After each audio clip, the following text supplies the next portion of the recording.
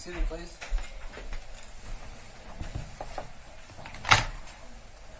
Let's take the recall, Ms. Hanson.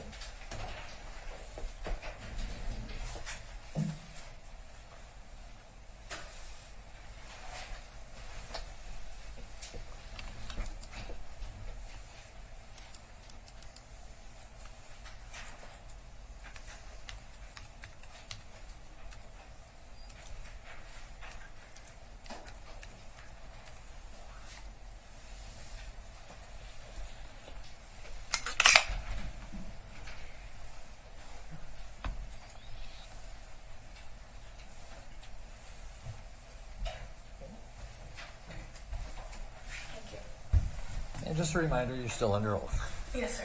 Mr. Nelson.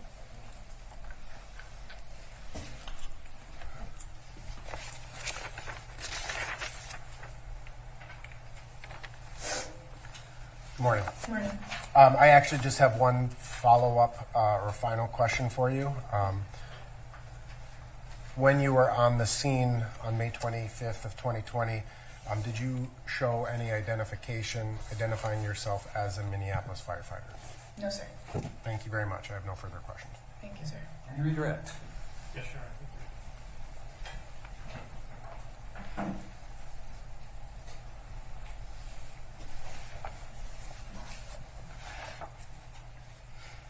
Good morning. Good morning. Just as a real quick follow-up to that point, did you have any ID with you at that point in time? No, sir. You were not on duty? No, sir. Okay. You were asked about seeing the fluid running down the street there, and you considered whether it might be bodily fluids from Mr. Floyd, correct? Correct. If you knew that it wasn't bodily fluid from Mr. Floyd, would it have changed your assessment of his medical needs at that point in time? No, sir. It's just something I noticed. And your assessment of his medical condition at that time, did you believe he needed immediate medical attention? Yes, sir. You were asked about whether you could hear the officers talking. Did the officers ever, let me be more specific, other than Officer Tao, who you told us you spoke directly to, did the other three officers talk to you at all? Not that I remember. Did any of the officers tell you, hey, we've got an ambulance coming? Not that I remember. Did any of the officers tell you, hey, we got the fire department coming? No. You were asked a little bit about what you thought would be the typical response time for the fire department, because that's who you work for, correct? Correct. And you were being asked about something you really don't know about in terms of the fire department's response in this case. Correct. And you don't know anything about who called the ambulance or who called fire for this particular case. Correct. So the answers that you were giving, Mr. Nelson, were just sort of typical case. Correct.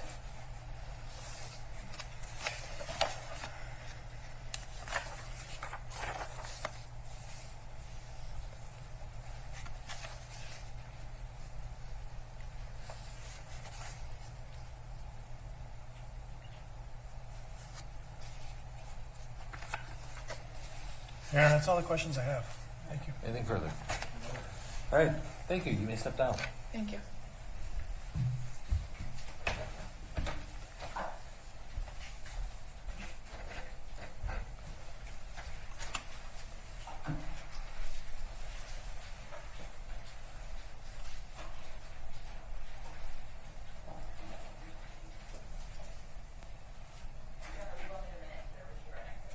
Okay.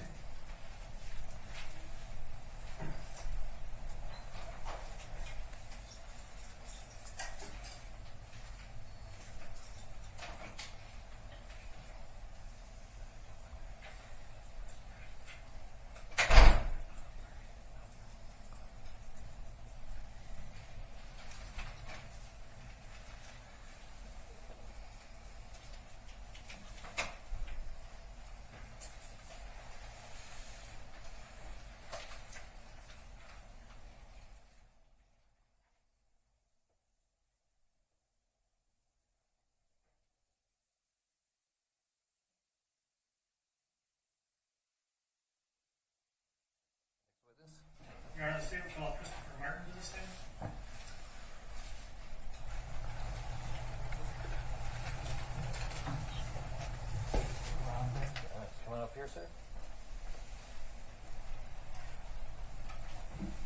And if you could just stand there and raise your right hand. Do you swear or affirm under penalty of perjury that the testimony you're about to give will be the truth and nothing but the truth? I do. Have a seat.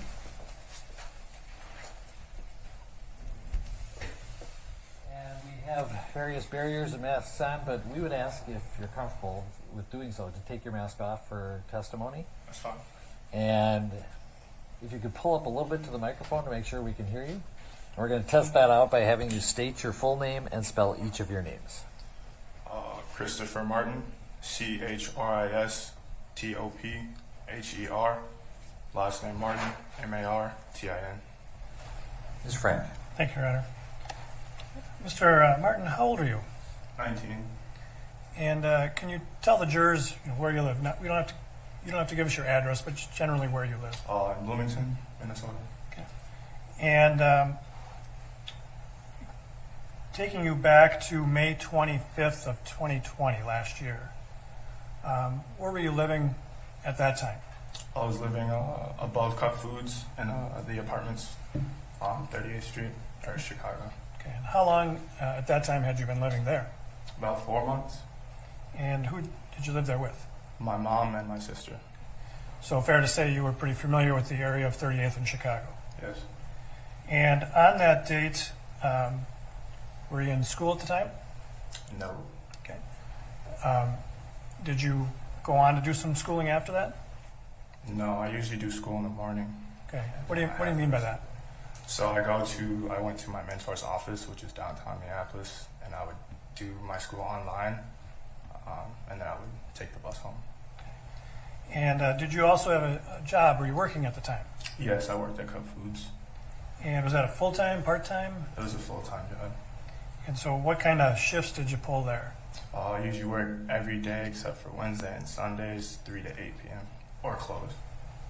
And so what kinds of things did you do at Cup Foods?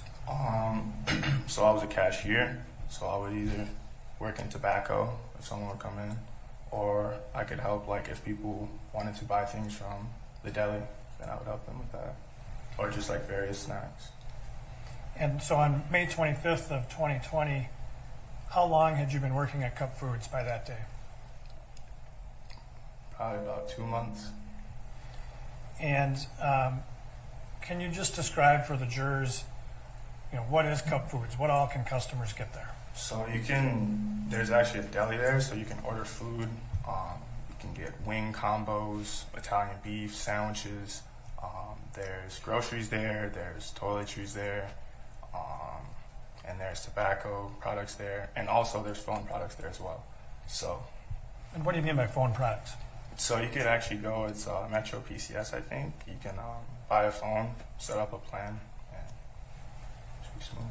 Do they also, or does Cup Foods, did they have people that could like fix and repair phones? And Yes. computers? So they did a lot there at Cup Foods. Mm-hmm. Is that yes? Yes. Okay. And didn't I promise you I would tell you to did. fix that? Yeah. And so fairly busy store in May of 2020? Yes. Get a lot of customers? Yes. So the part that sold tobacco, was that separated from the rest of the store somehow? Yes. So when you first walk in, there's a door. There's a door to your left. If you open that door, that's where you go in and you can get food or snacks or toiletries, as I explained. Or if you go to the right door, or kind of just straight in front of you, that's where the tobacco is. So is the tobacco part sectioned off from the Yes. rest of the store? Basically. And so you would work both places, the tobacco area and the regular? Yes. And so going to May 25th of 2020, were you working on that day? Yes. And that's the date that the incident occurred that brings you to court today, correct? Yes.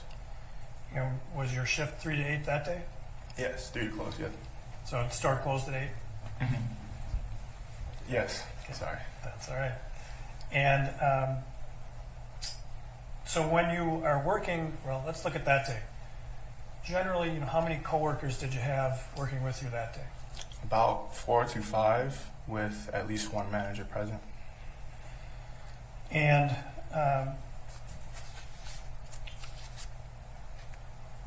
so let's go to approximately 7:45 p.m. You were working. Did you have a customer came into the store that you know now is Mr. Floyd? Yes. Did you know him before he came into the store? I did not. Had you ever seen him before in the store? No. And you know, what was it about him that sort of gave you notice? Probably just his size. I could tell that he was big, so I noticed. Other than that, I just saw him as another customer that's coming into the So store. you said it was his size. Yeah. He's a tall guy. Yes. Yeah. Sorry And about that. yeah, did you actually interact with him in the store? I did have one conversation with him. And just not what was said, but what was the conversation generally about? It was about, I asked him if he played football, or no, I asked him if he played baseball, and he said he played football. And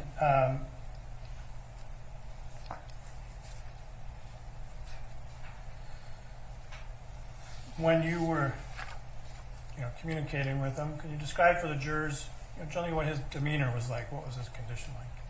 So when I had asked him if he played baseball, he went on to respond to that, but it kind of took him a little long to get to what he was trying to say, so it would appear that he was high.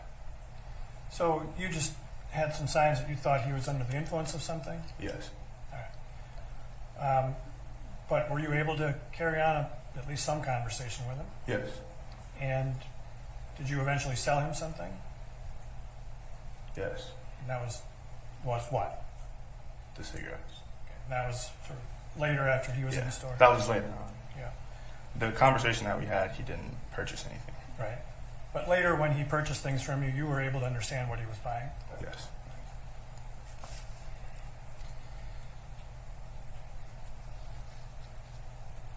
When he was in the store, well, I was going to ask you for how long he was in the store. Was it a quick time or was he in there for a little bit? He was in there for a little bit. I think he came in to make some repairs on his phone, so he might have had to wait in line, and then... And well, let me ask it this way. At Cup Foods, you're aware that there are security cameras inside, correct? Yes. And one of those security cameras is in the back of the store and faces towards the front, correct? Yes. And that will capture the employees and the counter where the cashiers are, correct? Yes. And prior to coming into court, we showed you a video or a couple videos of the time that Mr. Floyd was in the store. Yes. And that is, well, when you saw that, did you recognize that as a fair and accurate representation of the time that he was in the store? Yes. I'm going to offer Exhibit 29. No objection. 29 is received. Okay, and then Mr. Martin, we're going to play that for you now. And there is no audio on this, correct? It's just video. Is that right? Yes. And so we're just going to sit and watch it, and then I'll have some questions after the video shows, okay?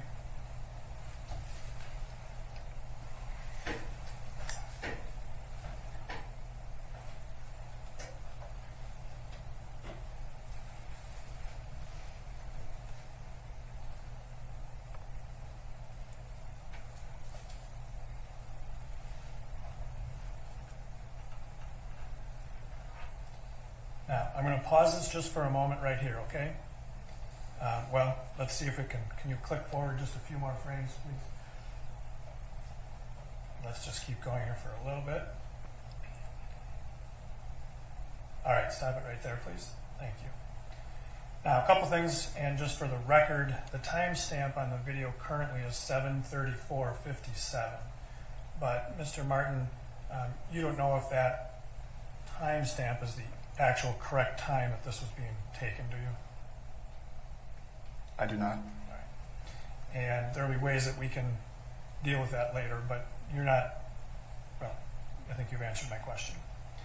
So if you would, in this photograph, describe for the jurors, kind of what we're seeing here in the layout of the store. And one of the things I want to let you know is in front of you, there should be a stylus like this, okay? And if you take it and see how you can draw right on the screen? So if you would, as you're just telling the jurors kind of the layout of the store, maybe just mark the screen when you're talking about the different areas of the store, okay? Okay. So when you enter here, the next door will be right here. This is where tobacco is. So that's kind of how it's closed off. And then if you take a left here, there's a door here, and then these are all the snacks. This is where the deli is located, kind of like tucked off here. Right here is just kind of like my manager's space, usually where they are, kind of watching to see who comes in and out.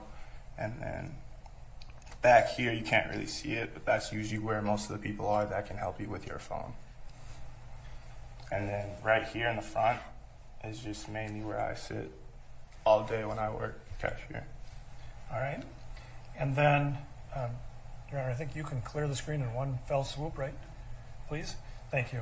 And so when we're looking, I'm going to have you identify this individual here. George Floyd? Okay, that's Mr. Floyd, who you'd had the conversation with? Correct. All right. And then this individual right in here, who's that? That's me. All right. And then these other three individuals are coworkers? Yes. All right. And so is this the area, when you're cashiering that you work? Yes. All right. Except when it's tobacco and that's over back here? Yes. All right.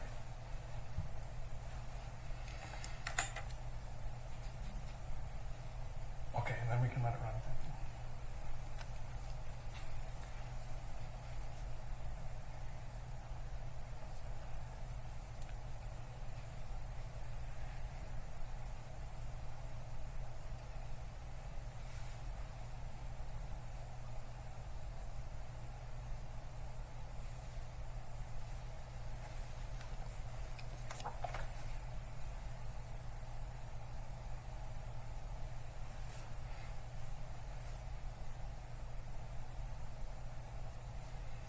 I'm going to pause right here for another moment, please. You see there's an individual sitting here. Yes. You don't have to give us his name, but is he a coworker as well? Yes. All right. And so it looks like even just in this frame, at least 4 coworkers, correct? Yes. Now, would there be a manager on duty at this time as well? Yes. And where would the manager be? He would be tucked off here in the corner of the store. So it's just like right in the corner. Usually behind his computer working, and then when people needed help, he would pop out and help. Okay. All right, then let's continue. Thank you.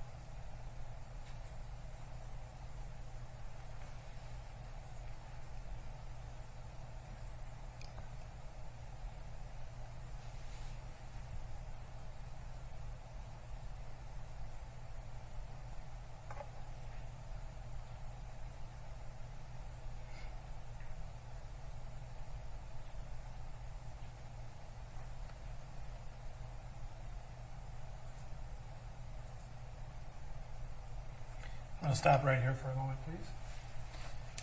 Mr. Martin, do you see where you are? And just for the record, we stopped at 73728. Do you see where you are in the store right now? Yes. And what's that location? The tobacco section of the store. So that's where you go to sell cigarettes to people Yes. and other tobacco products, I suppose. Yes. All right. And then we can continue, please.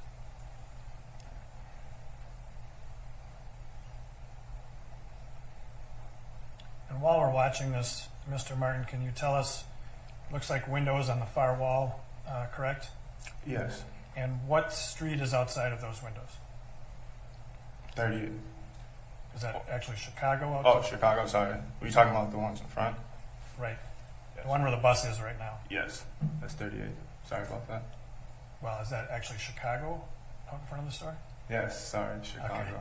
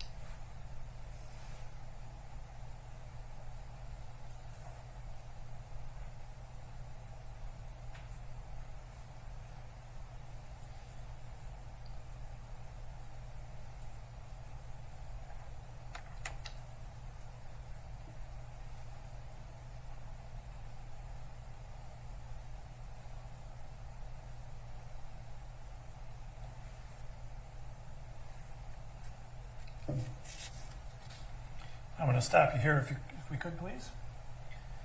And for the record, this is at 7:39:09. We see an individual has just walked into the frame, correct? This individual here? Yes. And again, you don't have to give us his name, but who is that? That is the manager. Okay. So he has come out from the manager area of the store? Yes. All right. We can continue then, please.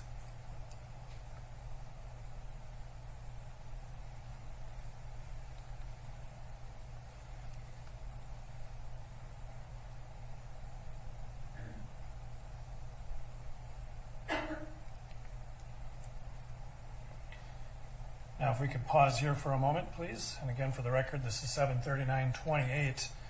We see that Mr. Floyd has sort of walked off the screen, correct? Yes. And so what area of the store is that where he has walked to? The cell phone area. All right. And then if we can continue.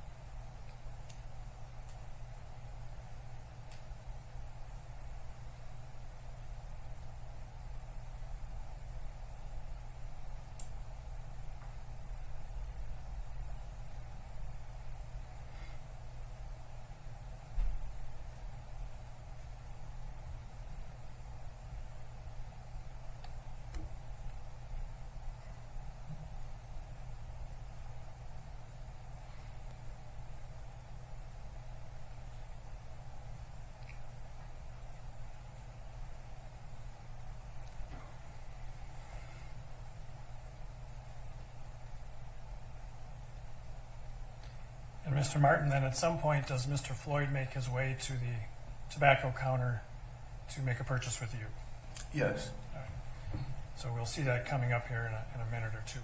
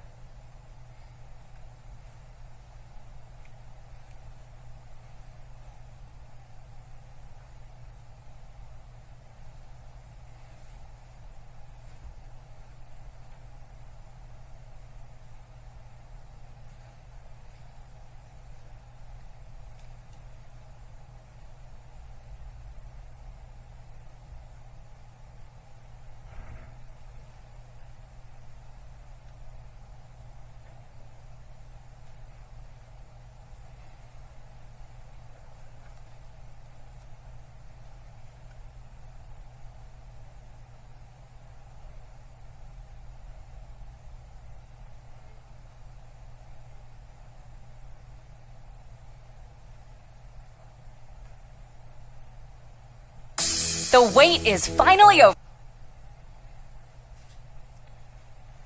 Mr. Martin, let me pause this right here. For the record, 7:44:36. We see now you standing at the cashier area and seems to be speaking with Mr. Floyd, correct? Correct. And were you able to understand the conversation with him at that point? Yes. And okay, so let's keep rolling then, please.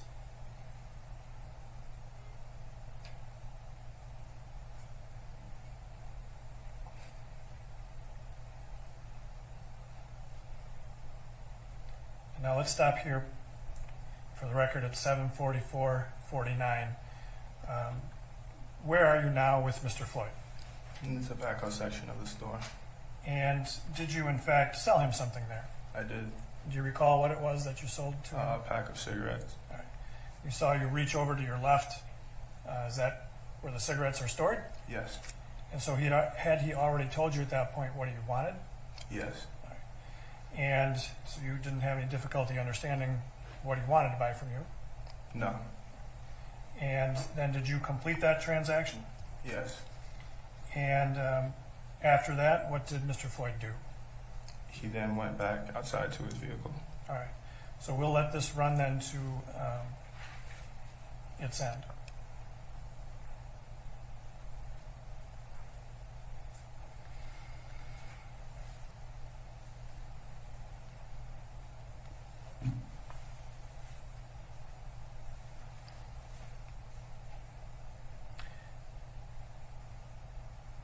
Now, if I'm going to freeze it here, I'm sorry, I said I was going to let it run, but we saw you holding something up. Can you describe, and again for the record, this is 7:45:10, describe for the jurors what you were doing there. I was holding up the $20 bill that I just received. And is that something you always do, or something about this? No, when I saw the bill, I noticed that it had a blue pigment to it, kind of how a $100 bill will have. And I found that odd, so I assumed that it was fake. Okay. But Mr. Floyd is still there, correct? Yes. And you completed the transaction? Yes. All right. And then upon doing that, did he leave the store? Yes. All right. So now let's let that run, please.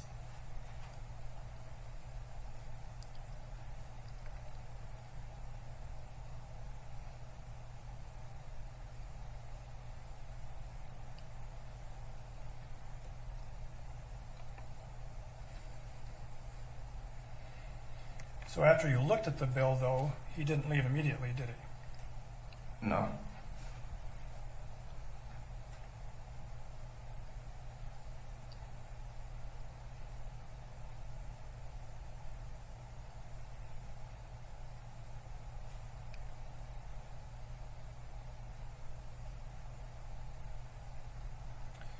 All right.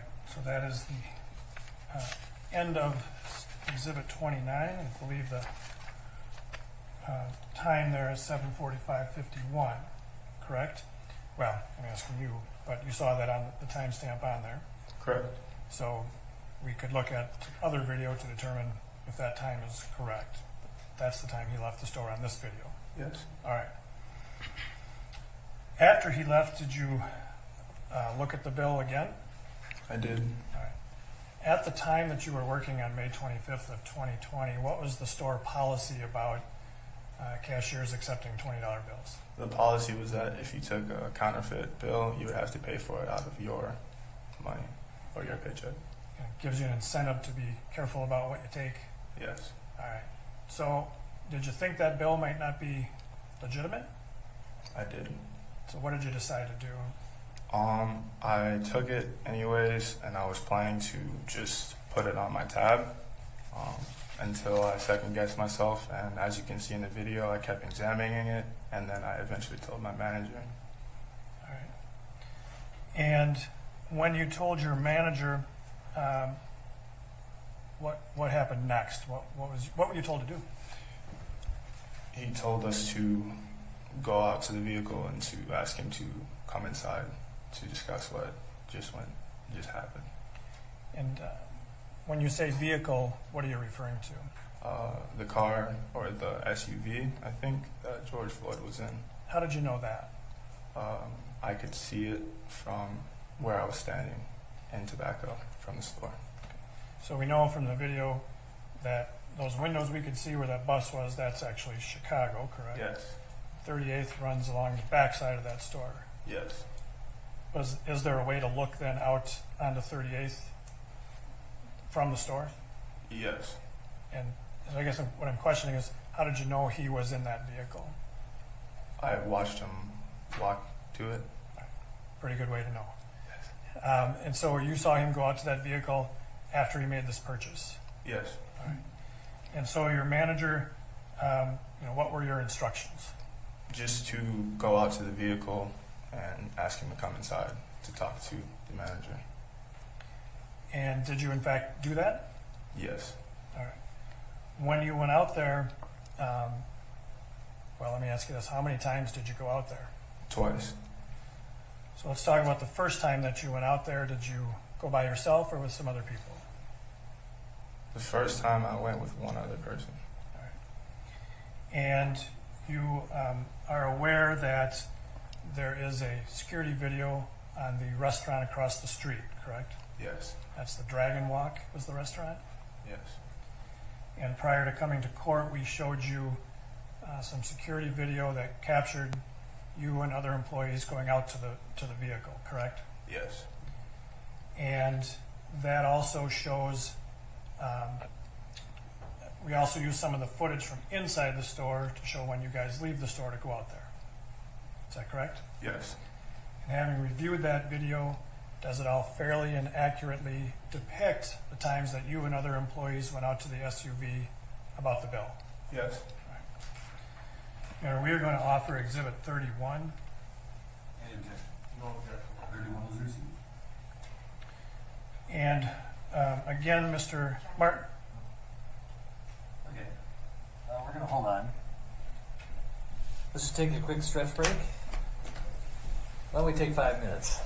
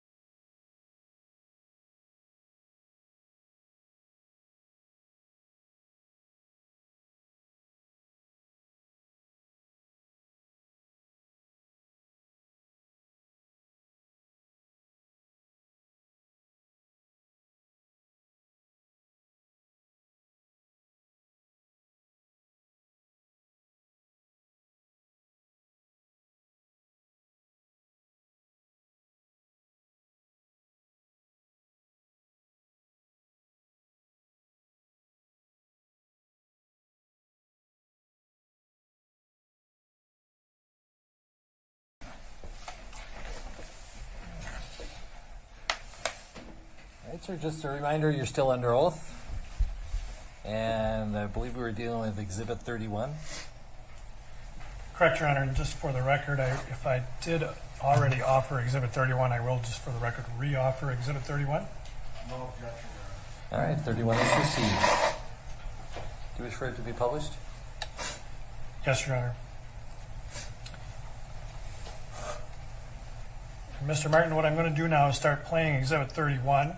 And just like the previous video, at some points we'll just stop and I'll ask you some questions about it, all right? Okay. So for the record, this is starting at about 7:55, and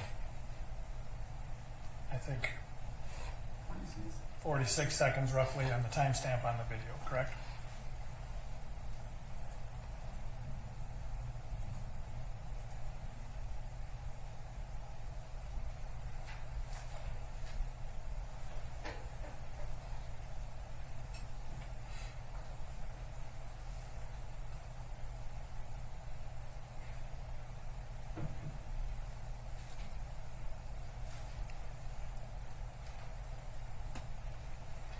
Now I'm going to pause it right here because the first part that we watched showed you and somebody walking out of the store, correct? Yes. And that portion of the video is from the security camera inside the store, correct? Yes. And so the person that you were walking out with, and again, you don't have to give us his name, but it was a coworker? Yes. All right. And so now we're looking at a separate camera angle from outside the store, correct? Yes. And this timestamp, obviously different than the previous one because this shows 2019-12, correct? Correct. And do you recognize what area is depicted in this video as we're looking at it right now? This is 38th Street and the side of Cup Foods. And if you want to use the stylus too, just kind of point out, the door of Cup Foods and 38th in Chicago. So that's the door, correct? Correct. And then Correct. which street is 38th, just so we're clear? Okay. And Chicago then is the other street depicted, right? Correct. And is the counter where you sell the tobacco products visible in this image? Correct. And where is that? And so for the record, you've drawn a small line sort of on the window on the side of Cup Foods, right? Correct.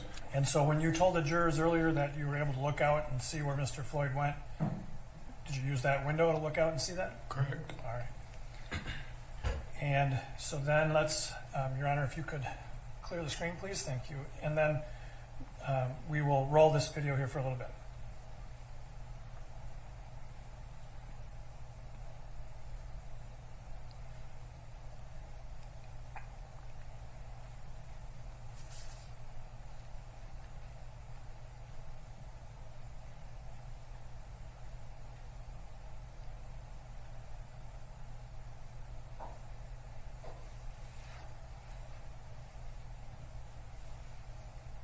I'm going to stop it here. And so can you tell the jurors then when you crossed the road and went to this vehicle, obviously the video shows you approaching the passenger side, correct? Correct. And why did you approach the passenger side?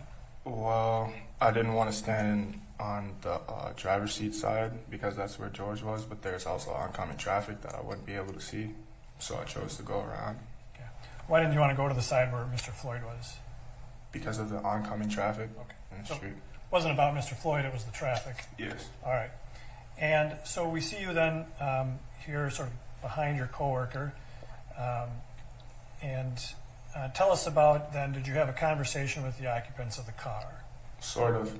I notified them that they needed to come back into the store and that the bill was fake and that my boss wanted to talk to them.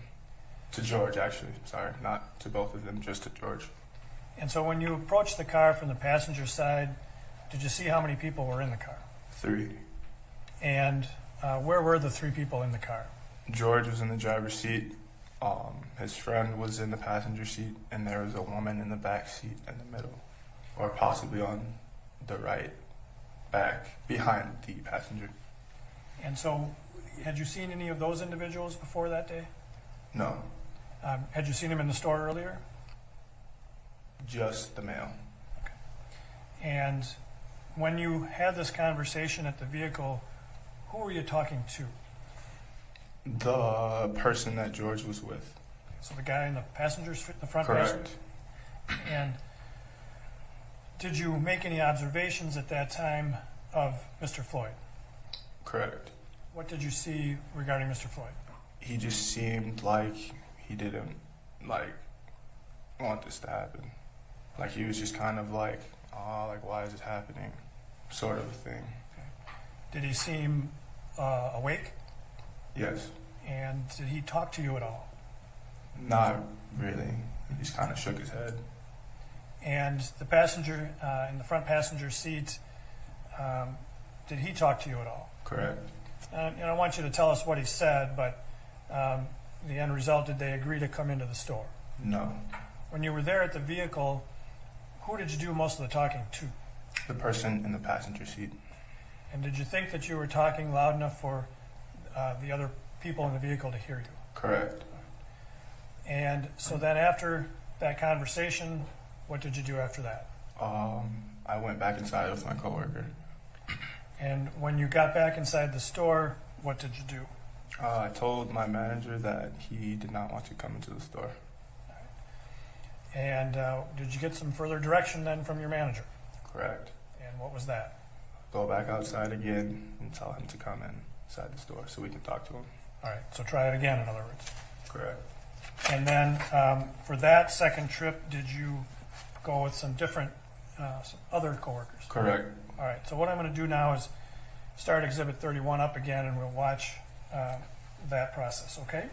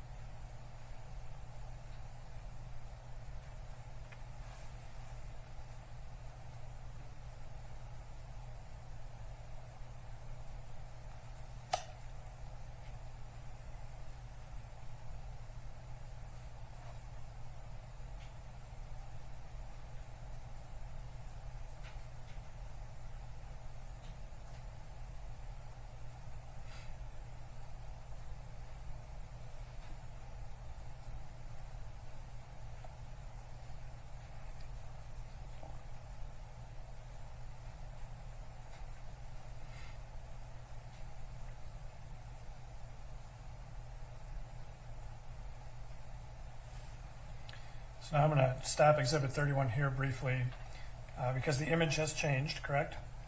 Correct. And now this video is of the inside of Cup Foods again, correct? Correct.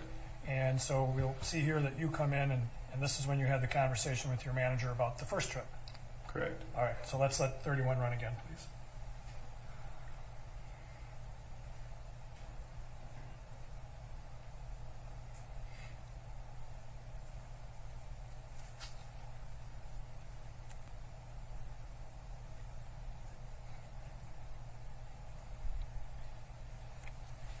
Now, if we can stop here for a moment, and the timestamp reflects 7:57:56. You've kind of walked off screen, correct? Correct. And what was going on at this point in time? I think that was the conversation I had with my manager when I was saying that he did not want to come inside, but I'd offer to pay, but he said no, just tell him to come back inside. So did you tell your manager you would just take care of the 20? I believe so. I did. And but he directed you then to go back to the vehicle again. Correct.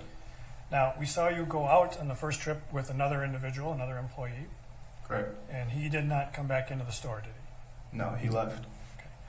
And so when you were told by the manager to go out a second time, did you take some other coworkers with you? Correct. Whose idea was that? I'm not sure. Okay. All right, so let's run Exhibit 31 again, please.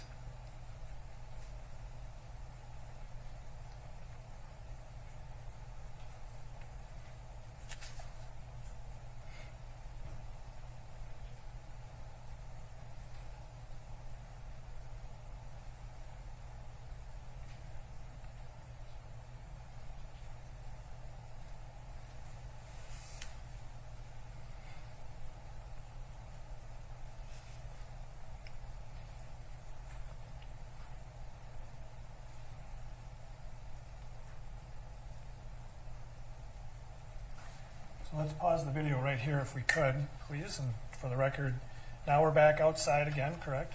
Correct. And the record should reflect that we paused at 20:21:43.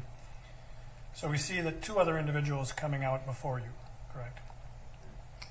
And there's appears to be a woman in a black jacket, correct? Correct. And is she a coworker, or was she at the time? Correct. Had she worked there longer than you? Correct. And the other individual has a white T-shirt on. Had he worked there longer than you? Correct. And is he actually related to the owners of the store? Correct. And so they were out ahead of you at this point, correct? Correct. In fact, you had to sort of jog to keep up with them, didn't you? Correct. And all right, so let's run 31 then.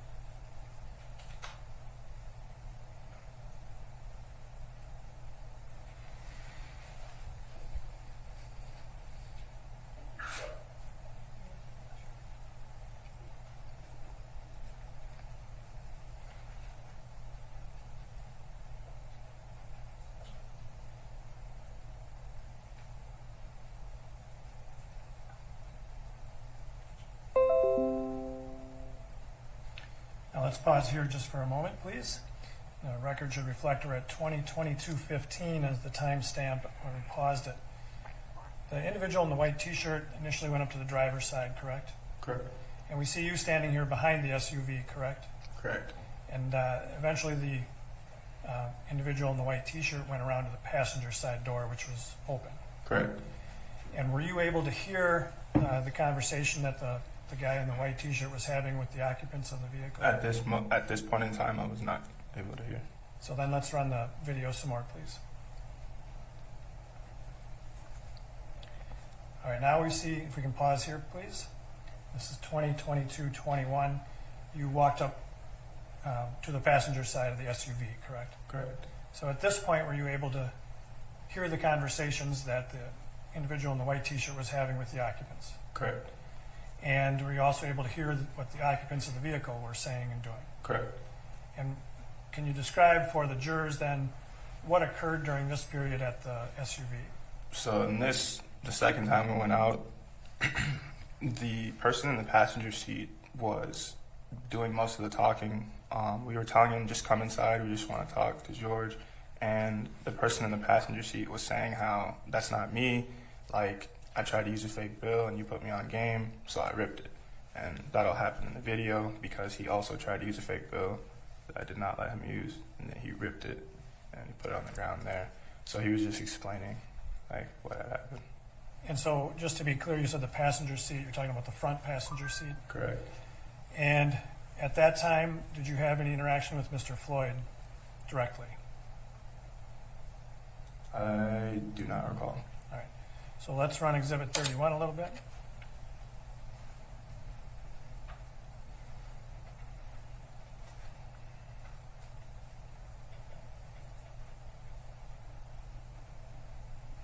Now I'm going to pause it here real quickly, please. And for the record, it's 20:22:34. We saw the individual in the white T-shirt sort of bend over and pick something up. Can you tell the jury what was happening there? He was picking up the fake bill that the individual in the passenger seat tried to use. Okay. And you Right. referenced earlier one that was torn in half. Correct. Is that the bill that was torn in half? Correct. All right. And let's keep running 31 then, please.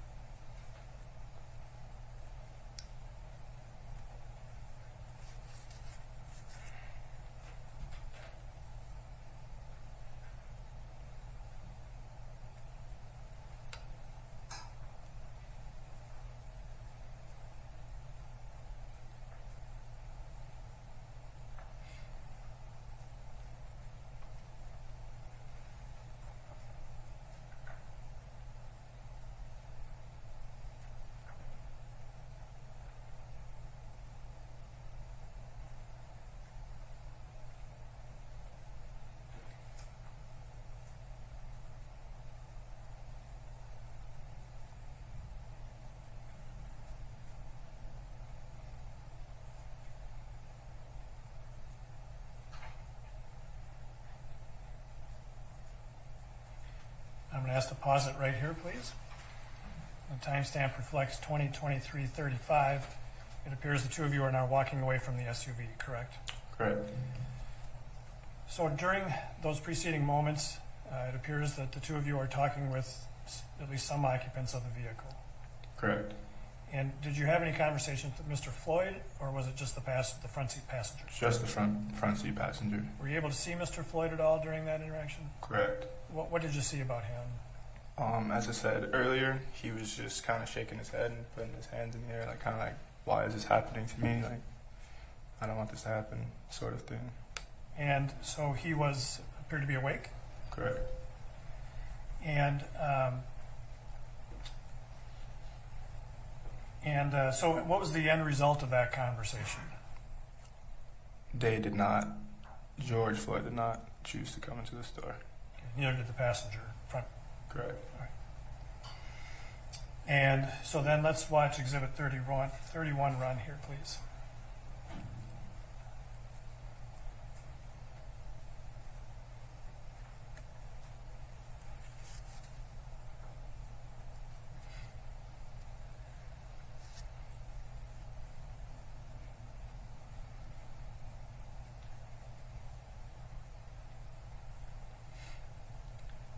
All right, so at the end of that video shows you and the other individual entering back into the store, correct? Correct. Okay. When you got back into the store, what did you do about the 2 trips out to the vehicle? We told our manager that he still refused to come into the store. And do you know what the manager decided to do about that? He instructed one of my coworkers to call the police. And so did you know if that happened? Correct. That somebody did call the police? Correct. Was it you who called the police about it? No. Was it another coworker? Correct. And did you ask the coworker to make the call? No. And were you present when he made the call? Correct. Okay. So you were there next to him or something? Correct. And so at some point, did the police respond to the store? Correct. And when they responded, did you see the officers actually come into the store? I do not recall. All right. Did they deal with you when they came to the store? No. Do you know who they dealt with? They went and talked to my manager. And you were not involved in the conversations with the officers at all at that time? No. So what did you do? I was still working cashier. Just went about your business. Correct. And as you did that, as you continued working, did you notice a commotion out in front of the store? Correct. Do you recall what it was that sort of first drew your attention out there? I just saw a few people at first, and then the crowd grew larger, and pretty soon the store was empty as well, so there was no one that I needed to help inside the store, so then I proceeded to go outside and see what was happening. When you saw this crowd gathering, where was the crowd? It was right where the bus stop is on Chicago, So kind of right in front or of a the little to the left. Right in front of the store? 10 paces. I'm sorry, I spoke over you. Sorry, I was just saying it was just 10 paces to the left of the bus stop. All right. And so the bus stop as you're looking out from the store? Does that make sense? Correct.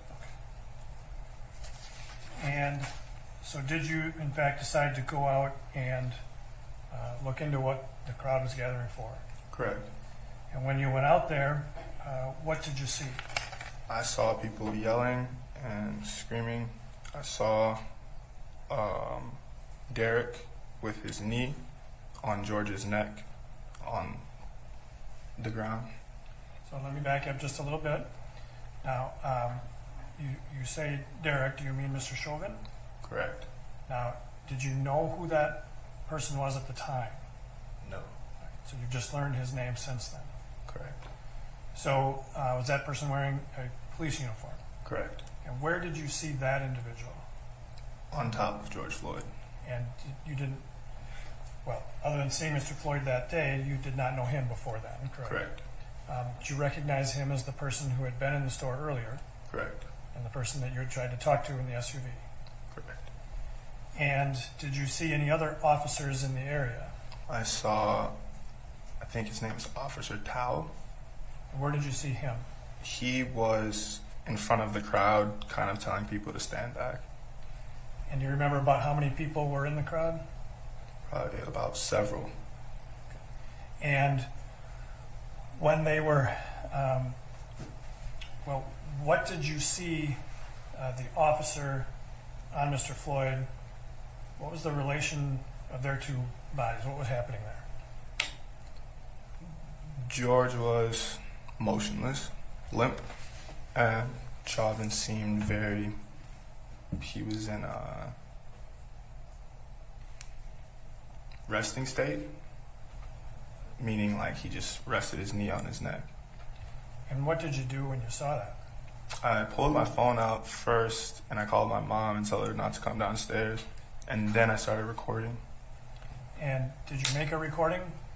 Correct. Did you keep that recording? No. Why not? Later on that night, I deleted it because when they picked George up off of the ground, the ambulance went straight on 38th instead of going straight on Chicago. And if you live in South Minneapolis, the easiest way to get to the hospital would have been straight on Chicago. So that to me kind of made it like clear that he was no longer with us. So you thought he had died? Correct. Not quite sure why that would, make you delete the video. Oh, I just didn't want to have to show it to anyone or be questioned about it. And so after you called your mom, you started taking a video, what did you do after that?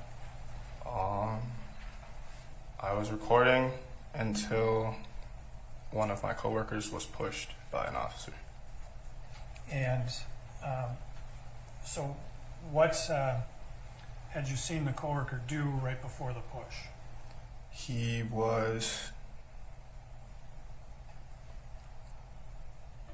yelling at the officer, kind of how the other people in the crowd were doing, and asking them to check his pulse, if he's breathing, see if he's okay, kind of thing.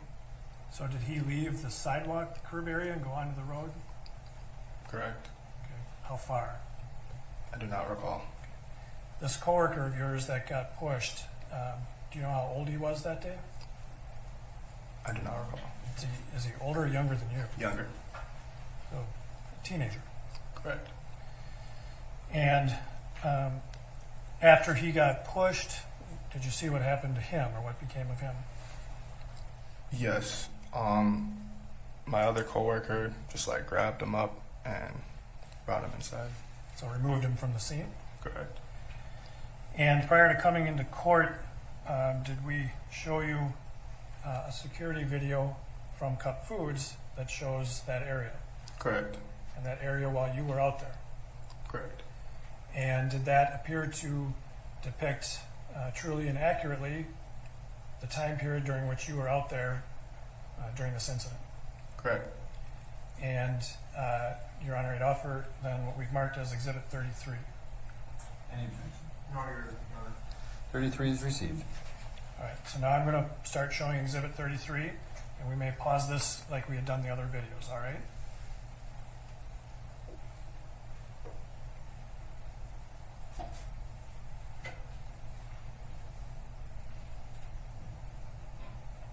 I'm going to pause it right here for a moment. You recognize this scene, Correct. and this is you in the foreground, right? Correct. And what were you doing right at that moment? That was when I was calling my mom to tell her not to come downstairs. And if she were to come down the stairs, this is where you were living, correct? Correct. Is the door she would have come out, would that have been in this scene? Correct. Can you take that stylus and just show where that door would be? It would swing open right here. So if she had come down, she could come right into this scene, correct? Correct. And then you talked about a coworker who was younger than you, who came out. Is that the individual in the white t-shirt? Correct. All right. And, okay, so then we will continue to run Exhibit 33, please.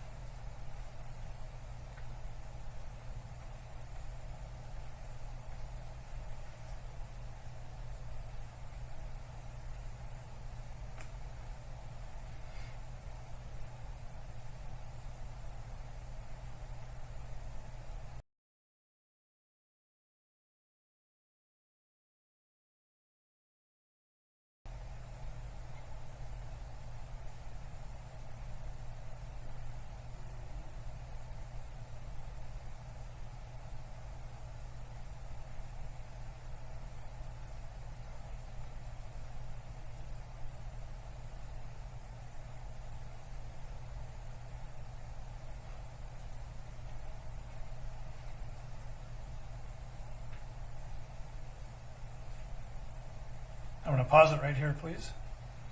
For the record, this is 8/28/34. And can you describe for the jurors what you're doing at this moment? I was recording the scene. So this, you had walked farther over towards the scene, Correct. and really by the door where your mom would have come out if she had come out. Correct. And the individual in the white T-shirt, he had stepped off the curb into the street here, correct? Correct. All right. And so then let's continue to run Exhibit 33, please. And we're going to pause right there, please, at 8/28/41. Is that the moment you were talking about when your coworker got pushed? Correct. And did you see it all anywhere in there where he touched the police officer? No. And so then you are now standing around behind that group of people, correct? Correct. Did you know anybody in that crowd? My two coworkers. All right. So right now, if you could just put like a line or a dot on where your two coworkers are.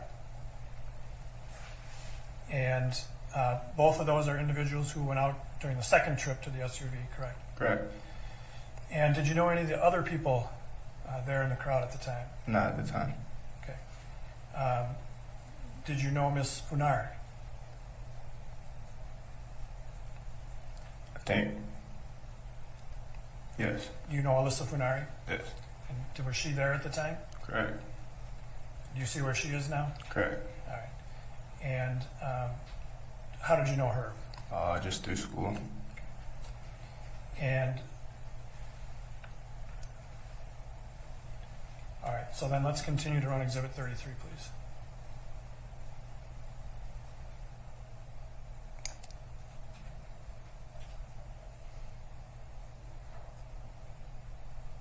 Now, I'm going to stop right here, please.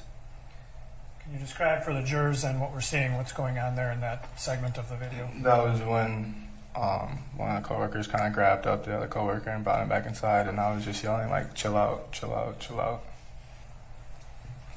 And so when his coworkers came to get the young man in the white T-shirt, he went with them back into the store. Correct. And you were following them? Correct. All right, so let's continue to run 33 then.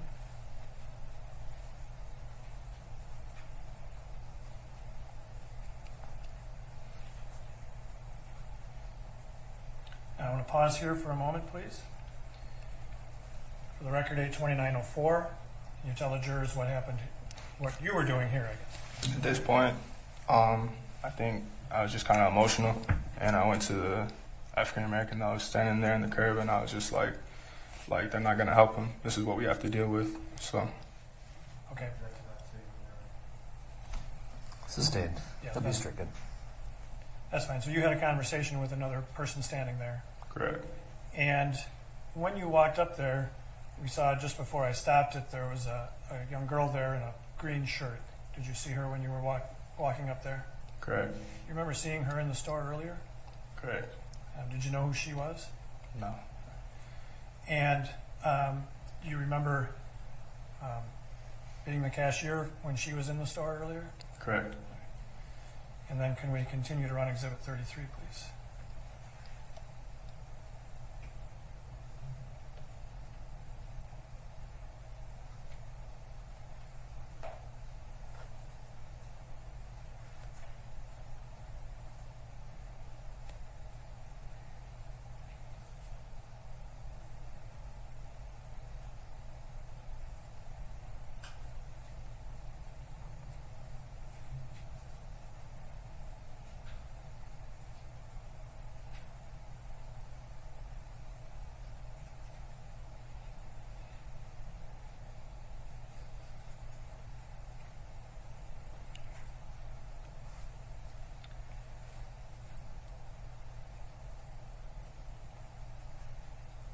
I'm going to pause here for a moment.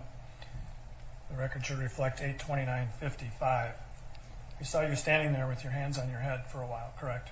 Correct. What was going through your mind during that time period? Disbelief and guilt. Okay. Why guilt? If I would have just not taken the bill, this could have been avoided. We also saw another individual get pushed by an officer, correct? Correct. And what did you do after that happened? I was just trying to calm him down, tell him to stand back. So, and all right, so let's continue running 33 then, please.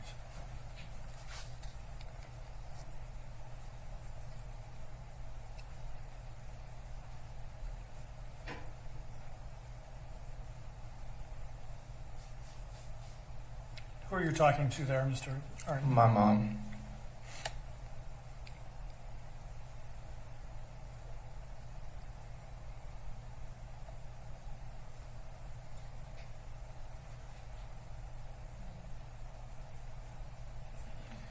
Okay, so that takes us to the end of Exhibit 33. You were going back into the store. Correct. And so then did you just continue to work your shift?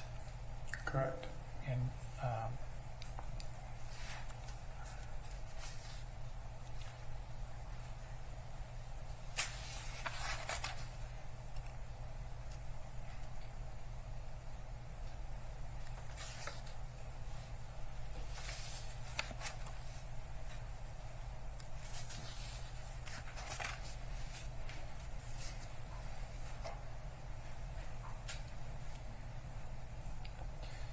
so did you continue to work at Cup Foods as long as you could? No. Why not? I didn't feel safe. I have no further questions, Your Honor. Mr. Nelson.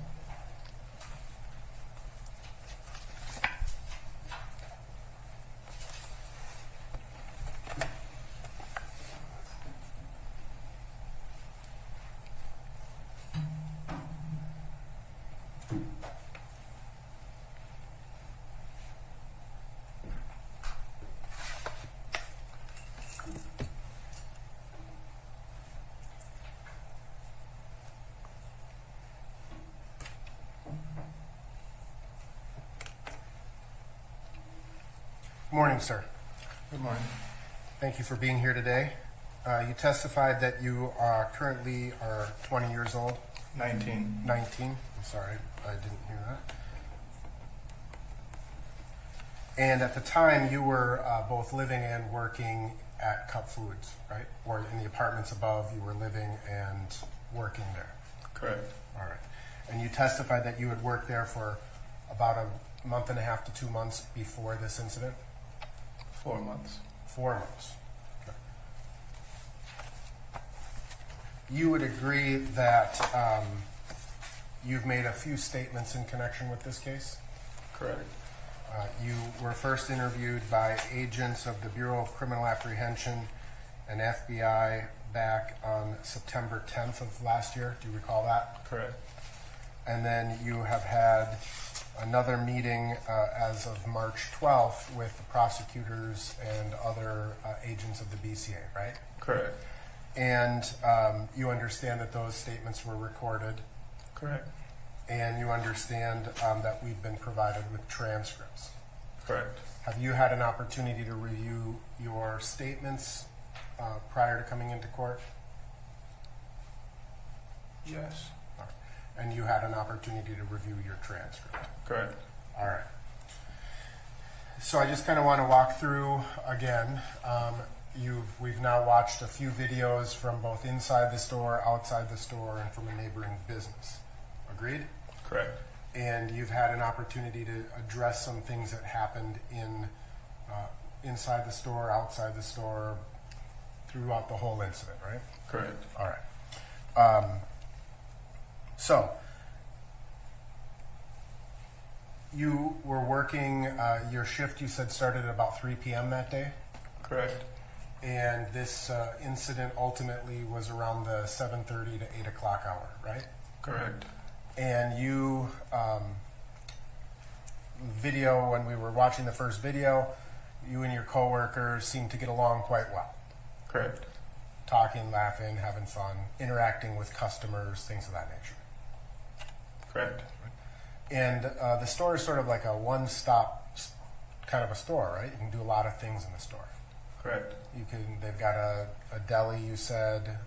You've got cell phone service, cell phone repair, snacks, and then there's the separate tobacco area, right? Correct.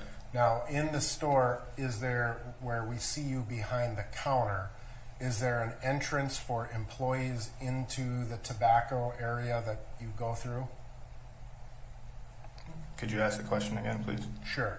So I understand when a customer comes into Cup Foods, there are essentially two doors that they can go through, right? Correct. One of them on the right-hand side is the tobacco shop, right? Correct. And the one on the left-hand side is the convenience store, the general store, right? Correct. All right. And the tobacco shop is separate because you have to be a certain age to go into the store, right? Correct. You have to be 21, right? No. 18? To buy products or to simply go into the store? To go in. No, to go into the tobacco portion. I'm not sure there's an age requirement. People came in no matter how old they were. All right. Is within the store, is there a partition or some sort of glass that inside the store separates the tobacco area from the convenience store? Correct. And so my question is where you stand, like, do you have to walk out through the convenience store door and go into the tobacco store door, or is there a separate entrance where you can get into the tobacco portion? From where are you starting? If you were the cashier there, right? Oh, you can just walk over to the tobacco section. You don't have to go all the way around. Right. If that's Okay. what you meant. That's what I meant. Okay. Yeah, exactly. Thank you. I'm Yeah. sorry. I may have not been articulating that as well. Yeah, no worries. That's All right. my fault. And you were in the store and you observed a person who you later learned was George Floyd come into the store. Correct. And you ultimately assisted him in the store. Correct.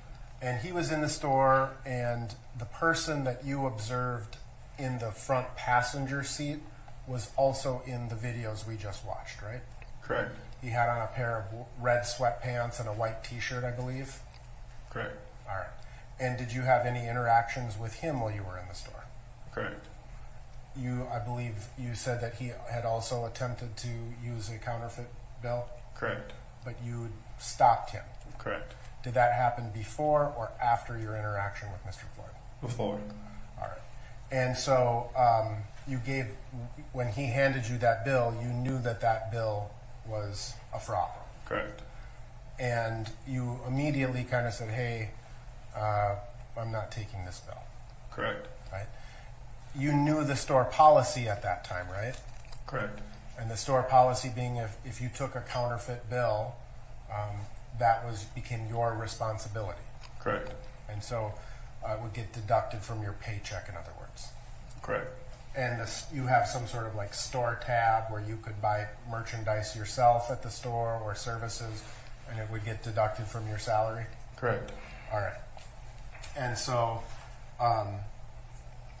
that interaction with that other individual, approximately, was it earlier in the day? Was it, a few minutes before you interacted with Mr. Floyd? How long before did that happen? Earlier in the day. All right.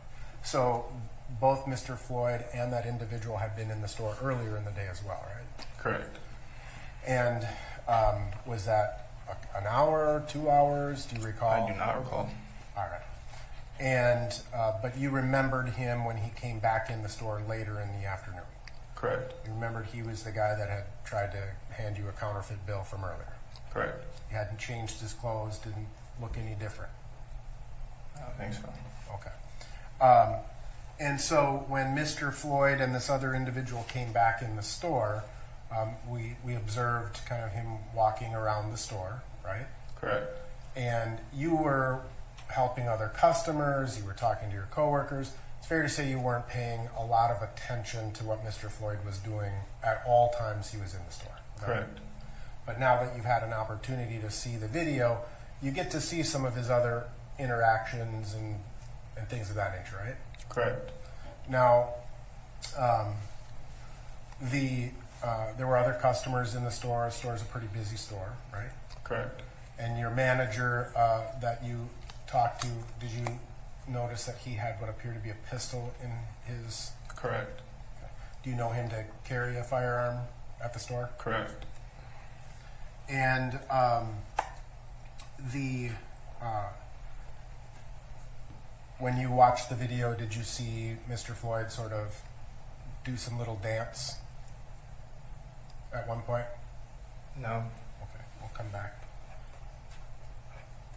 But you didn't observe that when he was in the store? No. All right. And if it's on the video, it would be on the video, right? Correct. All right. Again, so at some point, Mr. Floyd appeared to purchase some food as well, right? Correct. That being a banana, it looked like in the video. Correct. Did you sell him the banana? I do not recall. Okay. When he handed you that $20 bill, you testified that you immediately knew it was a fake. Correct. Did it appear to be the same type of fake, or maybe even the same counterfeit bill that you had refused earlier in the day? Correct. It did appear to be similar. All right. And you took that bill and you held it up and you kind of looked at it through the light, right? Correct. What were you looking for? That's a good question. I have no idea. Right. I was just looking at it. all I right. don't know. But you immediately recognized it to be a counterfeit bill. Correct. And, you know, some bills have like a metal or some sort of a stripe through it. Could you have been looking for something like that? I'll be honest, I don't know what I was looking for. I just knew it was fake. All right. You could tell based on the texture of the bill? And the color of it, as I stated earlier. Yep. It had a blue pigment. So, and you had a pleasant interaction with Mr. Floyd. Correct. You were asking him about sports and things of that nature, right? Correct. And you formed the opinion that Mr. Floyd was under the influence of something. Correct. And you base that on sort of, I think you said, a delay in his speech and response, right? Correct. So you were unlike a conversation that we may be having right now, that's rapid, and if you asked him a question, there would be much more of a slowed or delayed response. Correct. And I believe in your interviews you also indicated that he was having some trouble with certain words. Correct. I think he was trying to form the words. Right. So he was delayed in his speech, and you believed him to be under the influence of something. Correct. All right. And you were present when your coworker called 911? Correct. And do you recall him telling 911 that he appeared to be under the influence? Correct. And you had also had, by the time 911 was called, you had had two other interactions with Mr. Floyd outside of the car. Correct. All right. And so you made the decision after Mr. Floyd handed you this counterfeit $20 bill that you weren't going to call him out on it like you did with the earlier bill. Correct. And was that in part because you felt maybe he's under the influence? Partially. Partially, the other person that had come in, it kind of seemed like he was trying to scheme, like he knew it was a fake bill and he was trying to get over. I thought that George didn't really know that it was a fake bill, so I thought I'd be doing him a favor. Okay, trying to help him out. And could you have? I'm just asking generally. Could you have just let it kind of go and then told your manager later, "Hey, put it on my tab"? Correct. And but you made the decision to talk to your manager, show him the bill, and your manager instructed you to go talk to Mr. Floyd and his friend out in the car. Correct. So when you went out to the car the first time with your first coworker, you had a relatively short conversation with him, right? Correct.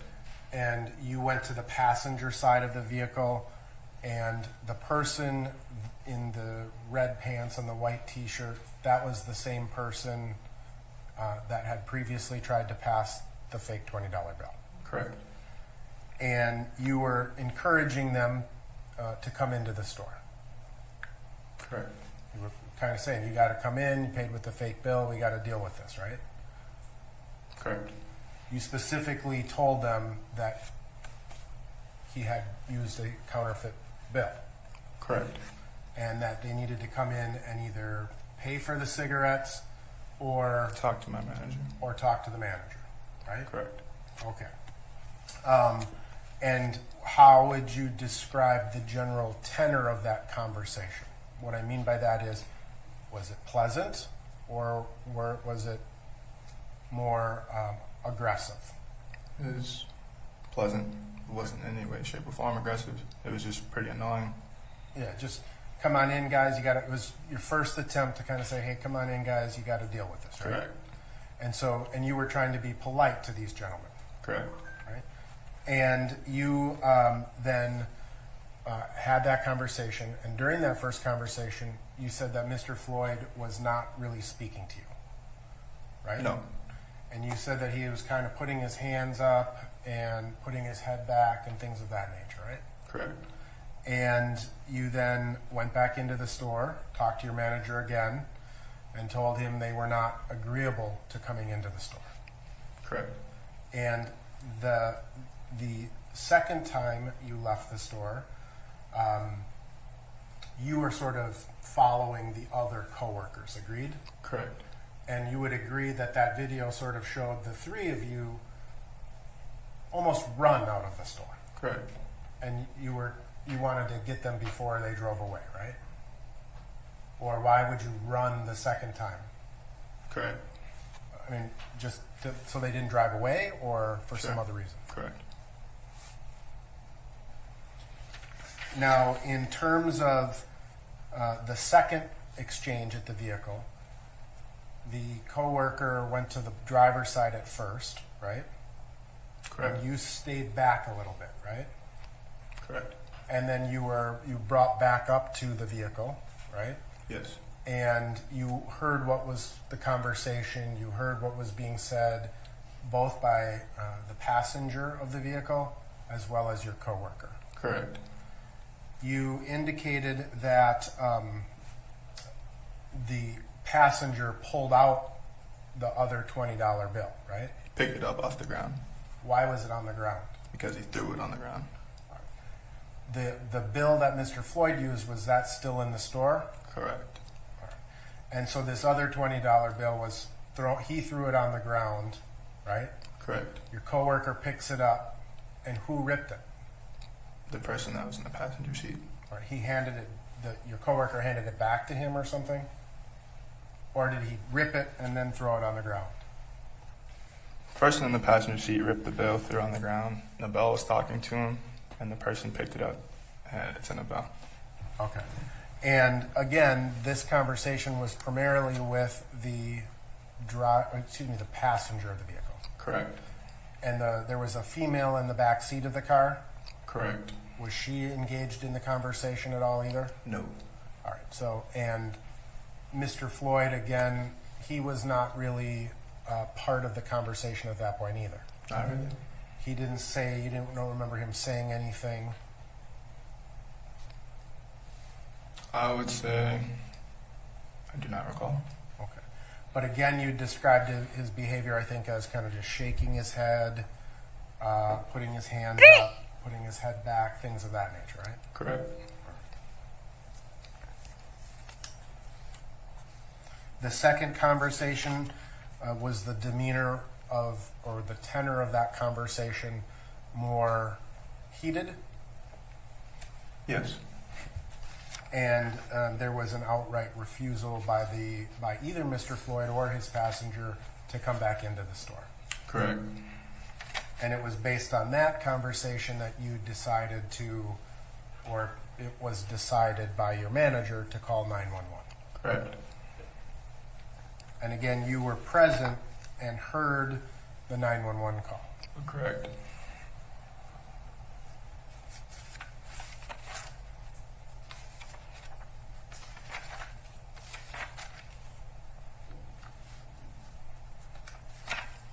Now, in your initial conversation with agents, when they were asking you about approaching the vehicle, do you recall describing it as a hot block? Correct. What does that mean? A lot of situations happen. And do you recall describing your conversation and the words that Mr. Floyd was having trouble saying? Correct. Do you remember now today what words Mr. Floyd was having trouble saying? No. Would it have been baseball? Do you remember saying that? Do you remember? You don't remember? Would it refresh your I recollection? do not recall. Okay. Would it refresh your recollection to view a transcript of your statement? Absolutely.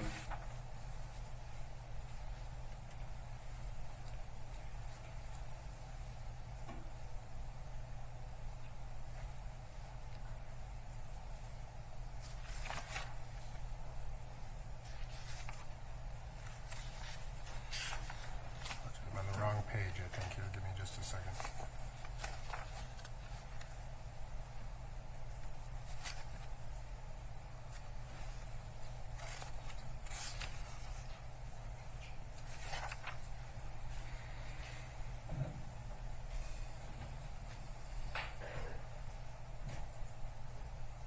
I apologize, I can't find it right now.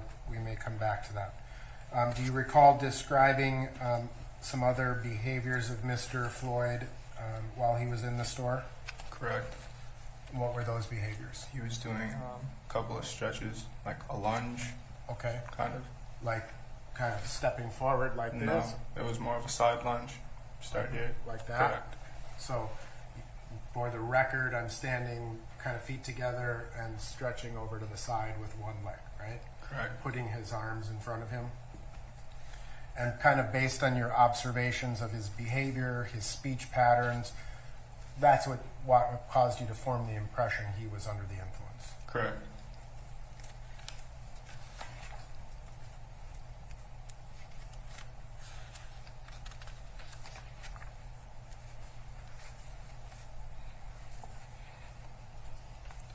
Now then you ultimately met with the prosecution team on March 12th in preparation for your testimony, Correct. and that's when you were able to view some of the videos that we've watched here today. Correct. And again, you understood that there were agents or law enforcement officers that were there at that time. Correct. Do you recall telling them that you felt that Mr. Floyd couldn't comprehend the conversation? Which conversation? Your conversation with him. The first conversation we had? Right. I do not recall, but if that's on my transcript, that's the way it is. Okay.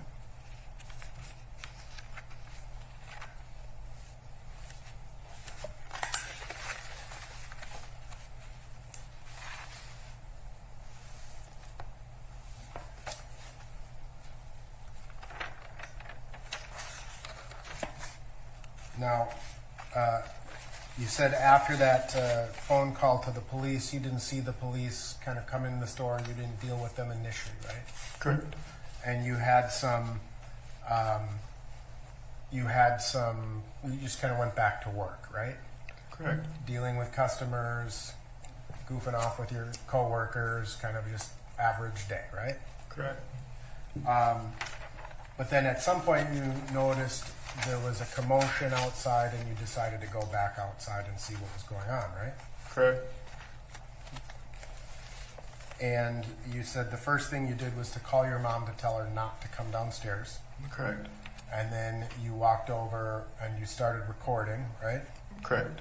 And then after you did some recording, you saw your coworker appear to be pushed by the police officer, right? Correct. And you got your coworker, you brought him back inside. I did not. Your other coworkers kind of went back inside, right? Correct. And you stayed outside, or it appeared that you walked back to the door and then walked back to the crowd. Correct. And you described the crowd that they were yelling and screaming. Correct. And at one point you tried to actually stop someone or Hold them back. hold them back. Correct. And that individual appeared to be pretty angry. Correct. And you held him back because you didn't want him to get involved. Yes. Well, I would say not necessarily angry. He had just been pushed, so he was kind of defending himself. Okay.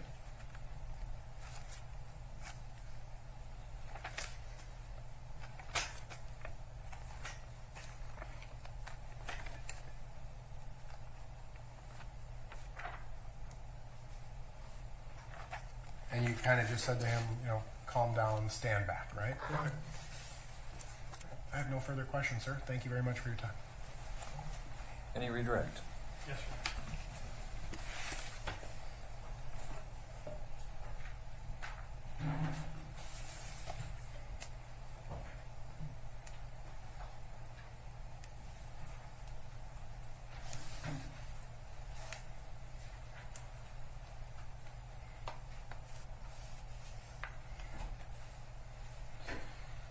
Prior to working or during your work at Cup Foods, did they ever send you to training on how to identify a fake bill? No. Or just kind of learning from experience? Correct. When you did interact with Mr. Floyd in the store, what was his demeanor like? He seemed very friendly, approachable. He was talkative. He seemed to just be having an average Memorial Day, just living his life. But he did seem high.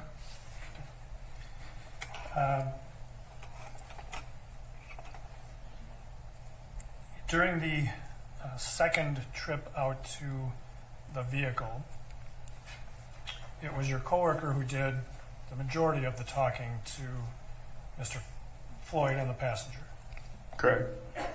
So Mr. Nelson asked you to agree that that was a more heated conversation. Was it you who made it more heated or your coworker? My coworker.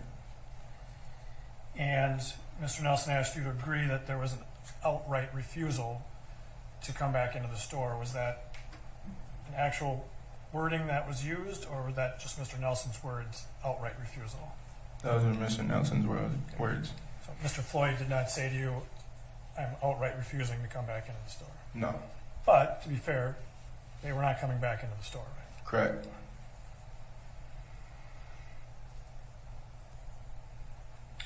You were asked also about the stretches that Mr. Floyd was doing in the store. And Mr. Nelson, I think, demonstrated for us that was a pretty accurate demonstration of what you saw. Correct. But during that, Mr. Floyd did not fall down, No. didn't lose his balance at all. No. When he indicated he wanted to go buy some cigarettes, you and he both had to move down to the cigarette counter, correct? Correct. And is that what he did? Did he tell you, I want to buy some cigarettes? Correct. Did he tell you what brand he wanted? I do not recall. We saw you just grab a pack, right? That could have been the case.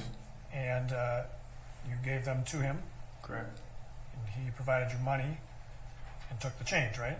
Correct. So he was able to complete that whole transaction, correct? Absolutely. And you didn't have to guess at what cigarettes he wanted. Correct.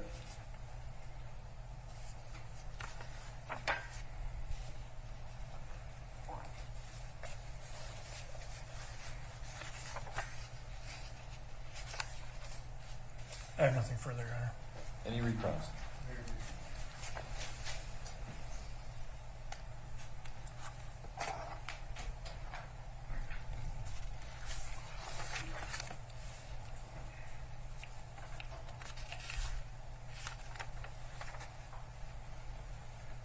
Sorry, thank you. You were asked a couple of questions about the counterfeit bill. Correct. Do you get a lot of counterfeit bills in that store? No. Has it happened before? Correct. And I believe you were previously asked about good counterfeits and bad counterfeits in your statements with police. I do not recall. Okay. Have you seen some bills that are better counterfeits than other bills? I don't think so. Okay. But Not personally, no. Okay, but you understood that immediately this was a counterfeit bill. Correct. Nothing further. Thanks, sir. You are excused. Thank you.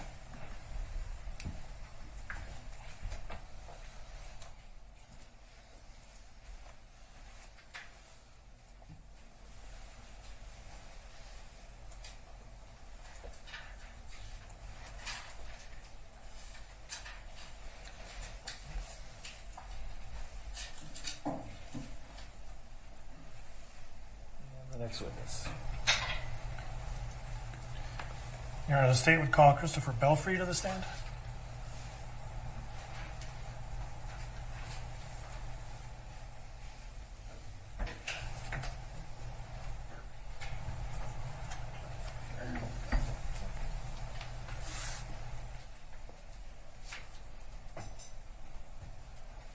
If you just stand right here, raise your right hand. Do you swear or affirm under penalty of perjury that the testimony you're about to give will be the truth and nothing but the truth? Yes, sir. Have a seat.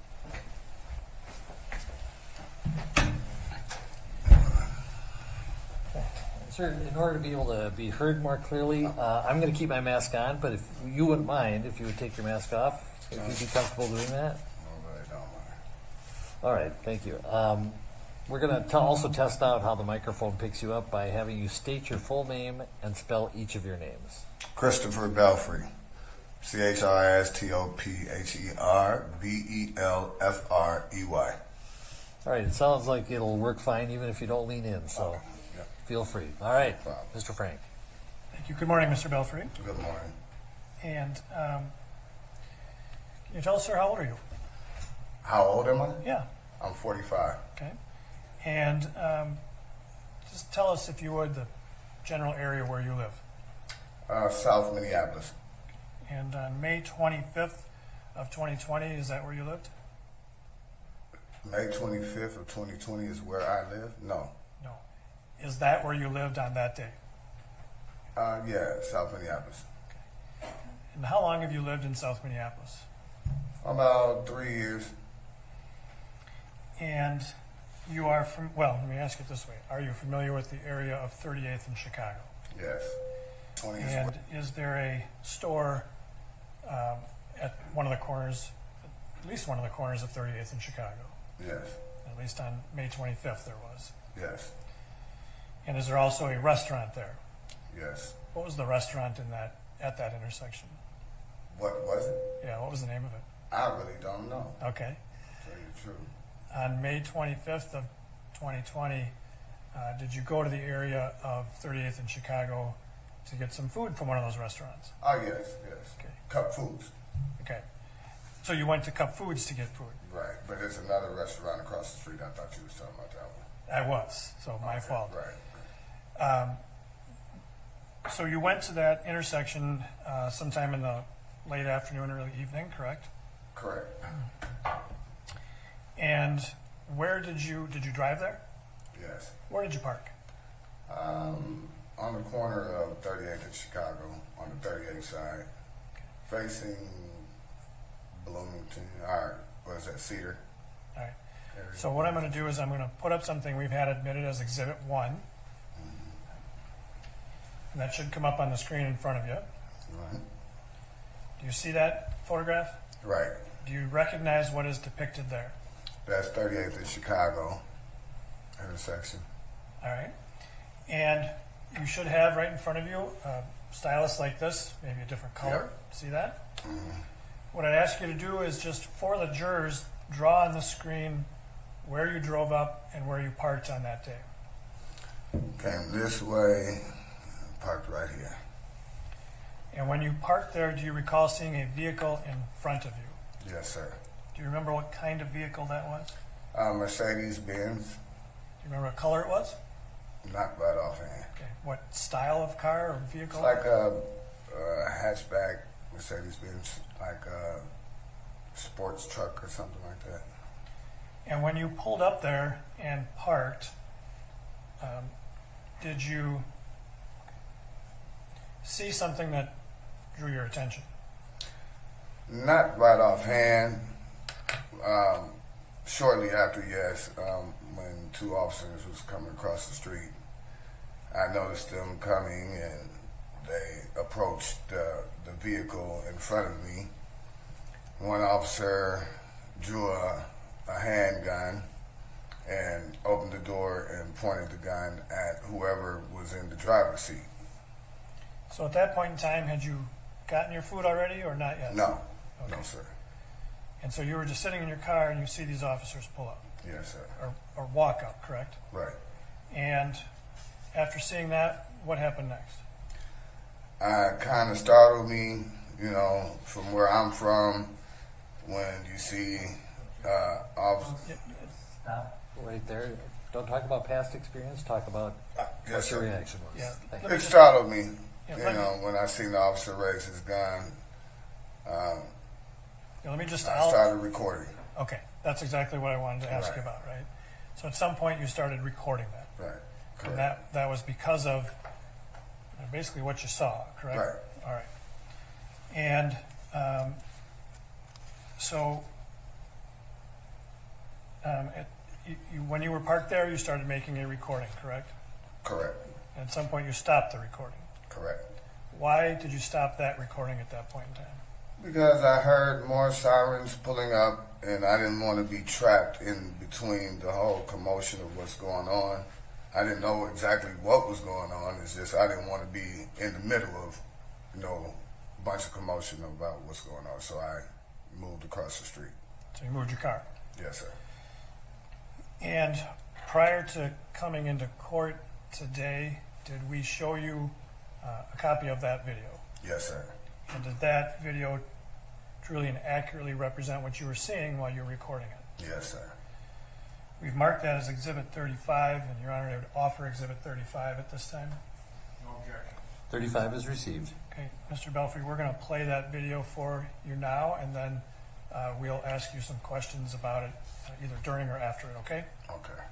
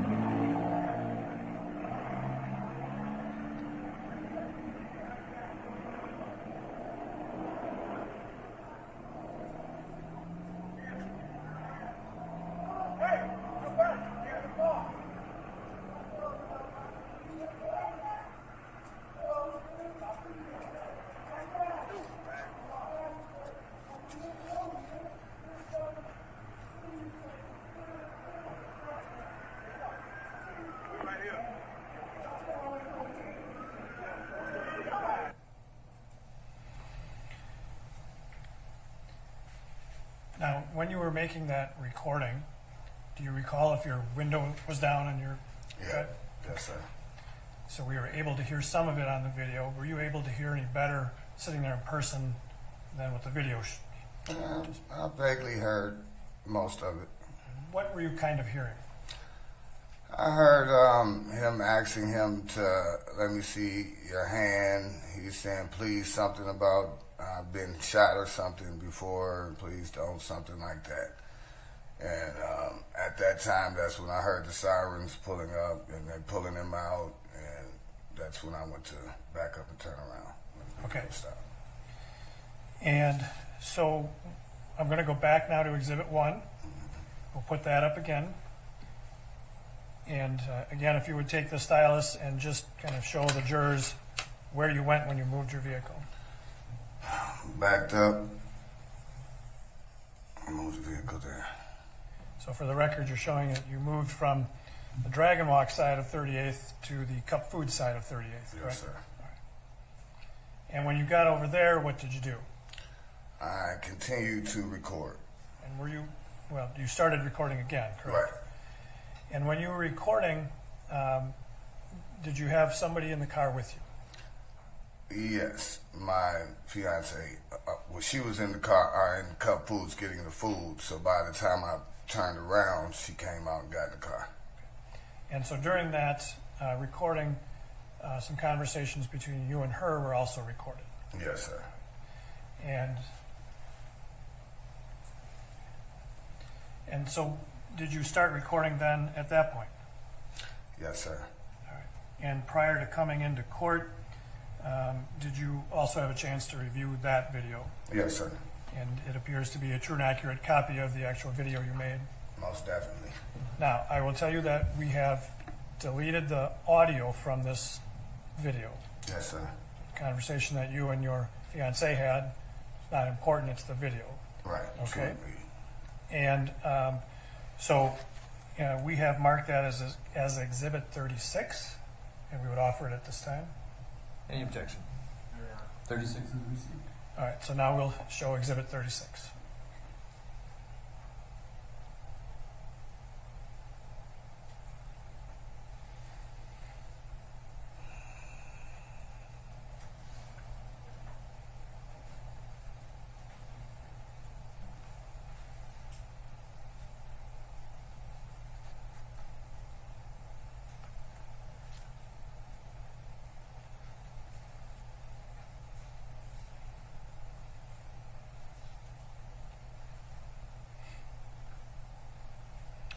Now, I'd ask to pause it right here, please.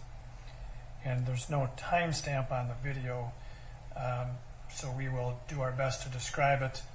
Oh, there is a timestamp on the video. This will be at approximately 26 seconds. Do you see that? All right. And what you're seeing here, obviously there are two officers, well, there are now 3 officers on the scene, correct? Correct.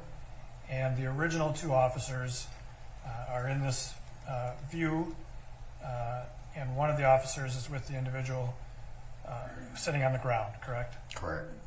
The individual sitting on the ground, do you recall seeing him from when you were parked behind the Mercedes before? Correct.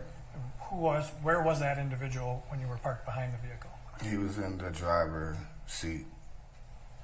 So that's the same individual that in the prior video had been removed from the driver's Correct. seat. And did you see while you were moving the car how those 2 officers and that individual went from the Mercedes in the prior video to where they are now?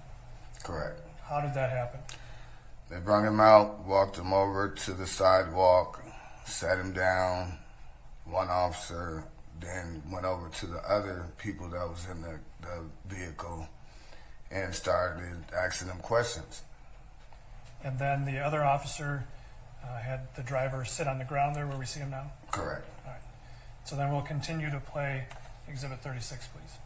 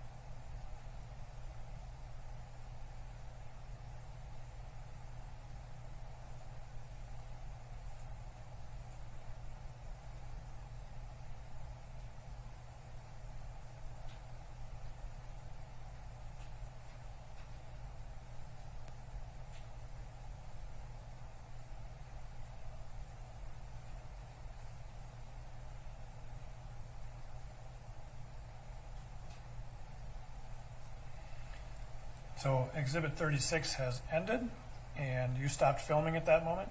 Yes, sir. And why did you stop recording then? Slightly still kind of scared, nervous. That one of the officers kept staring at me like while I was recording. So I kind of put it down, and then I went to record again, but I was like, I really don't want any problems, so I stopped recording. At that point, did you think that this incident with this individual and the officers was over? Somewhat I've seen when I stopped recording, I drove towards the corner as they crossed over with George, the two officers that came and approached him in the first place. They went to walk him across the street. Then when we went to turn to go back home, we seen them placing him in the police car. So that's all I seen, and I kept on driving. I thought he was detained. I thought it was over, so I kept on going home. Now, you referred to George. Yes. Who do you mean by that? I felt that George was detained. Okay. But when you use the name George, this individual who was removed from the SUV, the Mercedes, did you know that gentleman? No, not at all. Have you subsequent to this learned who that was? Yes, sir. Was that George Floyd? Yes, sir. All right. So you saw them moving Mr. Floyd after you stopped recording? Right. Yes, sir. So I'm going to put Exhibit 1 back up, please. And if you would, again, show the jurors, where you saw them. Well, if you would just put an X on here where you were parked when you made that second video. Do you know what I mean? Okay. I can take Should we that try again? Okay. And then if you would, show the jurors where you saw them walking Mr. Floyd after you stopped recording. and walking him this way. And so then at some point you started up your car and drove off out of the area. Correct. And can you show the jurors where you drove when you did that? And so the record should reflect you turned from 38th Street to go what would be southbound on Chicago. Correct. All right. And the record should also reflect that you're indicating the officers walking Mr. Floyd from the Dragon Walk corner, what would be northbound on Chicago, correct? Correct. Towards the Cup Food Store. Correct. Now, when you turned and went south on Chicago,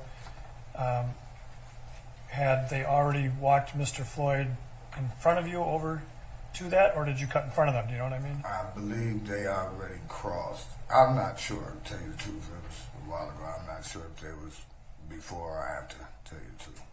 But at one point you said earlier that you saw them putting him in a squad car. Right. Where did you see that taking place? Over here. So when you turned to go southbound, is that when you looked to see? Behind us. In the rear view, yeah. Okay. And then have anything else to do with that scene that night? Nope. That's it.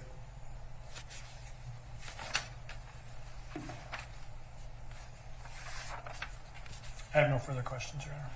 Any cross? Yeah.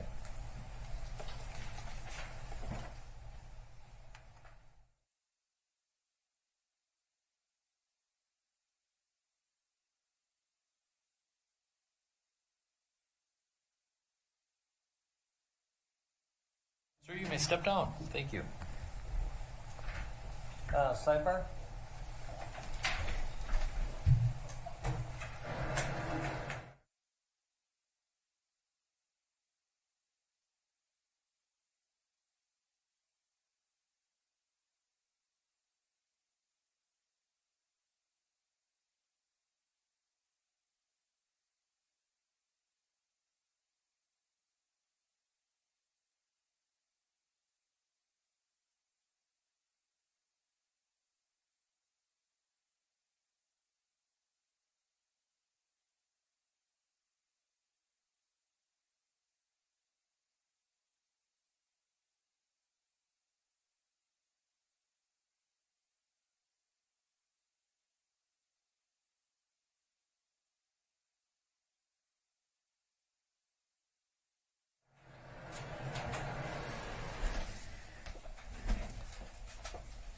Members of the jury, it looks like the best schedule would be to take our lunch break now. We'll try and reconvene about 1:15.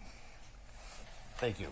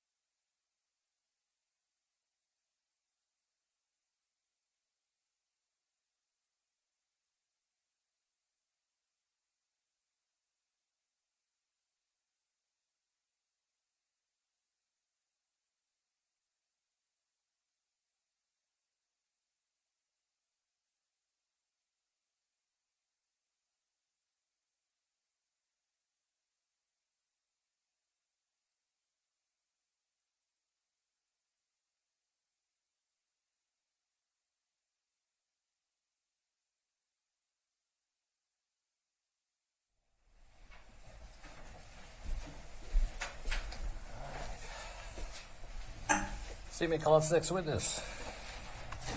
Your Honor, the state calls Charles McMillan.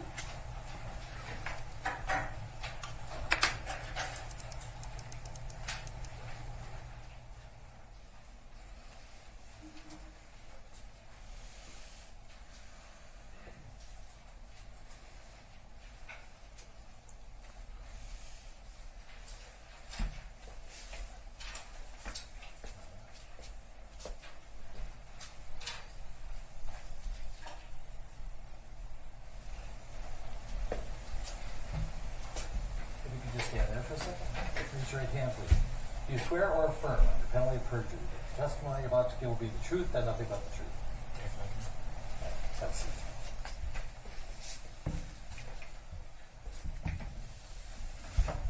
And first of all, if you feel comfortable, we'd appreciate it if you could remove your mask because it'll be easier to hear you. I'll keep my mask on so that we have as much protection. And we're going to test out the microphone and how it works with you. So if you could state your full name, spelling each of your names. First name, Charles McMillan, C-H-A-R-L-E-S. Last name, McMillan, capital M-C-M-I-L-L-I-A-N. Thank you. Ms. Aldridge. Thank you, Your Honor. Good afternoon, sir. Good afternoon. How are you doing today? I'm okay. Thank you for being here. I'm going to start with some questions about your background, and then we'll move on from there, all right? Yes, ma'am. So could you tell the jury how old you are? 61 years old, And how far did you go in school? 3rd grade, And what city do you live in? here in Hennepin County. And you're in Hennepin County. Are you in Minneapolis? Yes, ma'am. I'm going to ask you some questions about Memorial Day, May 25th of last year. Do you live in an area close to Cup Foods? Yes, I do. And that evening on May 25th, were you driving by that area? Yes, I was. And what kind of car do you drive? I drive a 2006 Dodge Caravan Blue. Okay, is that a van? Yes, ma'am. So, when you were in the area of 38th and Chicago, did something draw your attention? Yes, it did. What was that? What did you see? I was at the red light going south, and at the time I was going to go east on the 38. That was to my left, and when I got there to make a left turn, I see an interaction with a car with a man and with a police officer. So I'm going to show you a map. If we could put up Exhibit 1, please. All right, so you were talking about where you were. Using this map that's up on the screen, could you just describe, you can actually use your, there's a little pen there, stylus pen. You can use that to sort of show the jury on the screen where you were and where you were headed. Hard for me to see because I'm old. I can describe it better by saying because I can't hardly see what you're going to do. Okay, I was and on the corner of 38th in Chicago All right, to you're make a left to go east towards 42nd and Hiawatha. So I was right on the corner of 38th in Chicago. So you were headed east on 38th Street, is that right? Yes, which would be right here. Okay, perfect. And you just made a mark at that intersection there where in the direction you were headed, which was eastbound, is that right? Yes. All right. And when you were down 38th, you said you saw an interaction with somebody and some police officers. What did you see at that point? Well, when I made the left, I seen a blue. There was a Mercedes-Benz truck on the right side with a police officer standing at the door. So I automatically made a right turn and pulled over. And what made you decide to stop and pull over? Being nosy, just being nosy. I'm in the neighborhood. I'm a nosy person. Did you want to know what was going on? Yes, being nosy. That's what it was. So when you first approached that area, you said an officer standing next to a blue Mercedes truck. With the door open. With the door open. Did you see what the officer was doing at that point? No, not at the time. Okay. So you said you decided you wanted to pull over, see what was going on. Get out, yes. All right. So did you drive up the street a little bit and then park? Immediate park, got out. Okay. So when you got out, what'd you do? I walked across I went to the other side of the street. All right. And would that be the Cup Food side of the street? Yes. Okay. So what'd you do on the other side of the street? I engaged in what was going on by watching. Okay. So what did you see from the Cup Food side of the street?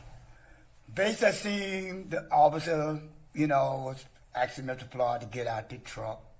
And shortly after they got Mr. Floyd out the truck and they walked over to the sidewalk where they allowed, just walked over to the sidewalk behind Mr. Floyd's truck. Okay, so I'm going to stop you right there. We'll just break it down a little bit. Yes, ma'am. You said you saw the officers getting Mr. Floyd out of the truck. Is that right? Yes, ma'am. And you say Mr. Floyd. Did you know who he was at the time? No, ma'am. Did you later learn that that man was George Floyd?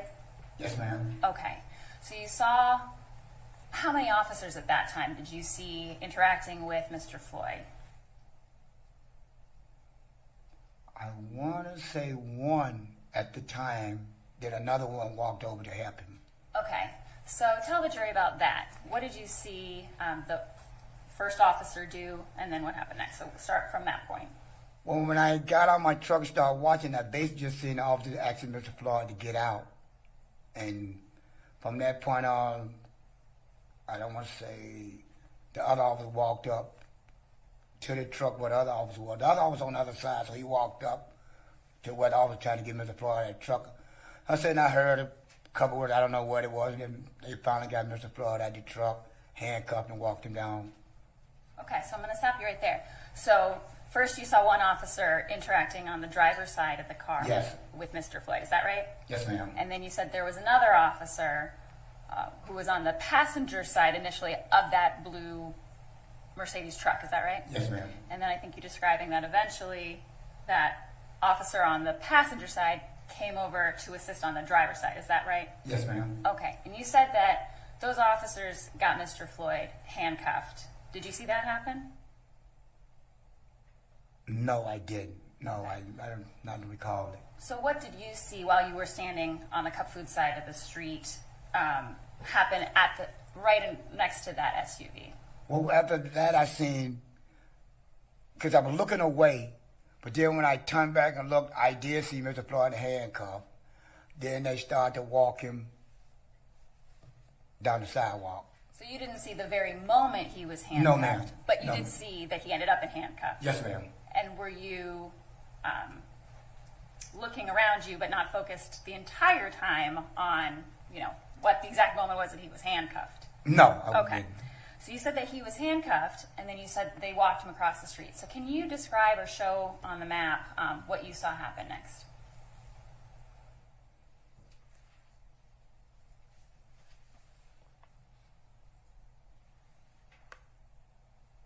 All right, so if you could just put either a line or a mark where you saw them walking.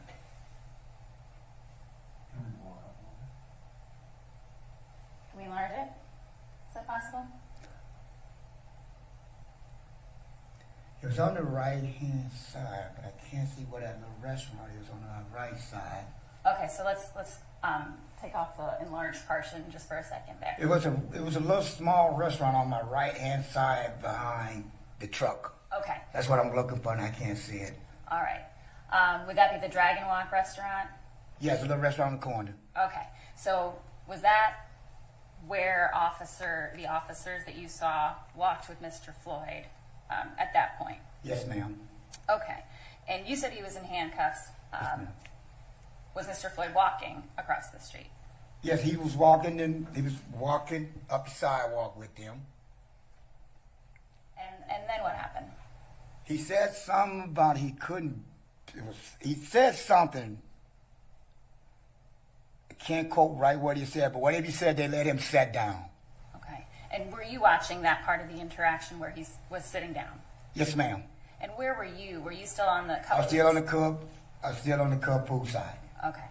And I'm going to try not to talk over you, but if we could just wait for the question and then you can answer, and then I'll try not to Yes, ma'am. try to do the Not same a problem. thing. Thank you. Okay, just because we got someone taking it all down. All right, so you are on the Cup Food side.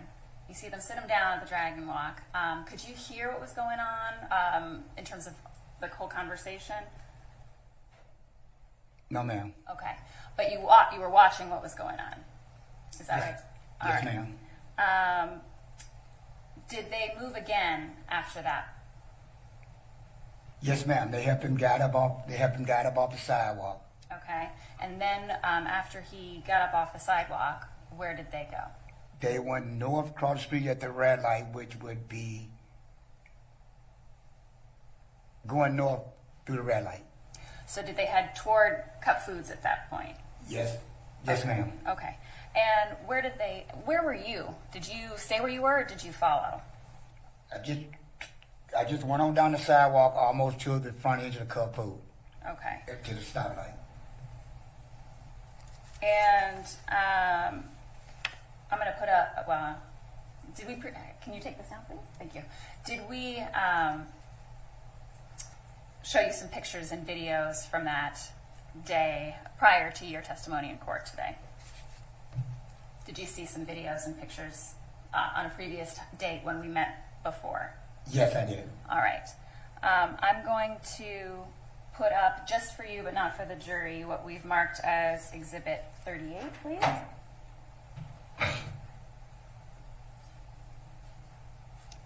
All right. Do you see that in front of you? Yes, ma'am. And do you recognize yourself in that picture? Yes, I do. And is that what you looked like on May 25th and what you were wearing? All right. We would offer Exhibit 38. All right, 38 is received. All right. And we will publish that to the jury.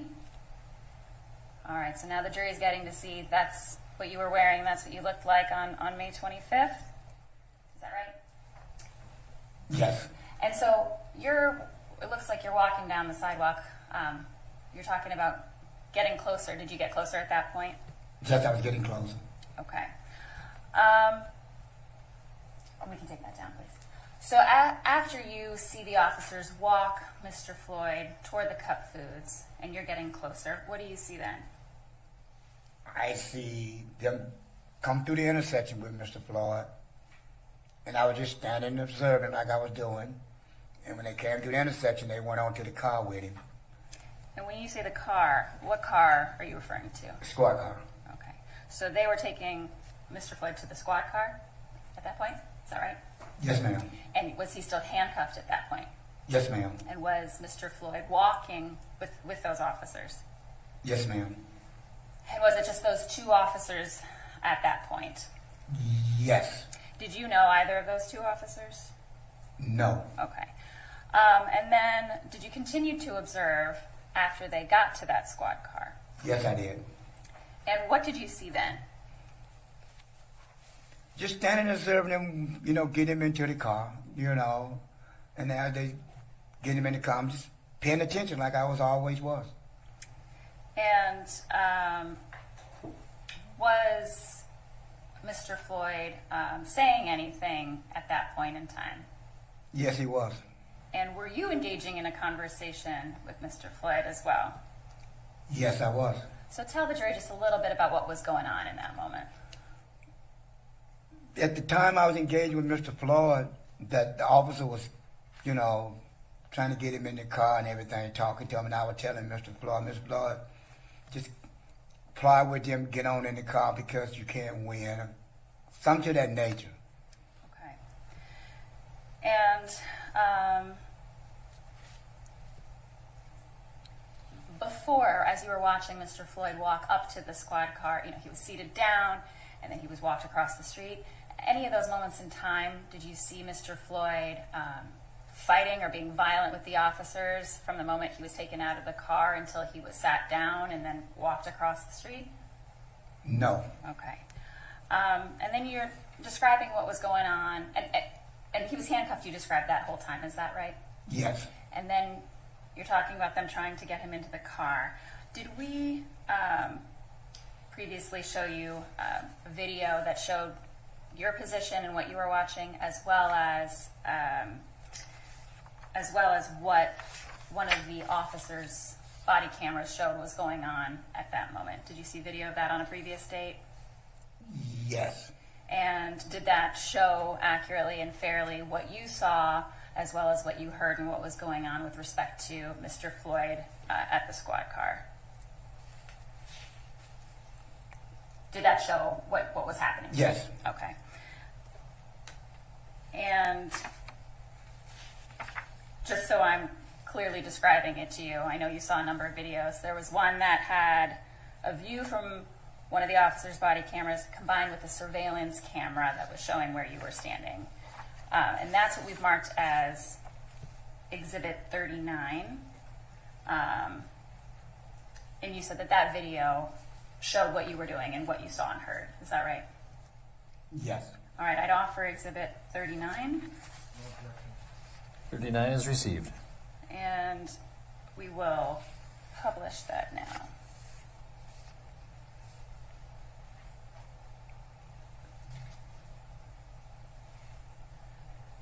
And does that show you walking by? Can we just pause it for one moment?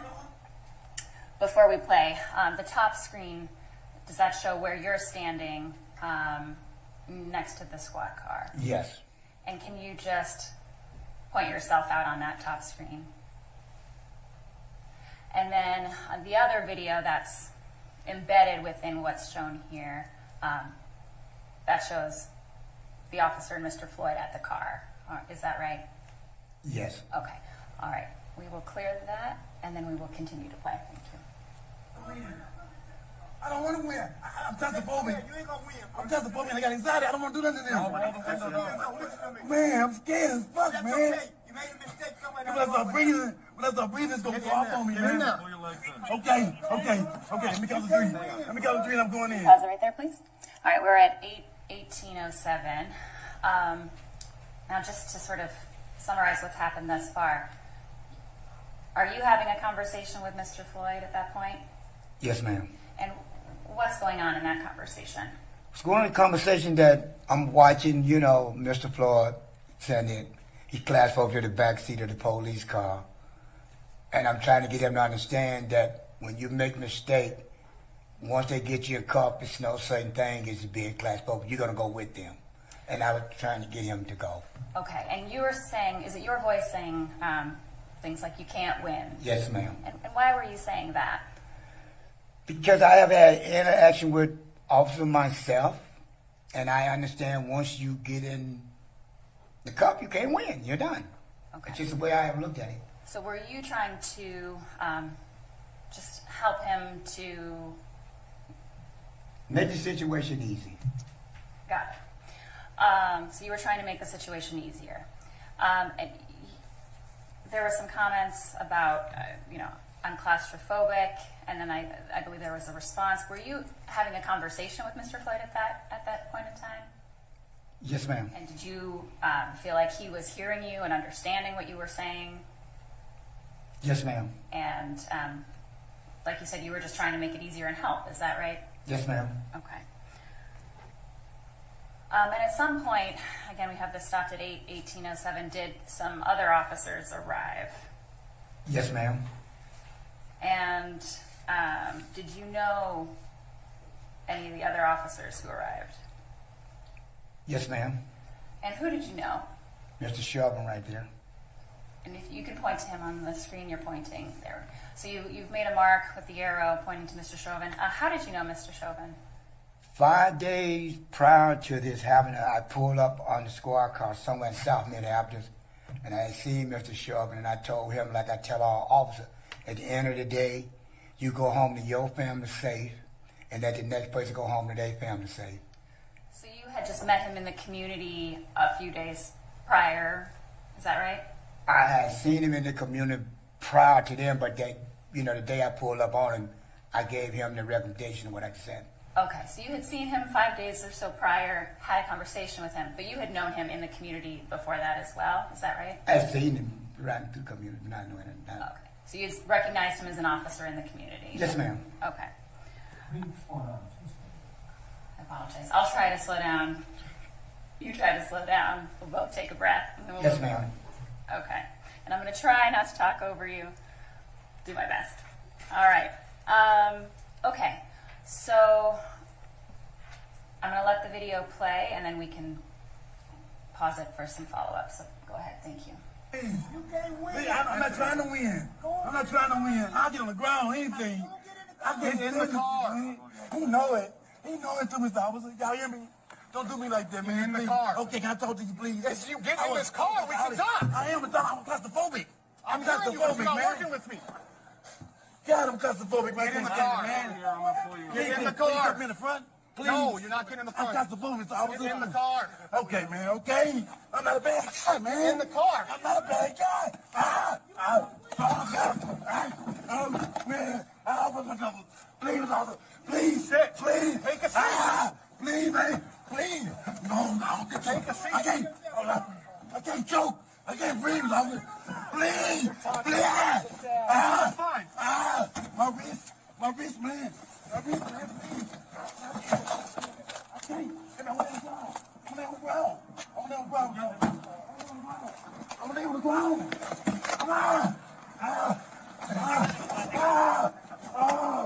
I'm going down. Get in the squad. I'm going down. I'm not going to lose you. Bro, you want to die a heart attack, I know I can't breathe. Get in the car.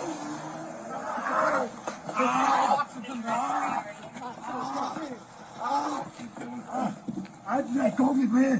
I can't breathe. Take a seat. Please, man. Please listen to me. Is he on the jail? Listen to me. He's under arrest right now for forgery. I tell you. Can we figure out what's going on? For what? Take him out. For what? Please, man. I can't fucking breathe. Here, come on out. Look at you. Thank you. Get him on the ground. Yeah, on the ground. On the ground. My wrist.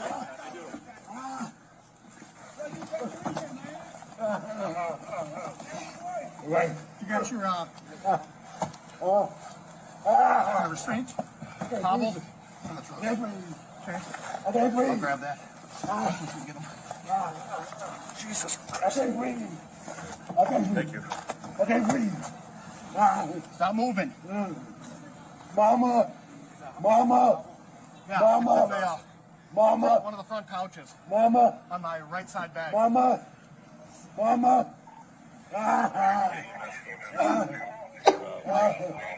You're the arrest guy. All right. Oh my God. So now you go to jail. I can't believe this. I can't believe this, Can man. we stop it right here, please? Mama, look. Mr. McMillan, do you need a minute?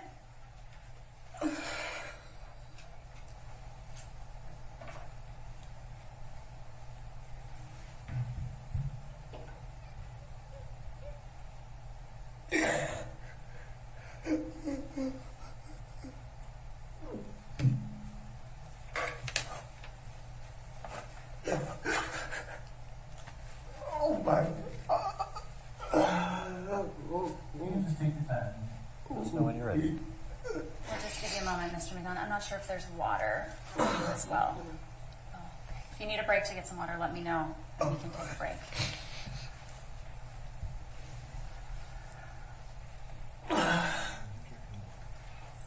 May I approach, Your Honor? You may.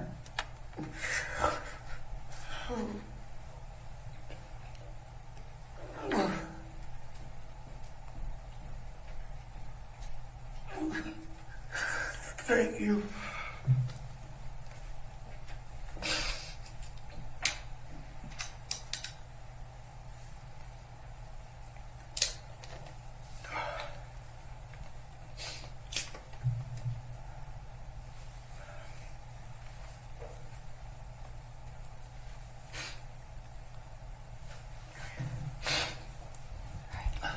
You okay?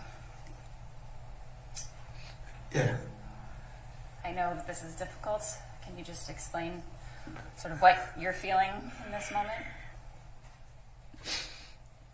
I feel helpless. I don't have a mama either, but I understand him. My mom died June 25th. Hang on just 1 second, Mr.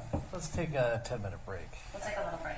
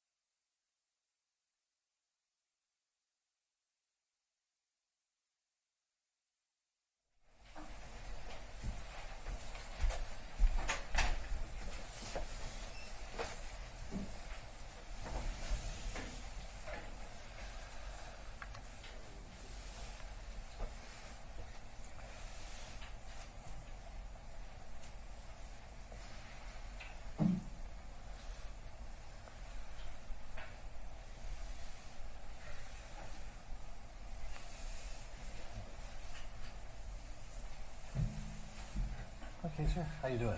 All right, sir. Yes, sir. All set to roll? Yes, sir. Okay. You want to leave the mask on or off? Oh, no, too hot.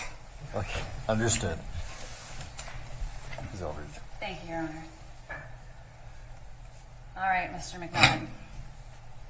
We have the video paused for a minute. I'm just going to maybe ask you some questions about that, and then we can move on from there, okay? Yes, ma'am. All right. So we have it stopped at 8:20:51. What did you see at the beginning of this clip in terms of the officers putting Mr. Floyd in the car? Can you just describe what you saw from your perspective? Well, what I'm standing there looking at now, with where they are with Mr. Floyd on the passenger side of the car, with the trunk of Mr. Vane, other officers trying to get some scrap, what you call hog tie. So that's what I'm engaging in right now. But okay.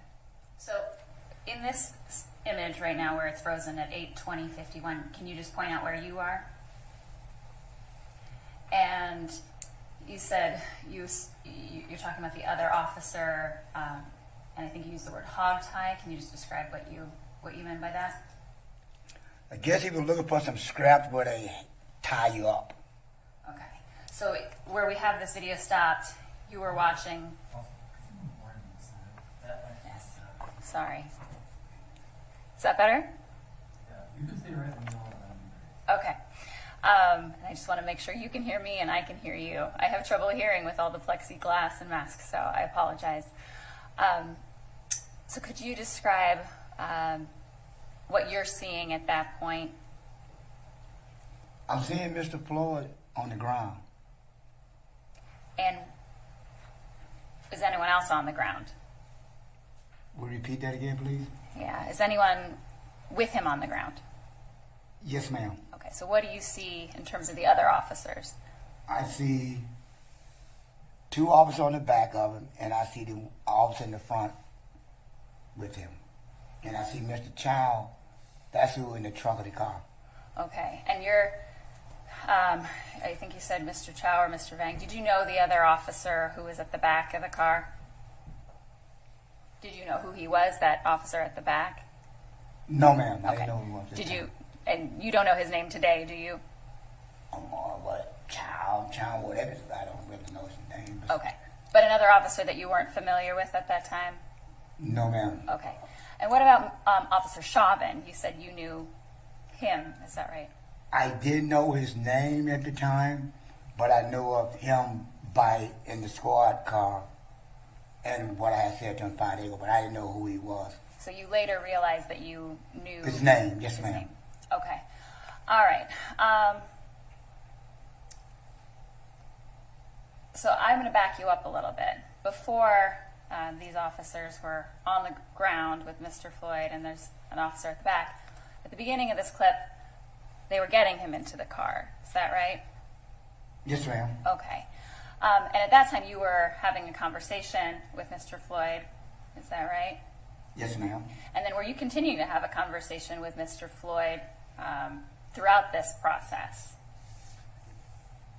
I can't recall what's that right now. Okay. But did you hear Mr. Floyd speaking? Yes, ma'am. And then at times, were you also speaking to him? I want to say yes. Okay. And anything you said that's captured on camera, that would have been what you said in that moment. Is that right? Over the course of the time of your interaction with Mr. Floyd? Yes, ma'am. Okay. So, what stood out to you about what Mr. Floyd was saying when you saw him on the ground? When he kept saying, "I can't breathe," and when he said, "Mama, you're killing me," and you're killing me, that's what I kept hearing. "I can't breathe, Mama, they're killing me." Then when he started saying, my body's shutting down. And was it your voice somewhere in the middle of all this saying, "Get up and get in the car." Was that you? Yes, ma'am. And why were you saying that? What were you trying to do at that point? Trying to help him. And how did he look to you after this continued? When you said he was saying, "Mama, and I can't breathe," how did he appear to be to you?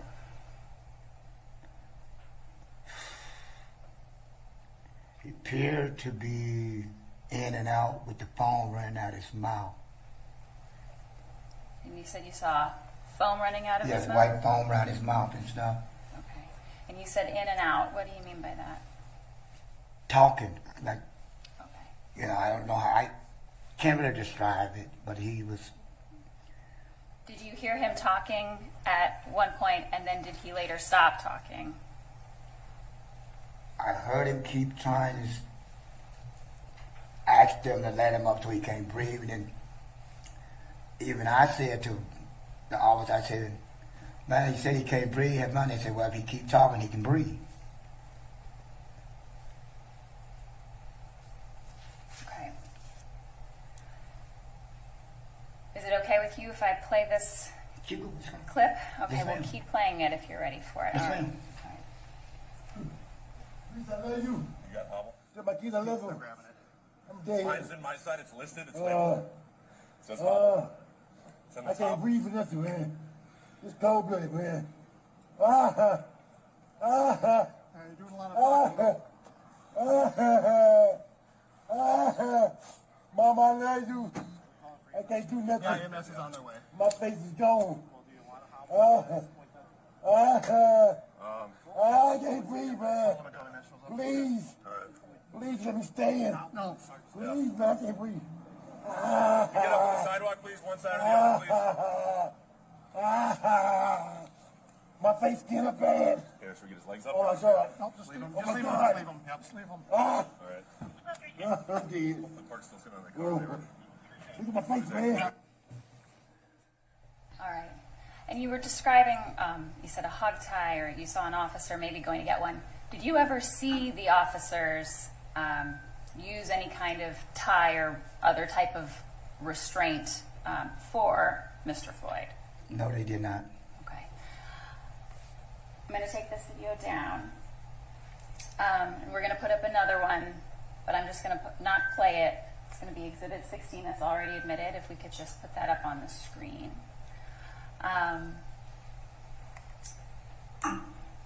Yes, on the jury screen as well. I believe it's already admitted into evidence. So this is Exhibit 16, which is a video clip that there is, this is not playing. It's marked 8:20:05 is the timestamp.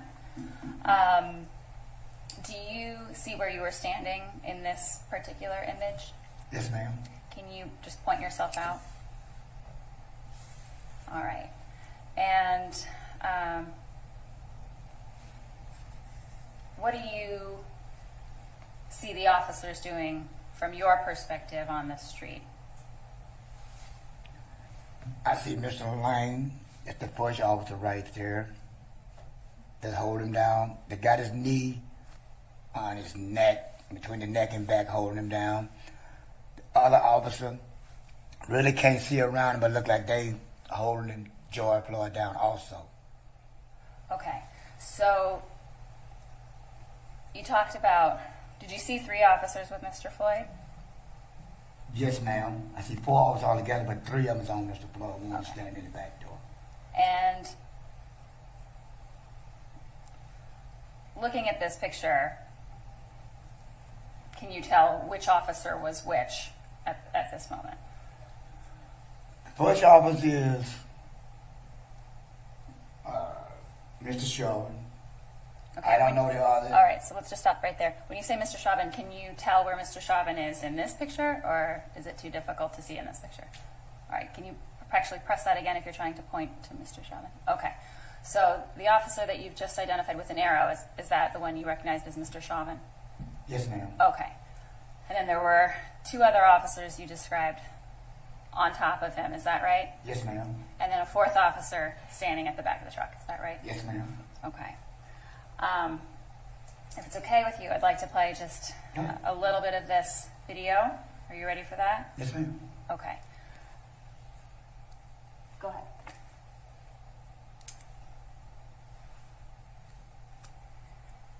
And this part of the video doesn't have audio, but does that show you in the screen? Yes, ma'am. And at some point, do you just step back a little bit out of the frame? Is that you walking off right there? Yes, ma'am. Okay. So we're going to fast forward a little bit. But during this time, you're watching what's going on. You're just not on the frame of this video. Is that right? Yes, ma'am. Okay. So moving forward to 8:21:30, we'll just play a little bit of this here. Go ahead. And you come back into frame there. Man. Let him breathe, least, man. I've been Awesome. Just 1 second. Do you see yourself back Yes, on ma'am. the screen? Okay. Okay, go ahead. So let him breathe a little bit more. Put a hand on his neck, man. One of my homies died. He went back before he got. I'm about to die, just say. Relax. Man, I can't breathe my face. Just get up. What do you want? I can't breathe. Please, the knee in my neck. I can't breathe shit. Bro, get up, get in the car, man. I will. Get up, get in the car. I can't move. I've been waiting the whole time, man. Just get up, get in the car. Mama. Get up and get in the car right. I can't. Can't get y'all the opportunity to get in, bro. I told you, you can't win. My knee. You can't My neck. win, man. I'm through. I know you didn't never, you didn't listen. That's for me. My stomach hurts. My neck hurts. Everything hurts. There's some water or something. Please. Please. I can't breathe all the time. Shut up. They will kill me. They will kill me, man. Bro, with your feet on his neck, man, you get off the His nose is bleeding. Like, yeah, come on that's now. raw right there with his feet on his neck. Look at his You nose. just see your knee on his neck. Yeah, he got your feet right on his neck. He I ain't even cannot breathe. resisting the rest. I cannot breathe. You just a grown, you're a tough guy. You're a tough guy, huh? I say you're a tough guy. You're not even resisting the rest, bro. His whole nose is Follow with him? All right, you can stop it there, please. So there's someone in that clip who says, you know, your knee on his neck, that's wrong, man, something like that. Was that you? Yes, ma'am. And there are also, before that, some statements about you can't win, get up and get in the car. Was that also you? Yes, ma'am. Again, was that what you were describing earlier, just trying to help with him? Could you describe what you were trying to do at that point? Basically, what I'm saying to him, he can't win because once, like I said before, once the police get the cops on you, you can't win. So I'm trying to tell him just cooperate with him, get up, if you can, get in the car, go with him, you can win. And did he say I can't to you? Yes, ma'am. Okay. And did you understand him to be talking to you? Yes, ma'am. And when you were saying, you know, your knee on his neck, what were you concerned in that moment? Yes, ma'am. And why was that? Because he started saying I can't breathe, you know, my stomach hurt. You know, he's saying things that make me believe that he's in trouble. When you say in trouble, what do you mean by that? He's gonna die. Did you stay, and I'm not going to keep playing this clip, we can take it down, but did you continue to watch what was going on? Yes, ma'am. And eventually did you see an ambulance come? Yes, ma'am. At any point in time, did you see Mr. Chauvin or any of the officers give any medical attention, help give CPR, anything like that for Mr. Floyd? No, ma'am. And did you see Mr. Chauvin or any of the officers get off Mr. Floyd before the ambulance came? No, ma'am. And while you were watching that, did your concerns increase over time, the longer it went on? Yes, ma'am. why was that? It grew because when the paramedics arrived for Mr. Floyd, I knew then in my mind and my instinct it was over for Mr. Floyd. He was dead. After the paramedics arrived and then left the scene, did you have some additional interaction with Mr. Chauvin? Yes, I did. And prior to today, did we show you some video clips of that interaction? Yes, you did. And we've marked those clips as Exhibit 40 and 41, but reviewing those two clips, did they fairly and accurately show your interaction with Mr. Chauvin on May 25th, that date? Yes, it did. Your Honor, I'd offer Exhibits 40 and 41. Any objection? 40 and 41 are received. And Your Honor, I'd ask to publish Exhibit 40. And before we press play, one of these videos, Exhibit 40, contains a composite, so a video showing you as well as Mr. Chauvin's perspective from his body camera. Is that right? Yes. Okay. All right. Let's play Exhibit 40.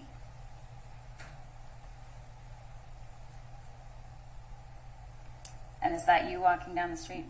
Yes, ma'am.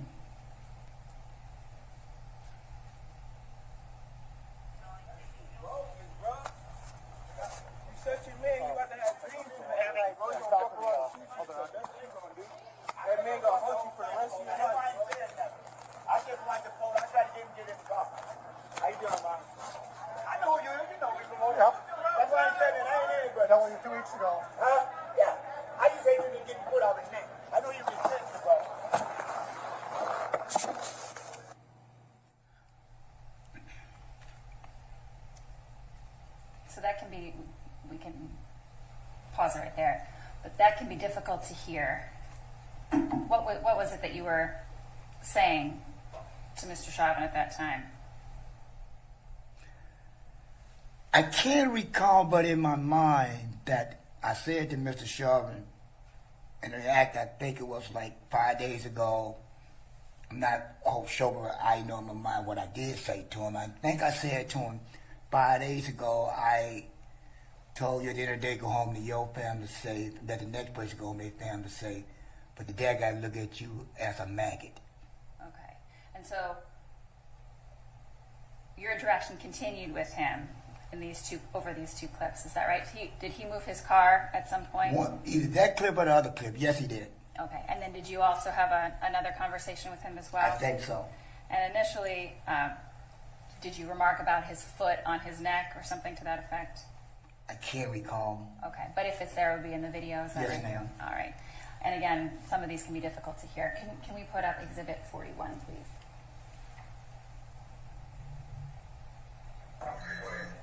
Can you advise the fire department if they're still with you, they need to go to 36 Park to assist with the But I still respect you here. That's one person's opinion. But no, I gotta get him. We gotta control this guy because he's a sizable guy. Yeah, and I tried to get in the car. Looks like he's probably on something. But I'm just saying, but no, I got nothing bad to say about you because you respect me, I'm gonna keep respecting you. Right. You have a good night. You go home safe to your family. Let other people do the same. Okay, so there's a voice that's heard. There are two voices. Which voice is yours? The one that when I told him I'm going to respect him at the end of the night, you go home to your family safe, and that the next person go home to his family safe. And whose voice is the other voice? Mr. Chauvin. And one of the voices was saying something to the effect of, I don't respect what you did, or something like that. Was that your voice or Mr. Chauvin's voice? My voice. Okay. And was Mr. Chauvin's voice the other voice on that? Yes. And what were you trying to do at that point in time when you were talking to Mr. Chauvin? Why did you feel the need to talk to Mr. Chauvin? Because what I watched was wrong. And did you feel it was important to tell him that? Yes, ma'am. Nothing further, Your Honor. Mr. Nelson. Sure.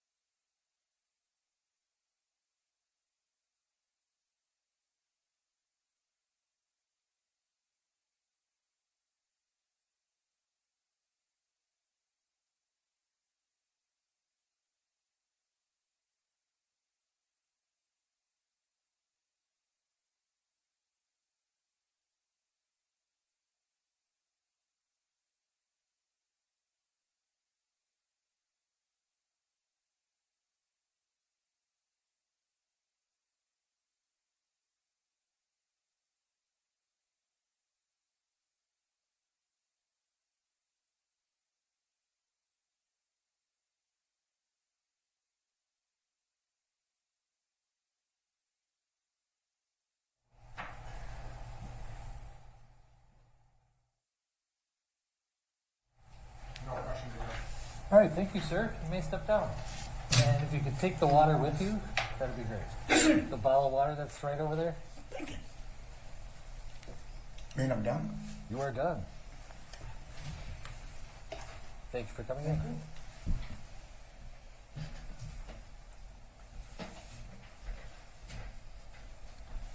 Oh, sidebar? Okay.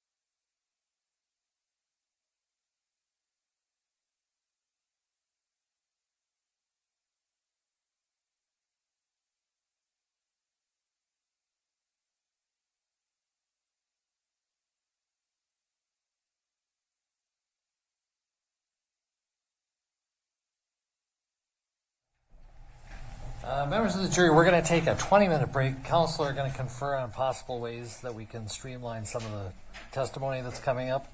So it's going to be a productive break for them. Take 20 minutes, and we'll see you back here roughly around 2:40. Thank you.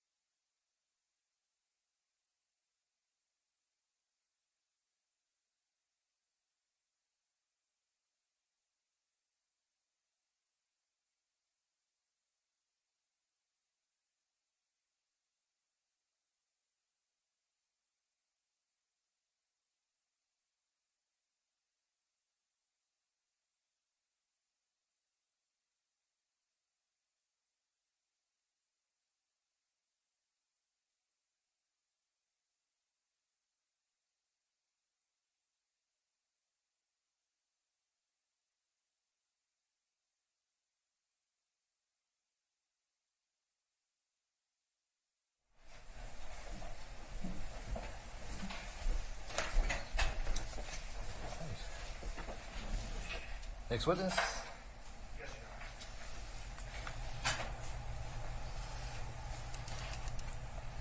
Your Honor, the state calls Jeff Rugel.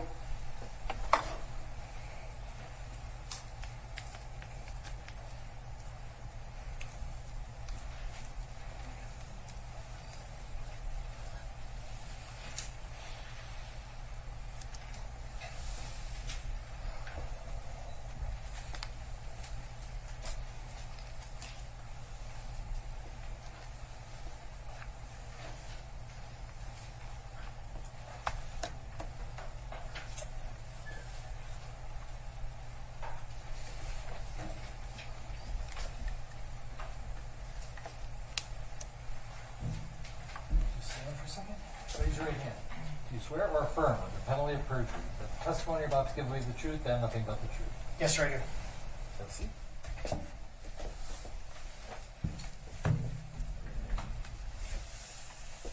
And before you begin, if you could give us your full name, spelling each of your names. James Jeffrey Rugel, James Jeffrey, Rugel, Rugel. Mr. Slisher. Can I take these off? Please. Thank you. Thank you, Your Honor. Good afternoon. Is it Officer Rugel? Lieutenant Rugel. Lieutenant Rugel. And what law enforcement agency are you with? Minneapolis Police Department. And how long have you been employed by the Minneapolis Police Department? Just under 32 years. And you indicated that you're a lieutenant. How long have you held that rank? Since 2000. Before you talk a little bit about yourself, you understand that you've been called here today as sort of a foundational witness. Is that right? Yes, sir. Your personal involvement in this case is somewhat limited, and we're going to be offering various video evidence through you. Do you understand that? Yes. Right. And so what are your present duties with the Minneapolis Police Department, Lieutenant? I manage the Police Business Technology Unit. And what is that?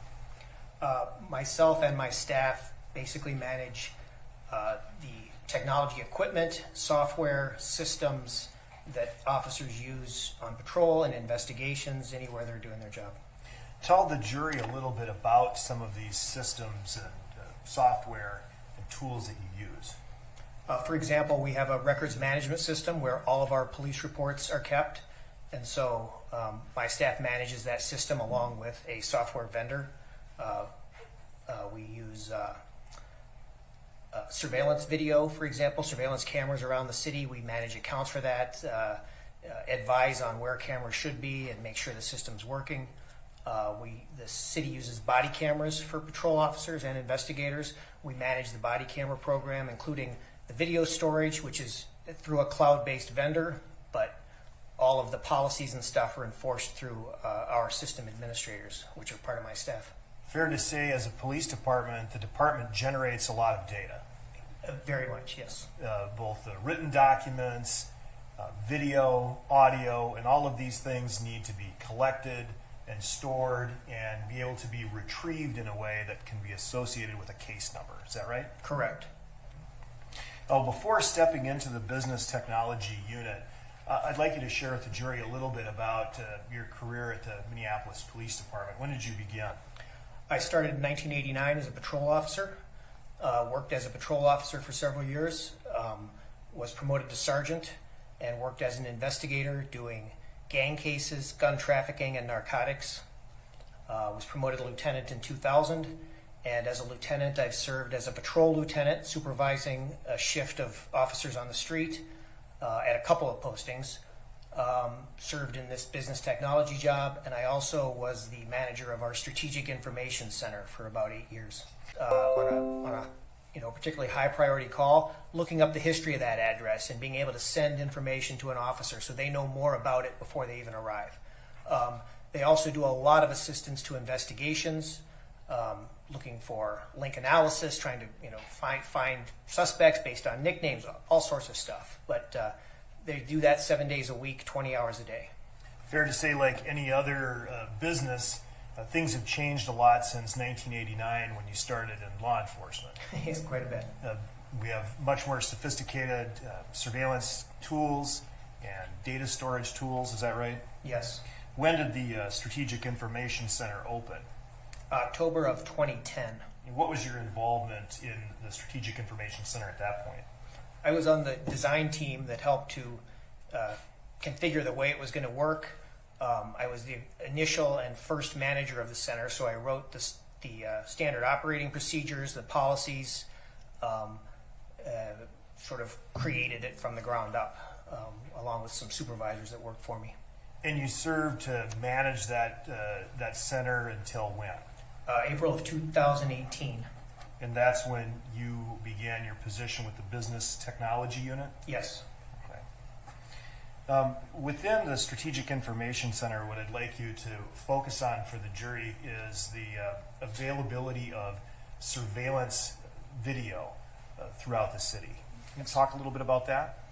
So the city has a network of public safety cameras that are placed at strategic locations all over the city. There's roughly 250, maybe a little more than that now, typically in high traffic or areas where we expect to see a lot of activity.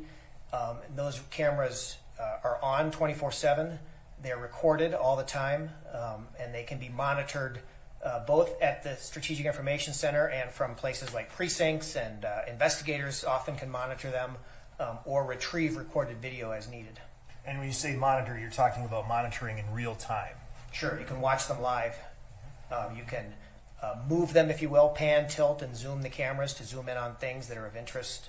Or if you know that there's an incident at a location where we have a camera, they can use the camera to try to see what's going on.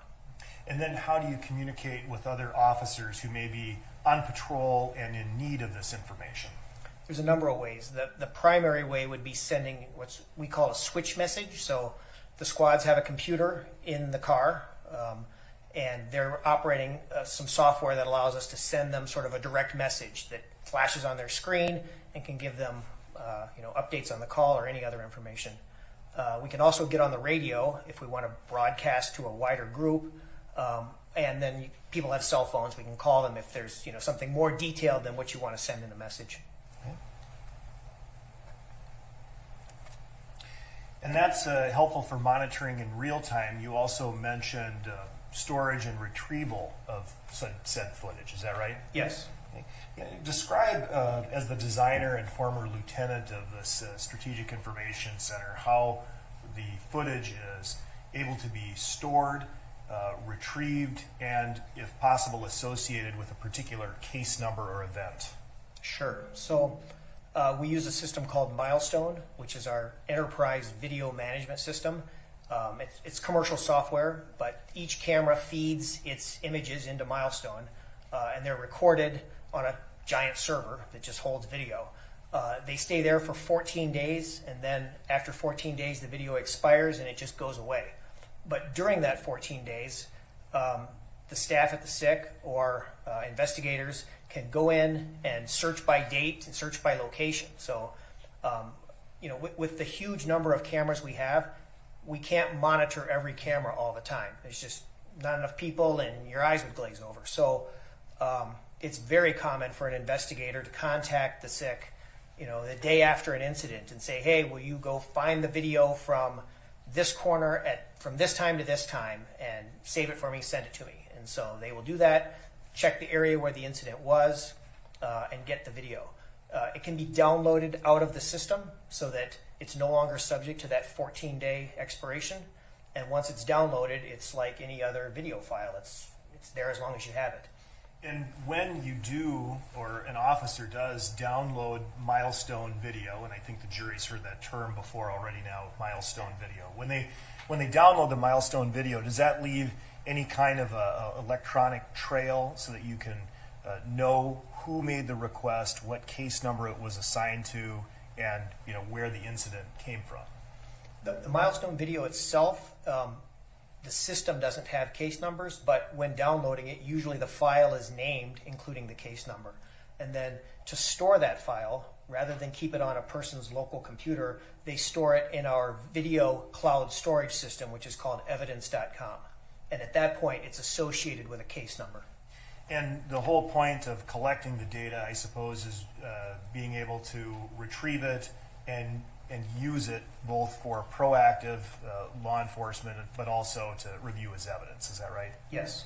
And so is this something that the SIC does or officers assigned to that unit do in the ordinary course of business? Yes, very much so. And upon request here, were you able to review certain business records of the Minneapolis Police Department with which you're familiar to determine whether or not milestone video was requested and downloaded in this case? Yes.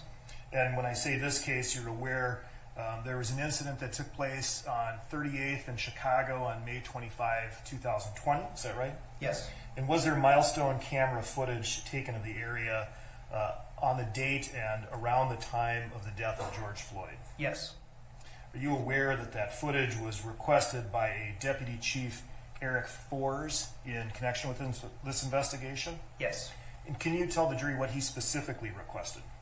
I believe he wanted video from the camera at 38th in Chicago from about 7 p.m. till, I'm not sure how late, maybe 11 p.m. And based on your review of the records, was that video footage obtained? Yes. And that was obtained by a Minneapolis police officer by the name of Dean Kriegel. Is that right? Yes. He was a sergeant at the SIC. Okay. And the milestone footage with the incident that you just described, is that under Minneapolis Police Department case number 2020-140629? Yes. And that footage was exported and then uploaded into the MPD's evidence.com site for later retrieval. Is that right? Yes. And do you know when, based on your review, the case was uploaded? That footage was uploaded? Yes. Was that 12:50 a.m. on May 26, 2020? I believe so, yes. And you reviewed this footage yourself, is that right? I have. When did you review it? I actually reviewed it the day after the incident to see if there was video available. Now, can the milestone footage, does the milestone footage include a date and timestamp embedded in it? Yes. And based on your experience using this footage, are the date and timestamps accurate? They're very close to the same time as what would be on your phone or anywhere else. Okay. And can those date and timestamps be changed or altered by the user? No, one of the reasons we use Milestone is because when you download video using Milestone, it creates a sort of a secure package that includes a player and the video, and it can't be broken up, altered. Okay. Now, we asked you to review some of this footage, and you're aware that we've had footage excerpted and marked and are offering it as various exhibits. Is that right? Yes. Now, I'd like to draw your attention then to Exhibit 42. Were you previously shown a video that you were told would be designated Exhibit 42? I don't know if I was told it would be 42, but I've been shown some video clips, yes. All right. And you watched it, recognized it, and believe it to contain an accurate excerpt of the original Milestone video downloaded under that case number, is that right? Yes. That Officer Kriegel exported? Correct. Would you agree that the excerpt itself is a little zoomed in and captures various images from about 7:44 p.m. until 8:35 p.m. on the proffered exhibit? Yes. At this time, Your Honor, offer Exhibit 42. Any objection? No objection. 42 is received. All right, and I'm going to request to publish Exhibit 42, but before we do that, just to explain to the jury what they will be seeing is something with which they've already seen a couple of times, Milestone footage, I guess in that format, but there's no sound, is that right? Correct. And we're going to be playing a segment without sound or narration that will run from 8:08 p.m. until 8:14 and about 42 seconds. Right? And so I ask that that be published now.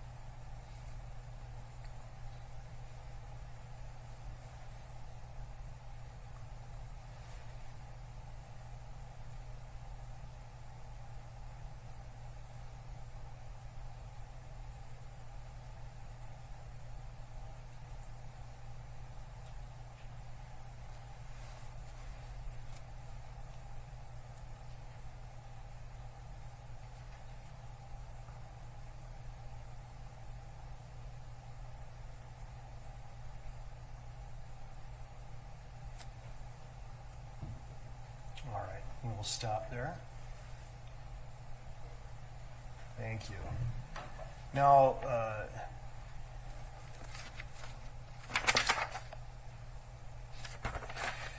Lieutenant, I'd like you to take a look at Exhibit 1, please.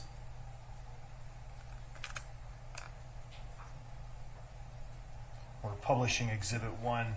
And do you see the, familiar with the intersection here, I'm assuming? Yes. Right. It's 38th and Chicago. Correct. And you see the gas station marked Speedway? Yes. And do you see those small yellow icons, if you could zoom in, those yellow icons on the Speedway? Yes. Okay. What do those yellow icons mean? They're cameras. One of them is our camera. Okay. So, and if we could then just focus on the Speedway area, the two there.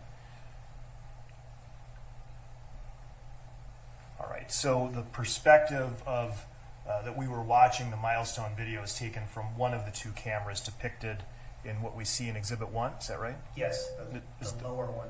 The lower one on the corner of the store, that's why you catch the Speedway sign. Yes. Okay. No issue. Thank you. All right. If you could take that down, please.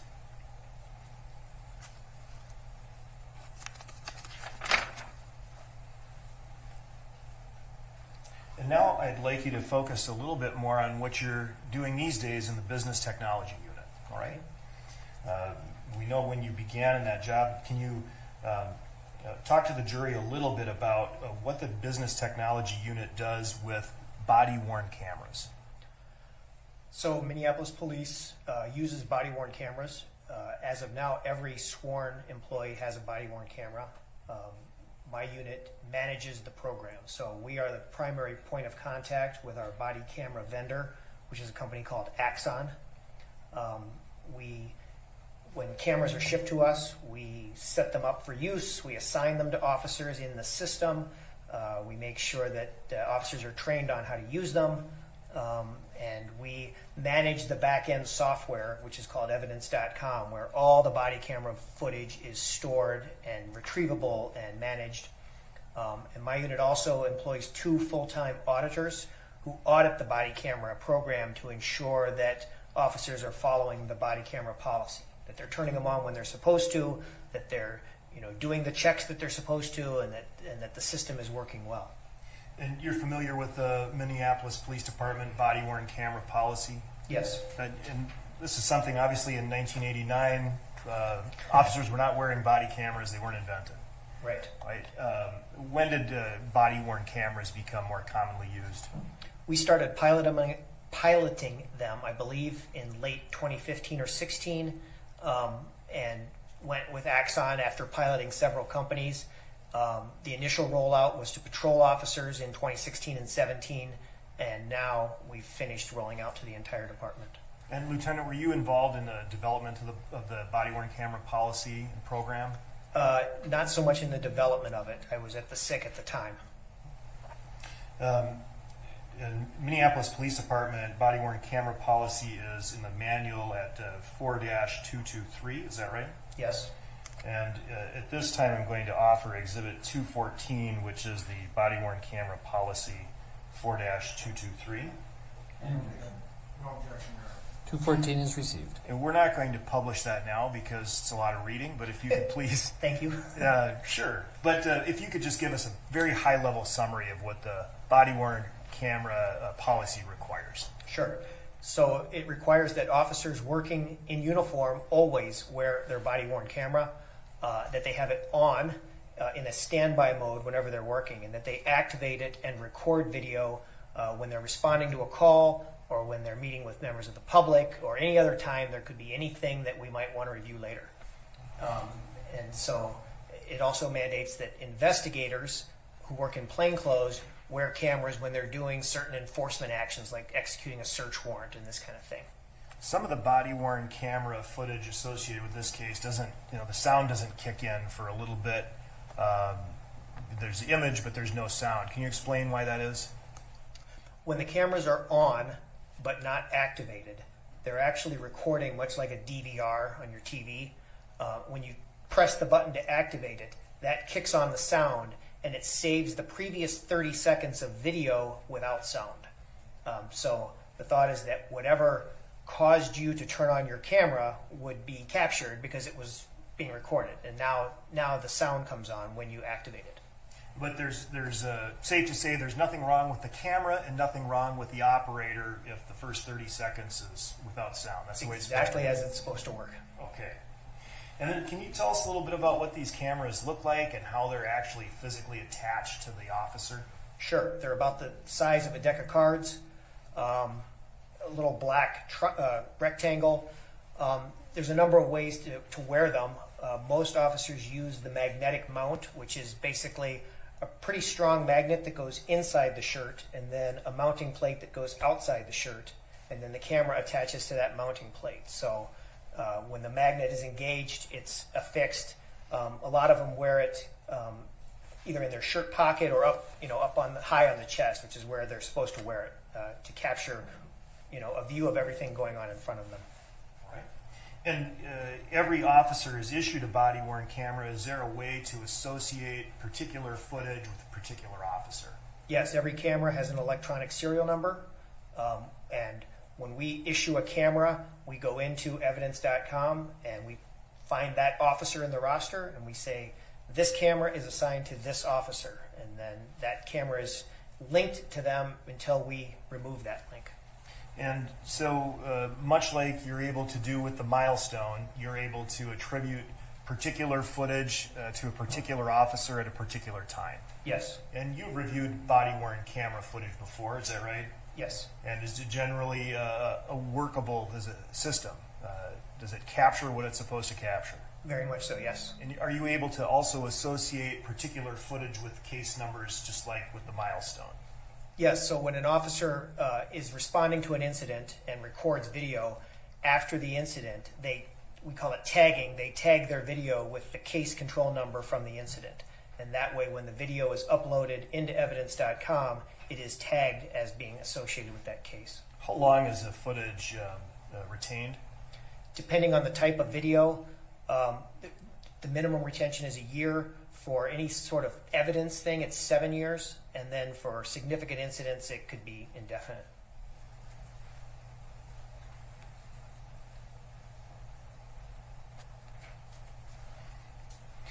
And does Minneapolis Police Department provide body-worn camera footage to other agencies upon request if they're investigating a case, or a prosecuting agency if they're using that footage to prosecute a case? Yes. How does the MPD physically provide that footage to the agency? The most common way is to set up a partnership within evidence.com. So for example, the county attorney, who uses a lot of our video, they have an account, they're a partner agency, and so we can share with them within evidence.com to give them access. And then they log in to the same system we are, and they can see the video we've shared with them. Obviously, there were several police officers involved in the May 25, 2020 incident we were talking about, and Minneapolis Police provided a number of body-worn camera footage to the prosecuting agency and the BCA. Is that right? Yes. Okay.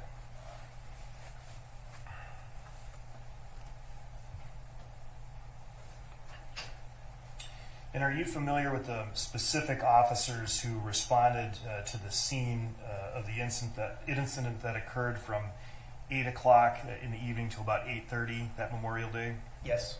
And would you agree that those officers included Officer Chauvin, Officer King, Officer Lane, and Officer Tao? Yes.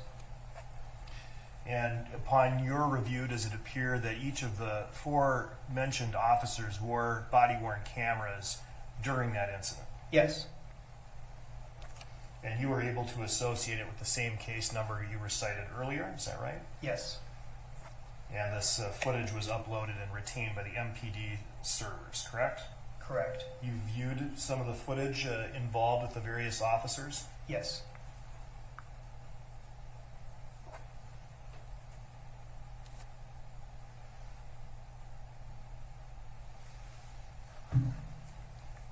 All right, this time I'm going to ask you to review a series of, and to introduce and publish a series of body-worn cameras associated with particular officers in this case. And the first piece of footage that I'm going to ask you to discuss is it's marked for identification as Exhibit 47, and it is the body-worn camera footage of Officer Lane. At this time, I will offer Exhibit 47. Any objection? Subject to what we discussed during no objection. With that exception, it is received. And at this time, I'll ask to publish Exhibit 47.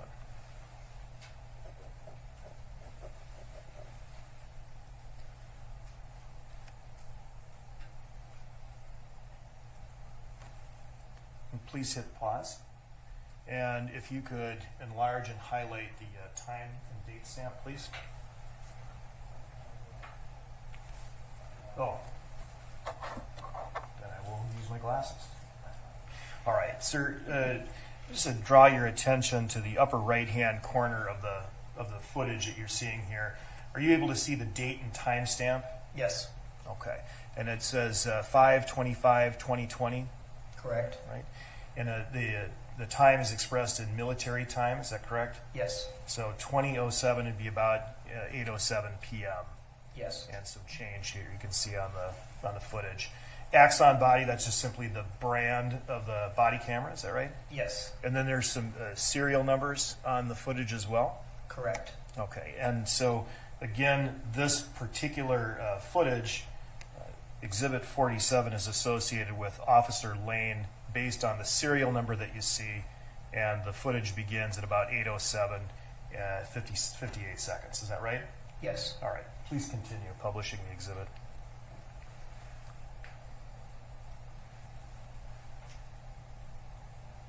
And this is that sound-free lag, right? There's no glitch here? Right. 30 seconds in, the sound will kick in.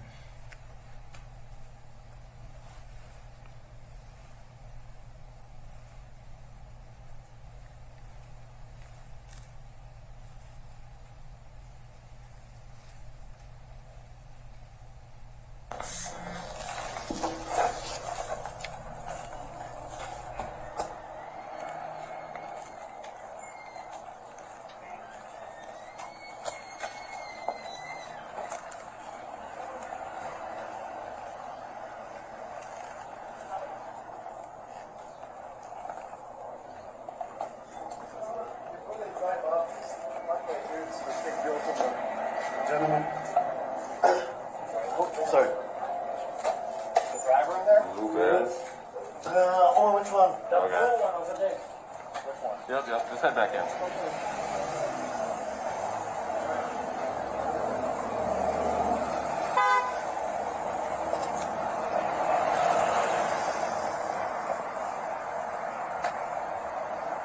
They're moving around a lot.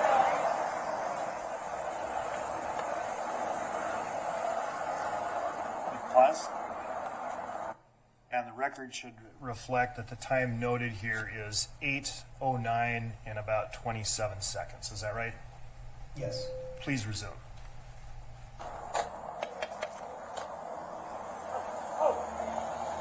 Let me see your hands.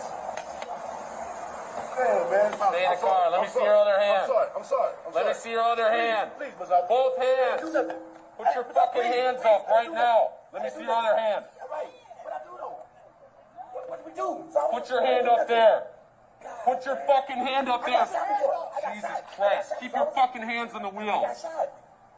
Keep your fucking hands on the wheel. Yes, sir. I'm sorry, Sergeant. Who else is in the car? This is my Put your friend. foot back in. I'm sorry, Sergeant. I'm so sorry. God dang, man. Man, I got shot the same way as officers before. Okay, well, when I say let me see your hands, you put your fucking hands up. I'm so sorry, officer. You got them? Man, dang, man. Put your hands on top of your head. Man, officer. Last time I got shot like that, I was Hands on top of your head. Hands on top of your head. Step out of the vehicle and step away from me, all right? Step out and face away. Step out and face Okay, away. Miss Officer, please don't shoot me. Please, man. I'm not gonna shoot you. Step out and face No, away. I'm gonna get out, man. Please don't shoot me, man. I'm not shooting you, man. Please, man. I just lost my mom, man. Taking one out. Step out and face away. So sorry. Step out and face away. Please don't shoot me, Mr. Officer. Please. Don't shoot me, man. Step out and face away. Can you not shoot me, man? I'm not shooting you. Step out and face Okay, away. okay. Please, man. Please. I didn't know, man. Get out of the car. I didn't know, Mr. Officer. I didn't know. Put your fucking hands right now. Stop moving. Put your hands behind your back then. I'm not gonna do nothing. Face in the door. Hands around. Hey, you come back. Stay in the car. I'm sorry, Mr. Officer. I feel my knees, man. Stop resisting, man. I'm not. Yes, you are. I want to let it go, man. Stand up. Against the wall. Me? Yes.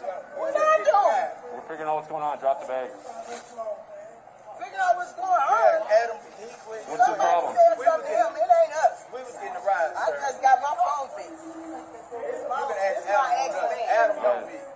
It's my ex. Are you good? He keep coming. Get my car. That's it, man. You can ask Mr. You got ID? You can ask Mr. Adam about me. Do you have ID? I'm on 38th to Chicago. Man. 320 or 44. 38th to Chicago about me, sir. I just came to buy the tablet.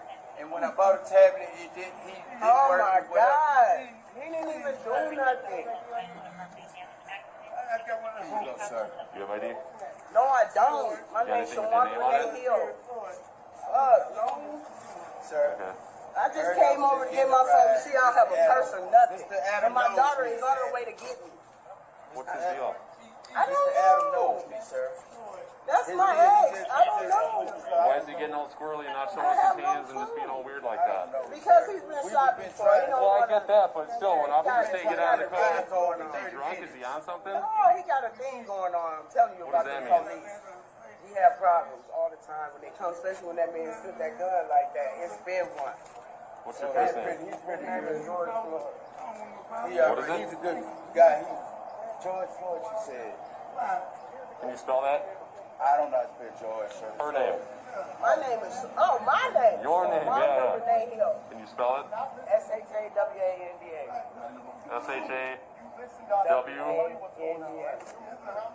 Yeah, right, sir. Yeah, he okay. Adam. Just put him in the car. Mr. Adam. Shawanda what? Hill. Renee. R-E-N-E. What's your last name? Hill. H-I-L-L. And your date of Is birth? y'all coming to get me 127.75? Okay. Okay, well, so here's the thing. Someone passed a fake bill in there. Oh. We come over here, he starts grabbing for the keys and all that stuff. Starts getting weird, not showing us his hands. I don't know what's going on, so you're coming out of the car. So just hang tight right here. Stay right here, please.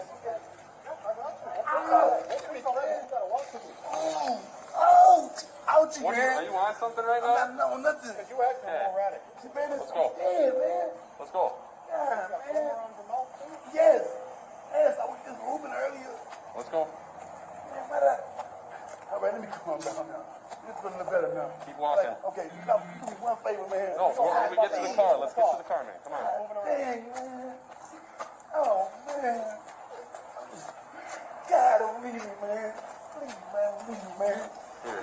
I want to watch that car and see your soul. Get him in. Stand up, stop falling down. Stand up.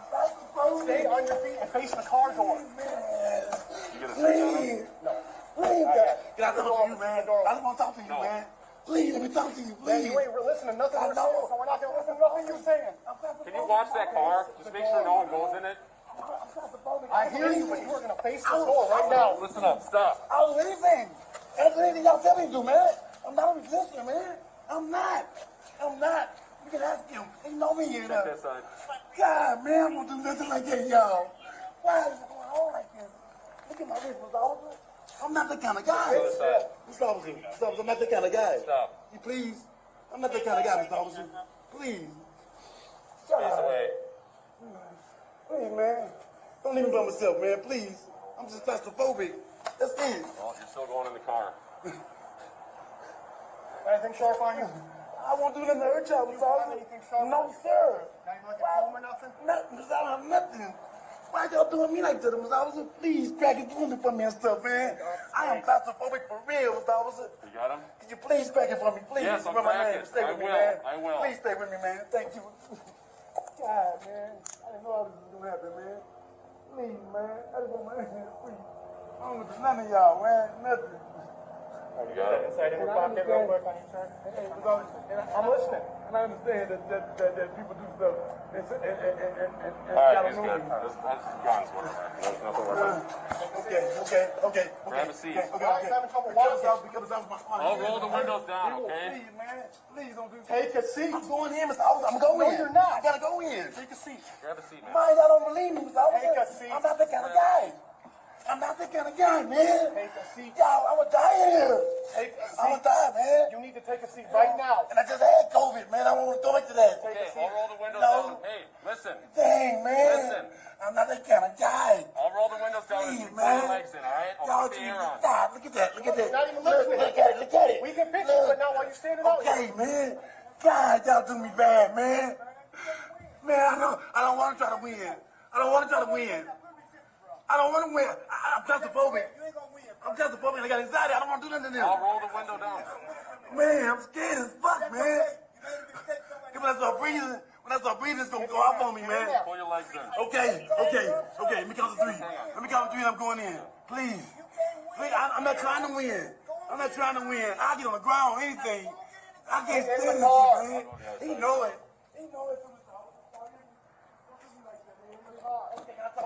You get in this car, we can talk. I'm claustrophobic. I'm hearing you, but you're not working with me. God, I'm claustrophobic, man. Slide your butt over here. I'm going to pull you Get in. in the car. In the front? Please. No, you're not getting in the I'm front. claustrophobic. Get in the car. Okay, man, okay. I'm not a bad guy, man. Get in the car. I'm not a bad guy.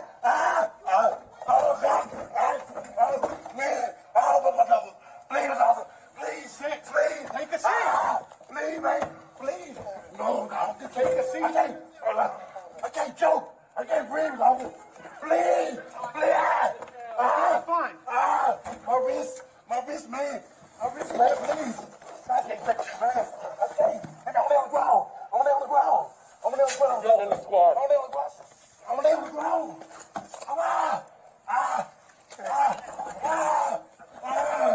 I'm going down. I'm going down. Squad. I'm going down. I'm not going to breathe. I know I can't breathe.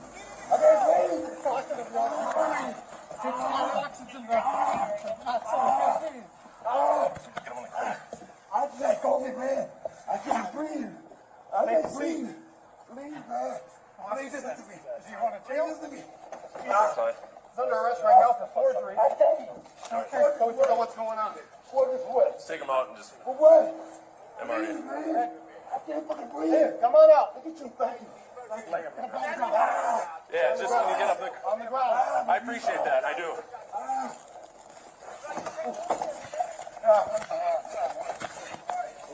You got your restraints? Hobble. That's my easy. I can't breathe. Jesus. I can't breathe. Thank you. Stop moving. Mama. Yeah. Mama. Stay off. Mama. One of the front pouches Mama. on my right side bag. Mama. EMS coach. You're the rest guy. All right. Oh my God. I can't believe this. I can't believe this, man. Mama, I love you. Reese, I love you. You got hobble? My kids, I love them. I'm dead. Mine's in my side. It's listed. It's labeled. It says hobble. It's on I the top. can't breathe for nothing, man.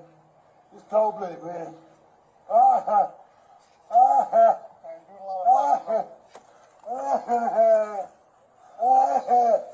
Mama, I love you. I can't do nothing. Yeah. My face is gone. I can't breathe, man. Okay. Please. All right. Please let me stand. No. Yeah. Please, man, I can't breathe. Can you get up on the sidewalk, please? One side or the other, please. My face getting bad. Here, should we get his legs up? Oh, Or my just good? God. All Oh, my God. right. Hopefully Park's still sitting on that car there. He was acting very all shady when she was in there. I'm assuming so. He wouldn't get out of the car. He wasn't following instructions. Yeah, it's across the street. Park's watching it. Please. Two other people with him. Please, I can't breathe. Please, man. Please, somebody. You can probably step it up then. You got it?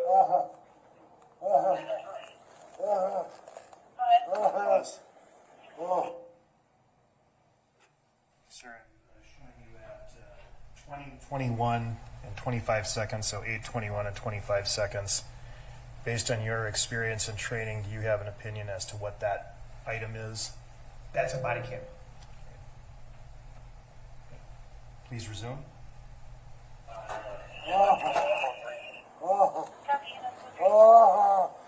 Please, man, relax. I can't breathe. You're talking. You're talking fine. Deep breath. I can't breathe. I can't breathe.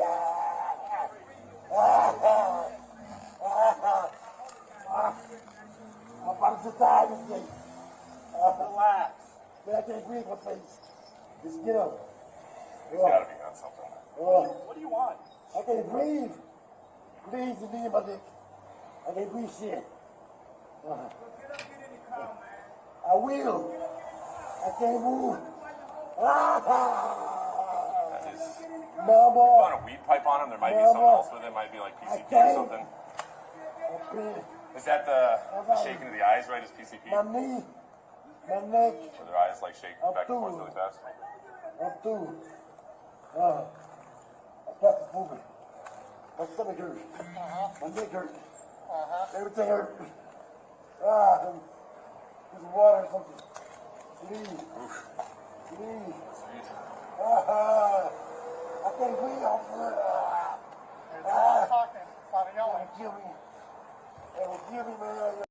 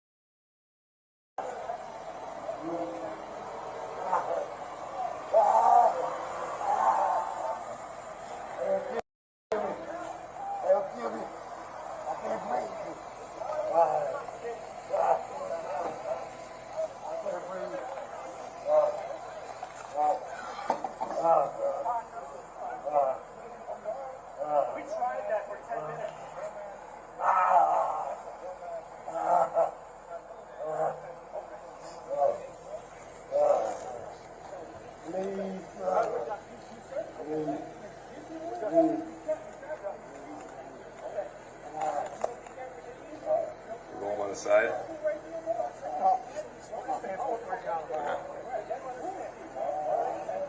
I just worry about the delirium or whatever.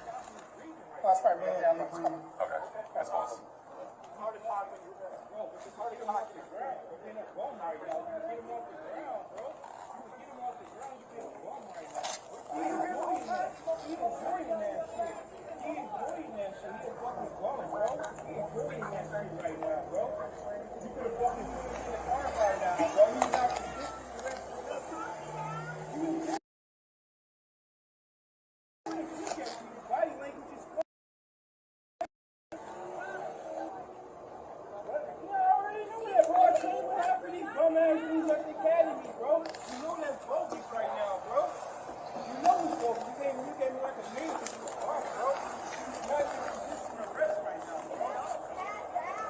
Yeah, I think he's just messing out.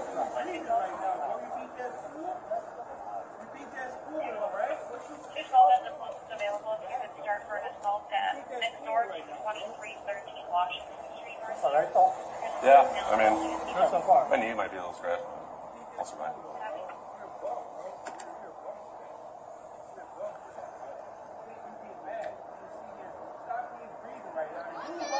He's breathing.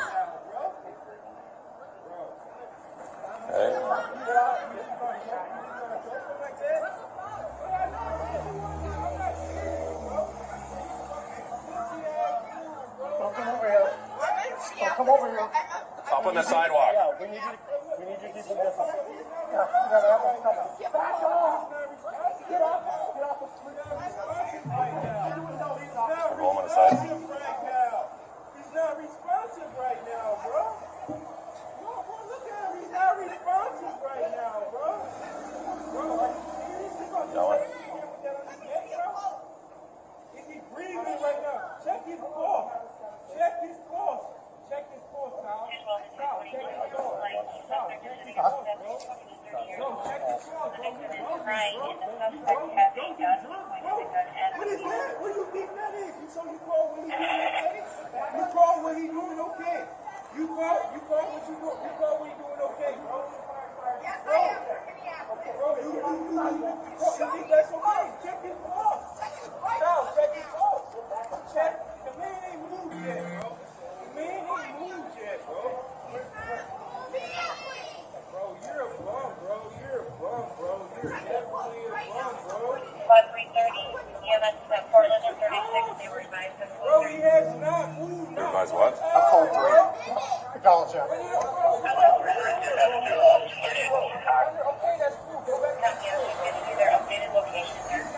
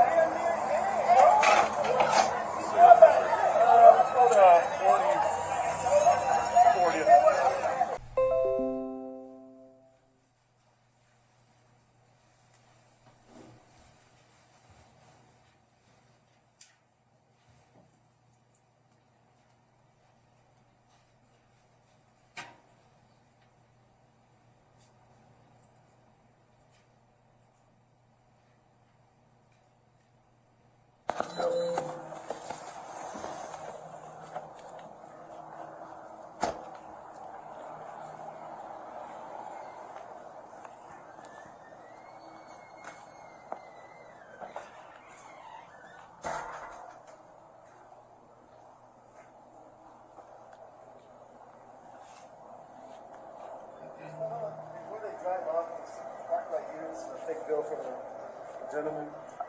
I hope the driver in there? That blue one over there. Which one? Yep. Okay. All right.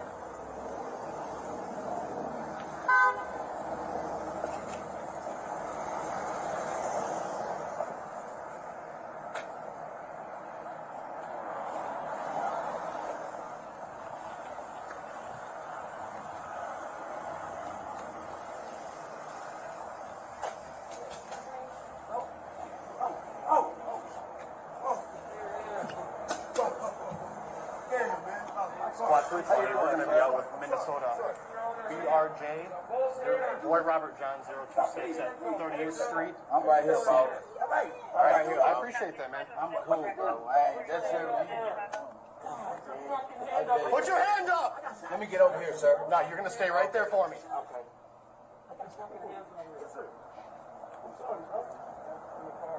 Just us, man. Me and Now you got one more back here. it's a lady. The lady? Yes, sir. Female. Giving us a ride. I'm trying to get her. It's her car? Nah, it's his other friend car, sir. She was giving her and I a ride. Yeah. All right. So it's whose car? Your friend's car, you said? It's his friend's car. Her name, I forget. Her name is I forgot her name, but I know his co-worker, and he was giving her and I a ride. This young lady right here. Yeah. And I a ride. Okay. And we were just waiting on him or whatever. All right. You stepped here? Or what stopped you here at Cup Foods? I've been busy with Adam. I was trying to buy me a laptop. All right. And I did buy one, but it wasn't working. Yeah. So he gave me my change back. You can ask him. You can ask him.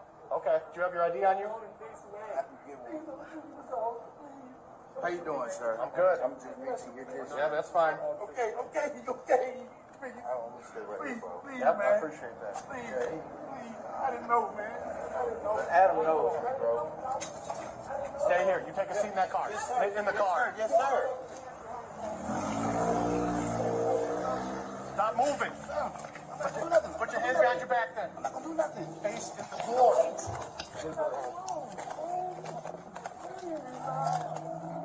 Hey, you come back. Stay in the car. Stop resisting, man. Yes, you are.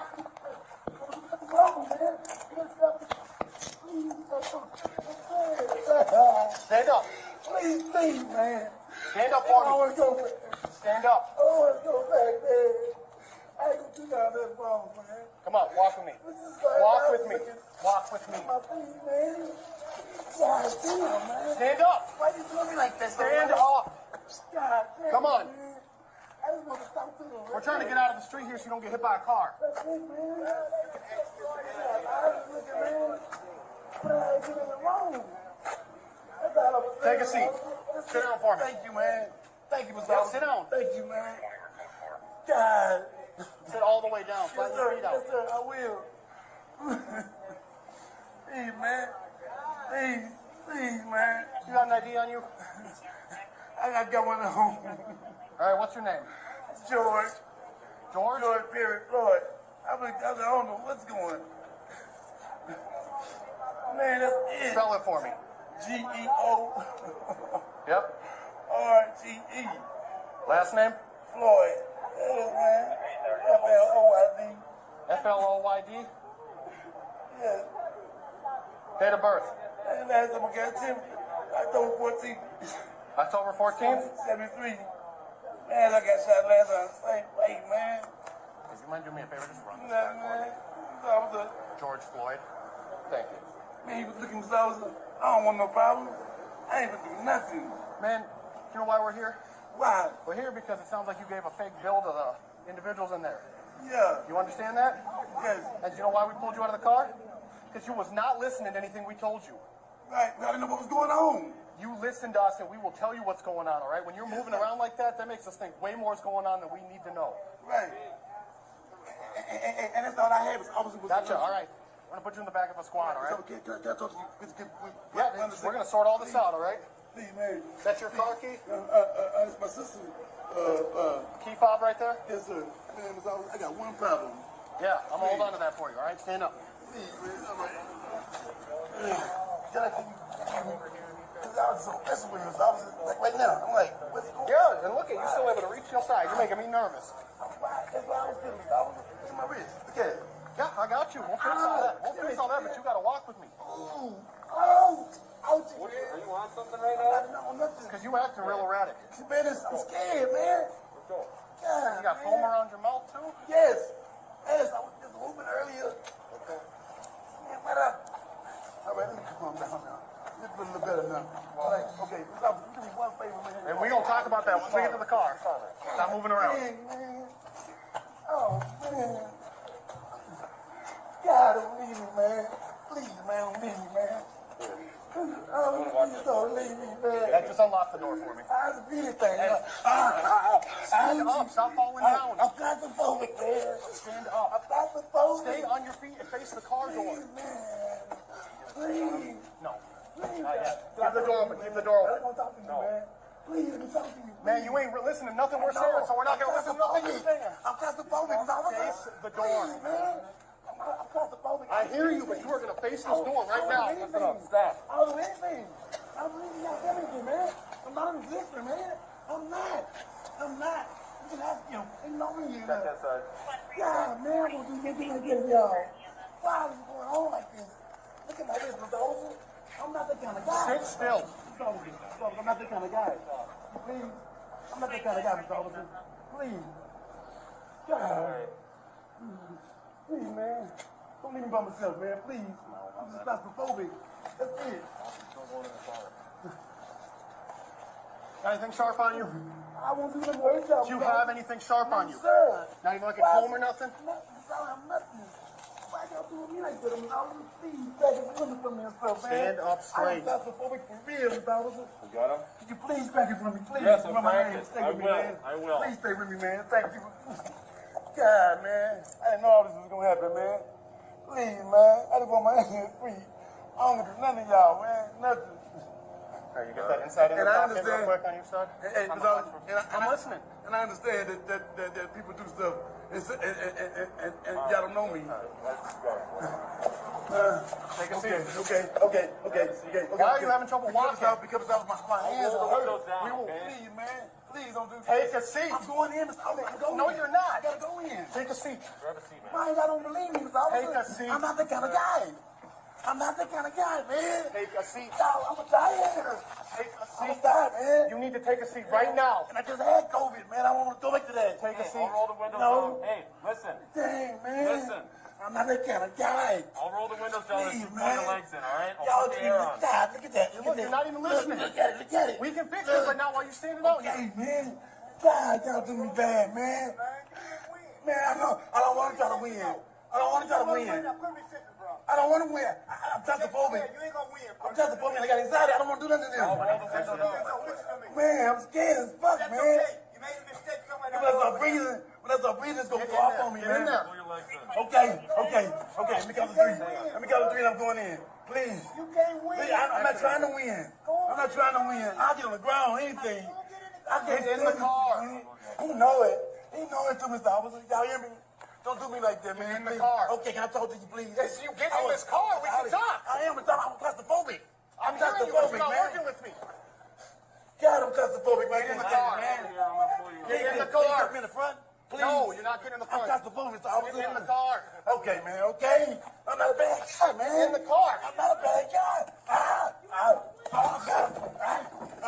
Man, what's my trouble? Please, Officer. Please. Sit. Please. Take a seat. Please, man. Please. No, Take a seat. I can't choke. I can't breathe, Officer. Please. Fine. My wrist, man. Please. I can't. And I'm on the ground. I'm on the ground.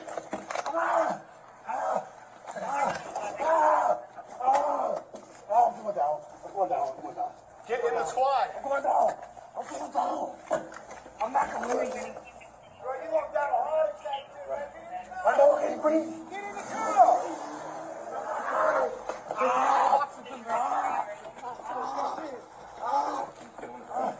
I just had COVID, man. I can't breathe. Take a seat. Please, man. Please listen to me. Is he going to jail? Listen to me. He's under arrest right now for forgery. I tell you. Can we figure out what's going on? For what? For what? Please, man. I can't fucking breathe. Here, come on out. Look at you. Thank you. Thank you. Get up on the ground. Yeah, on the ground. On the ground. Ah, my wrist.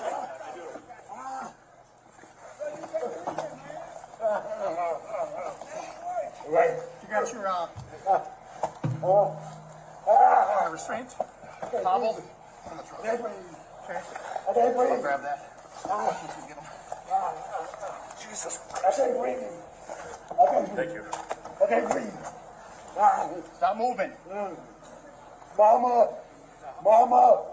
Yeah, Mama. it's in the, Mama. one of the front pouches Mama. on my right side bag. Mama. Mama. Ah. You're the rest guy. All right. All right. Oh my God. So you go to I jail. can't believe this. I can't believe this. I can't believe this. I can't believe this, man. Mama, I love you. Reese, I love you. You got hobble? Tell my kids I love them. I'm dead. Mine's in my side. It's listed. It's labeled. It says hobble. It's in the I can't top. breathe for nothing, man. It's cold blooded, man. Ah, ah, ah, You're doing a lot of Mama, I love you. I can't do nothing. Yeah, your mess is on their way. My face is gone. I can't breathe, man. Please. Please let me stay in. No. Please, man, I can't breathe. Get up on the sidewalk, please. One side or the other, please. My face kinda bad. Here, should we get his legs up? Oh my God. Nope, just leave them. Oh Just my leave God. them. Yep, just leave them. Ah. All right. I'm dead. The clerk's still sitting on the car there. Look at my face, man. I believe so. We found a pipe. Get out of the car. I ain't seen this real. Please. Across the street, parts washing. Please. Two other people with him. Please, I can't breathe. Please, man. Please, somebody help me. Probably step it up then. You got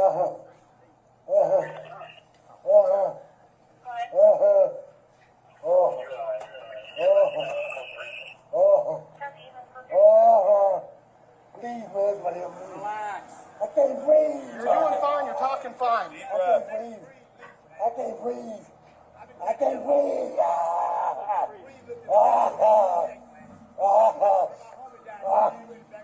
My body's so tired this thing. Relax. Man, I can't breathe my face. Just get up. What do you want? I can't breathe. Please, the knee in my dick. I can't breathe shit. Get up, get in the car, man. I will. Get up, get in the car. I can't move. Get in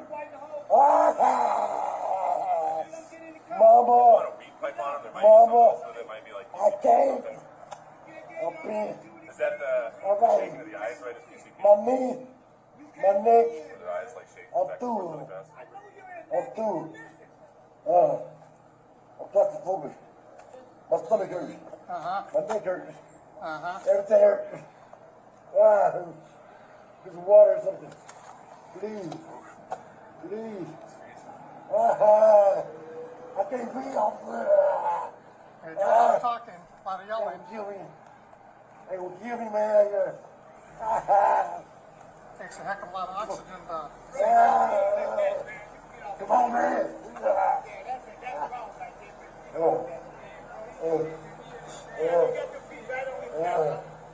I cannot breathe. I cannot breathe.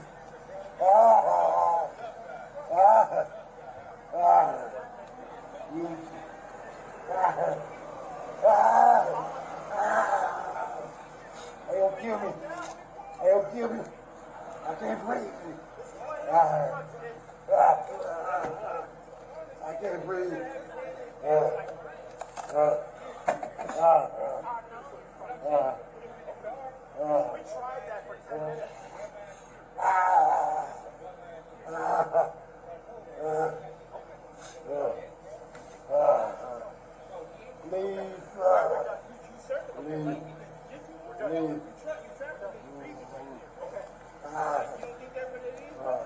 Roll him on the side.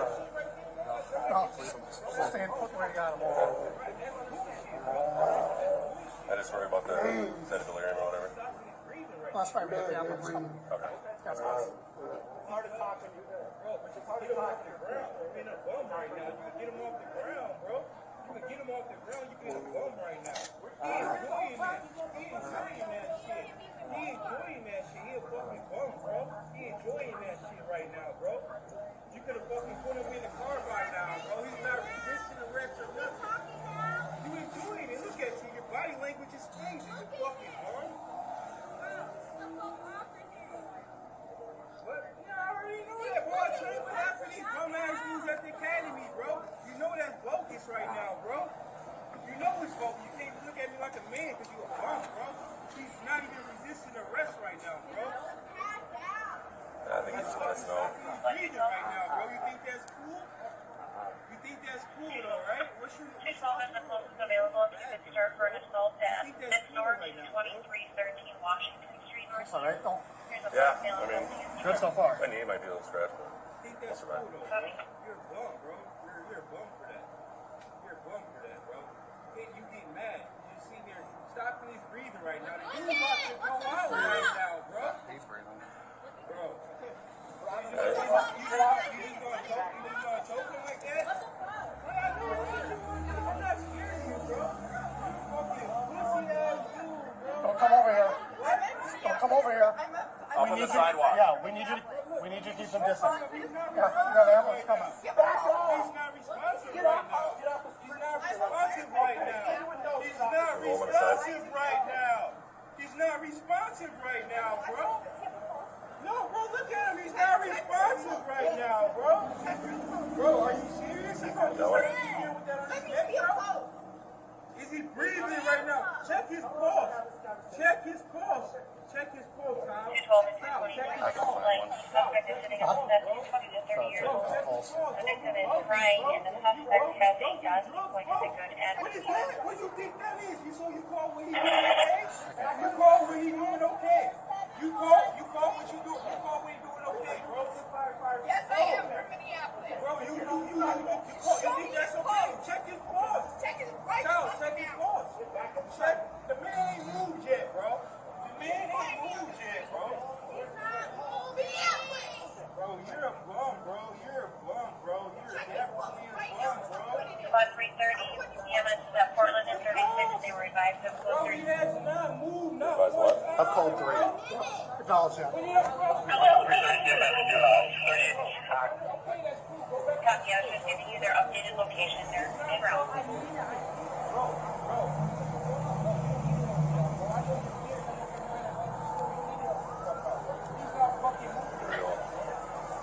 Bro, he was just moving when I walked up here. Bro, you just got up, you just got back out here. Bro, you just got back out here. Bro, he doesn't have to, bro, he's not fucking moving. Bro, what are you, 1087, bro? You're a bum, bro, or 987? 212 and 222, the suspect is leaving and he intends to be unknown, looks like it's going northbound. The victim is in the back of the bus.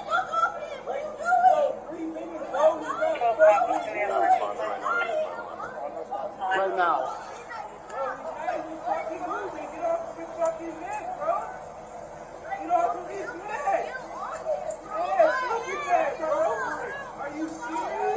Third precinct sergeant to acknowledge personal tonight, 26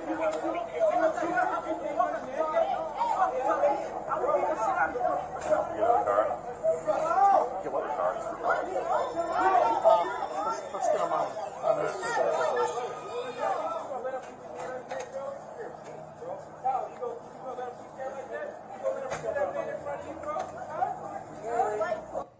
And we're going to stop playing at that point.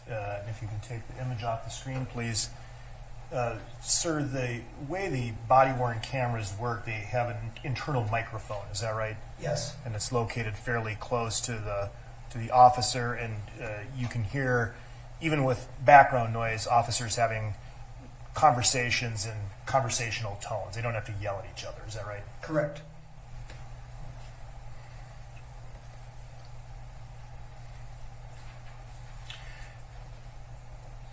There was also a body-worn camera footage taken from the camera issued to Officer 2 Tao. At this time, State offers Exhibit 49. Any objection? No objection. 49 is received. And ask to publish 49.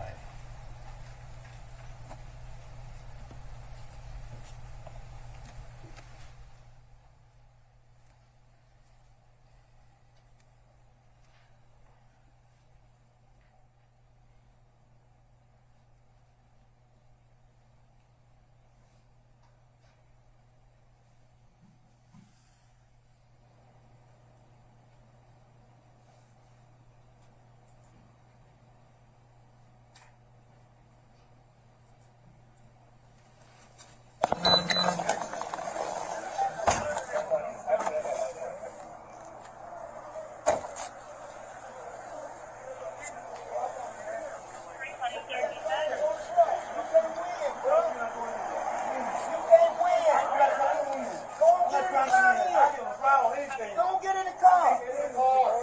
He know it. He know it. Y'all hear me?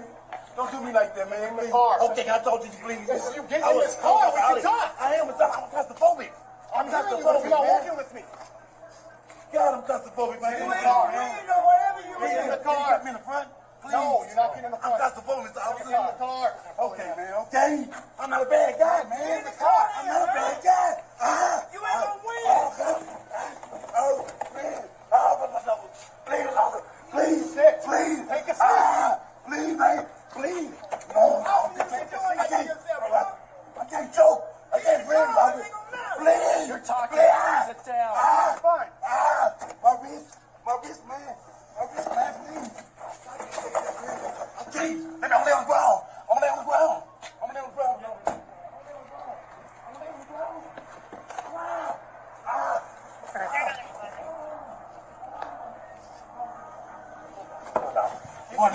I'm going down. I'm going down.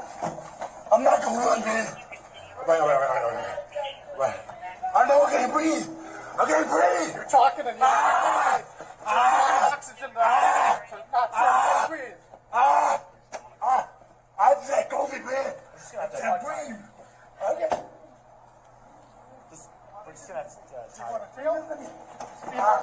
It's under arrest right now for forgery. I can't. Don't worry what's going on. What? Let's take him out and just see him. What? Please, man. I can't fucking breathe. Hey, come on out. Look at you, baby. Lay him. Yeah, just on the ground. I appreciate it. Bro, you can't win, man. Now you worry. Right. You got your, you guys got one? Strength. Combo? Can't breathe. Okay. I can't breathe. I can't breathe. I can't breathe. I can't breathe. Not moving. Mama. He's a Mama. Yeah. Mama. Mama. One of the front couches. Mama. On my right side back. Mama. Mama.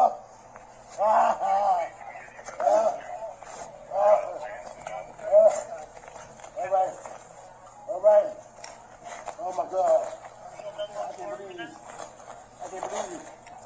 can't believe. Man. Mama, I love you. Reese, I love you. Get my kids, I love them. I'm dead. I can't breathe for that, man. Cold blooded, man. There you go. You're doing a lot of talking. Mama, I love you. Are we calling for I EMS? can't do nothing. Yeah, EMS is on their way. My face is gone. Well, do you want to hobble at this point then? I can't breathe, man. Please. Please let me stand. No. Please, man, I can't breathe. You got on the sidewalk, please. One side, please. My face is bad. Oh my God. I'm dead. Look at my face, man.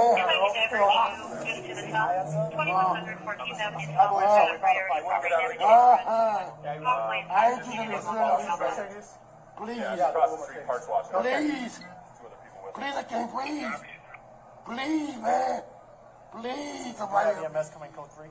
Probably step it up then.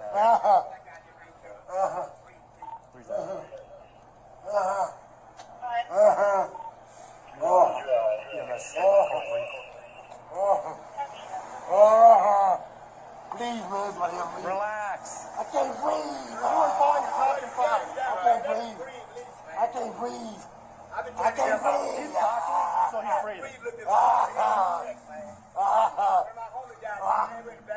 I'm about to die in your face.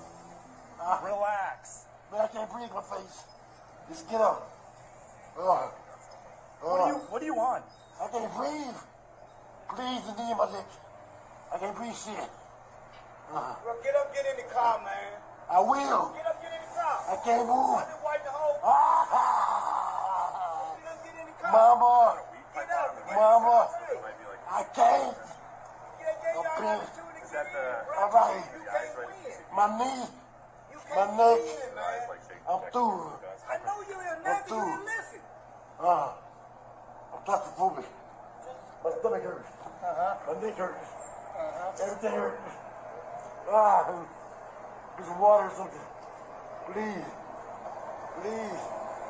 I can't breathe, officer. They will kill me. They will kill me, man. Bro, with your feet on the neck, man, you get off the Come on, man. Yeah, that's wrong right there. With your feet on the neck, man, bro. Yeah, you got your feet right on the neck. I cannot breathe. I cannot breathe. Tough guy. Tough guy. What's that? Tough guy. You ain't even resisting the rest. You know how long you fought with him? He's being held down. They'll kill me. I can't breathe. This is why you don't do drugs, kids. I can't breathe. He's talking, so he's fine. Okay. We tried that for 10 minutes. Okay? That's some bum ass shit, bro. Y'all know that. Okay. Bro. He's talking, he's fine. Bro, he ain't. Okay. All right, we're done. You circled Okay, me. we're Like, done. in a jiu-jitsu We're move, done. bro, you try We're to done. his breathing right there, bro. Okay. Like, you don't think that what it is, bro? You don't think nobody understands that shit right there, bro? I trained at the academy, bro. That's some bullshit, bro. You did. Okay. Right, Then do you that's understand? bullshit, bro. All right. That's bullshit, bro. You fucking stopping his breathing right there, bro. Okay, he's talking. It's hard to talk when you. Bro, but it's hard to talk if you're ground. if You're you're bum not right breathing. now. You can get him off the ground, bro. You can get him off the ground. You being a bum right now. Were you here the whole time? He enjoying that shit. He enjoying that shit. He a fucking bum, bro. He enjoying that shit right now, bro. You could have fucking put him in the car by now, bro. He's not resisting arrest or nothing. Talking now? You enjoying it. Look at you. Your body language explains it. You fucking bum. Bro, get the fuck off of here. But I already know that, bro. I trained with half of these bum ass dudes at the academy, bro. You know that's bogus right now, bro. You know it's bogus. You can't even look at me like a man because you a bum, bro. He's not even resisting arrest right now, bro. That's what happens to the underground. He's breathing right now, bro. You think that's cool? You think that's cool, though, right? What's your badge number, bro? You think that's cool right now, bro? You think that's cool though, bro? You're a bum, bro. You're a bum for that. You're a bum for that, bro. You getting mad. You're just sitting there stopping his breathing right now. The dude about to go out right now, bro. Bro. Okay. You just gonna choke him like that? Yeah, I know that's what you want to do. I'm not scared of you, bro. You're a fucking pussy ass dude, bro. What? Bro, look, well, you should check on him. He's not responsive right now. Back off. He's not responsive. Get off the street before you get arrested. Okay. And you wouldn't know. He's not responsive right now. He's not responsive right now, bro. No, bro, look at him. He's not responsive right now, bro. Bro, are you serious? You gonna just let him sit there with that on his neck, bro? Is he breathing right now? Check his pulse. Check his pulse. Check his pulse, Tal. Tal, check his pulse. Tal, check his pulse, bro. Bro, check his pulse, bro. You bogus, bro. You bogus. Don't do drugs, bro. What is that? What do you think that is? You call when he doing okay? Get back You on the call street. when he doing okay? You call what you doing? You call when he doing okay? Are you really a firefighter? Yes, I am from Minneapolis. Okay. Bro, Then get on the sidewalk. You think that's okay? Check his pulse. Check his right Charles, fucking check his now. pulse. Get back on the sidewalk. The man ain't moved yet, bro. The man ain't moved yet, bro. Okay. Where? Minneapolis. Okay. Bro, you're a bum, bro. You're a bum, bro. You're definitely a bum, bro. All right, we'll stop publishing at 202634.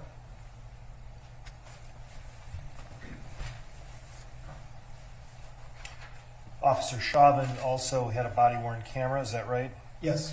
And based on your review, is that the box that we saw underneath the car at one point in the encounter? Yes. That is at Exhibit 44, offer Exhibit 44. 44 is received. Request to publish 44.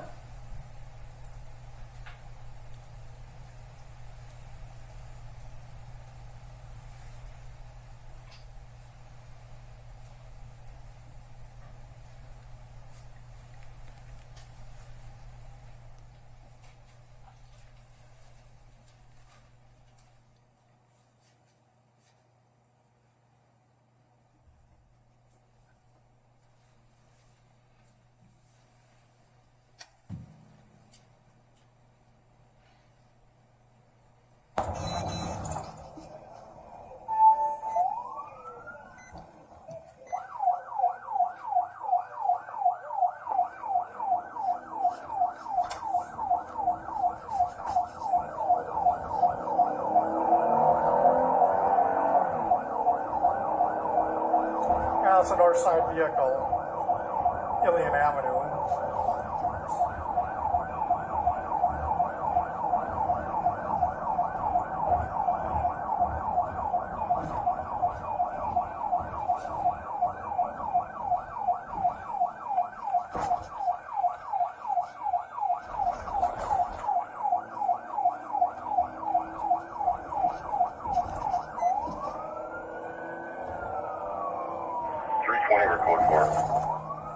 Copy, 320 South Code 4, 330, you can cancel at 2012.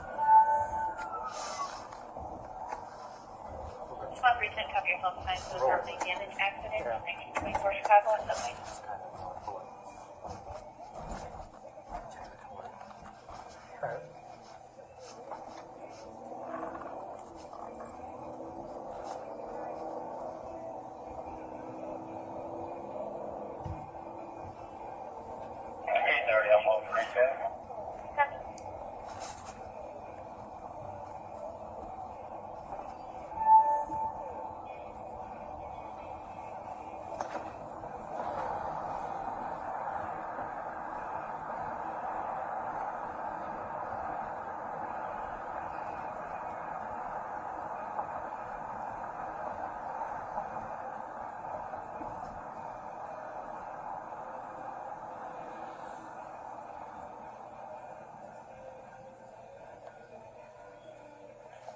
I'll shut up until we get there.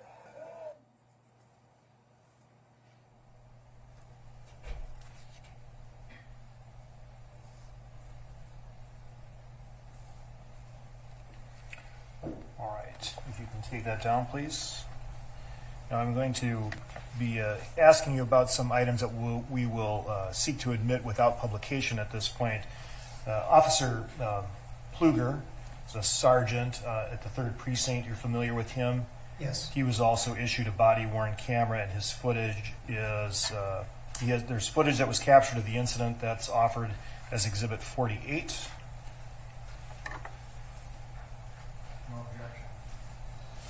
48 is received.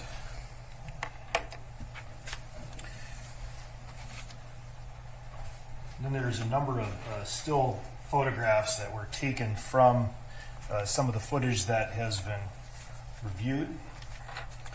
At this time I'm going to offer these without seeking to publish, kind of in a group. Offer Exhibit 57, still photograph from Lane's body-worn camera at 20/30/41. Yes, sir.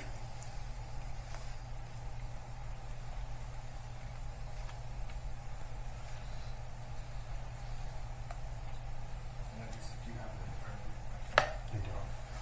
Is it on your thumb drive? I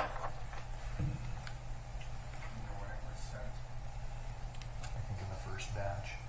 One moment, Your Honor. I can just take a look at it on there. Or you can bring it up and.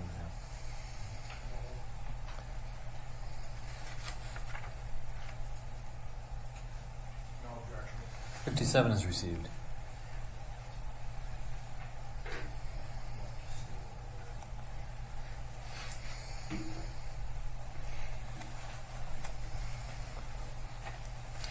Offer Exhibit 58, Lane's body-worn camera at 20:30:43. 58 is received.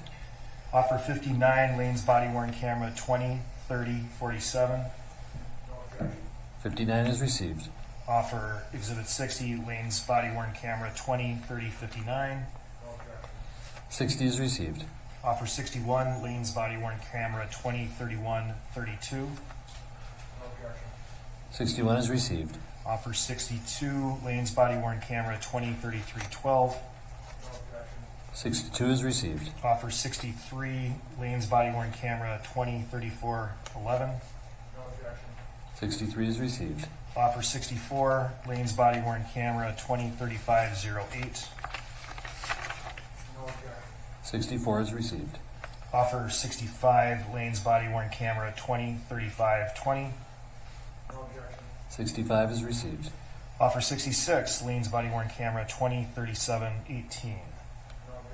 66 is received. Offer 68, still from Tao's body-worn camera. Oh, this is not military time, 8:32:59. That was 68. That was 68, Your Honor. 68 is received. Offer 69, Tao's body-worn camera at 8:32:06 seconds. I'm sorry, 8:33:06. 69 is received. Offer 70, Tao's body-worn camera at 8:33:20. 70 is received. Offer 71, Tao's body-worn camera at 8:34:48. 71 is received. Offer 72, photograph from King's body-worn camera at 20:33:57. 72 is received. Offer 74, Lane's body-worn camera 20:38:22. 74 is received.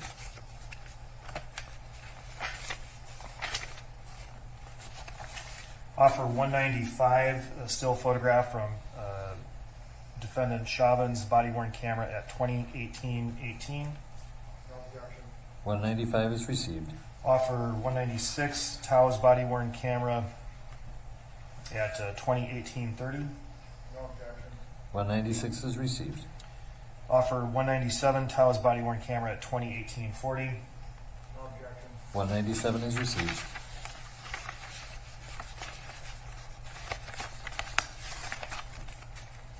Offer 237, photograph from King's body-worn camera at 20:17:45.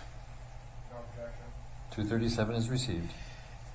Offer 238, Chauvin, defendant Chauvin's body-worn camera at 20:18:18. 238 is received. Offer 239, Tao's body-worn camera 20:18:40. 239 is received. Offer 240, King's body-worn camera at 20:19:27. 240 is received.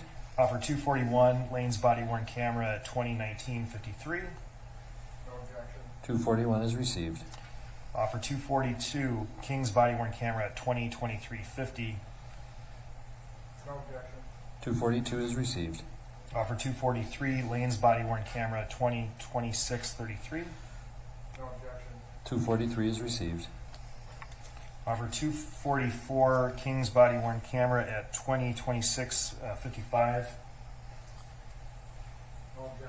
244 is received. Offer 245, Lane's body-worn camera at 20:28:23. 245 is received. Now to Exhibit 248, Lane's body-worn camera at 8:27:41. 248 is received.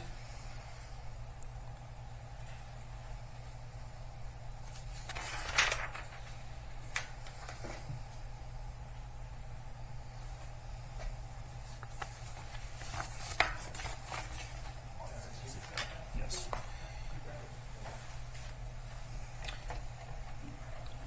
And then one final body-worn camera exhibit to offer and for publication. That's relatively short, Your Honor.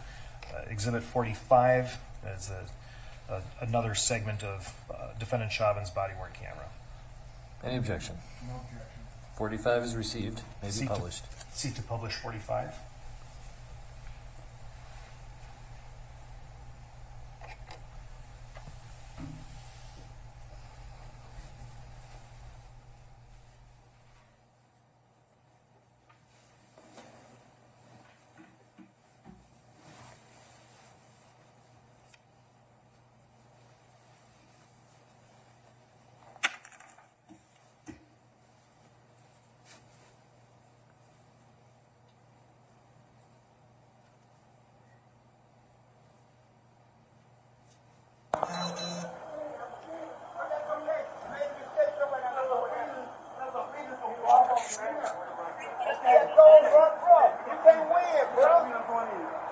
You can't win. I'm not trying to win. Go on, get in the car then. I get on the ground, anything. Go on, get in the car. He know it. He know it too, Mr. Officer. Y'all hear me?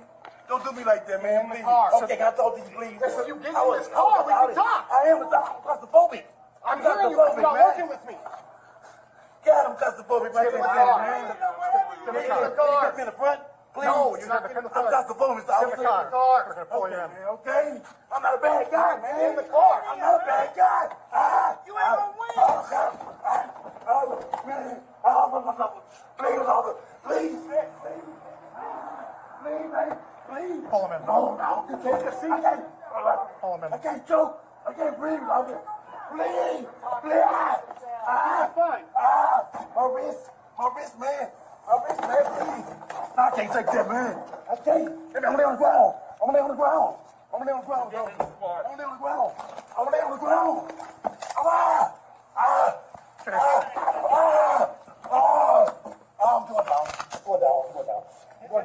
I'm going down.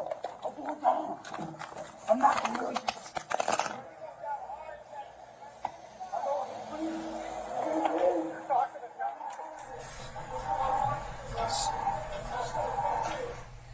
And then we've reached the point where, based on your experience and observation, that the camera is now on the ground underneath the vehicle. Is that right? Yes. Thank you very much. I have no further questions. Mr. Nelson? Yeah.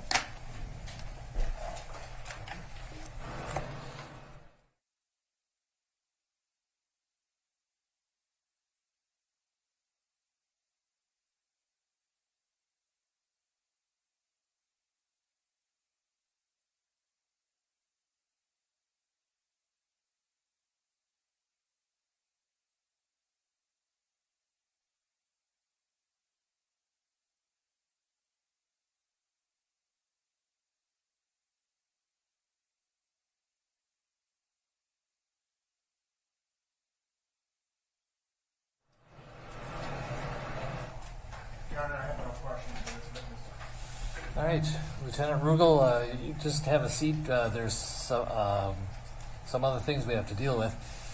But members of the jury, we're going to excuse you for the night. And so we are going to be in recess as far as you're concerned until roughly 9:15 or 9:30 tomorrow. Simply follow the sheriff's deputy's instructions, and we will see you tomorrow.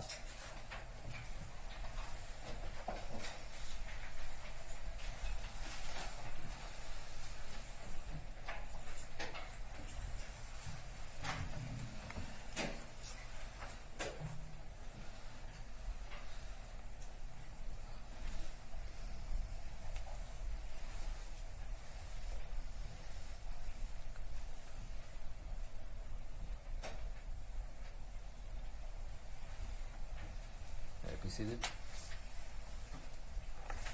All right, Mr. Nelson, did you want to proceed?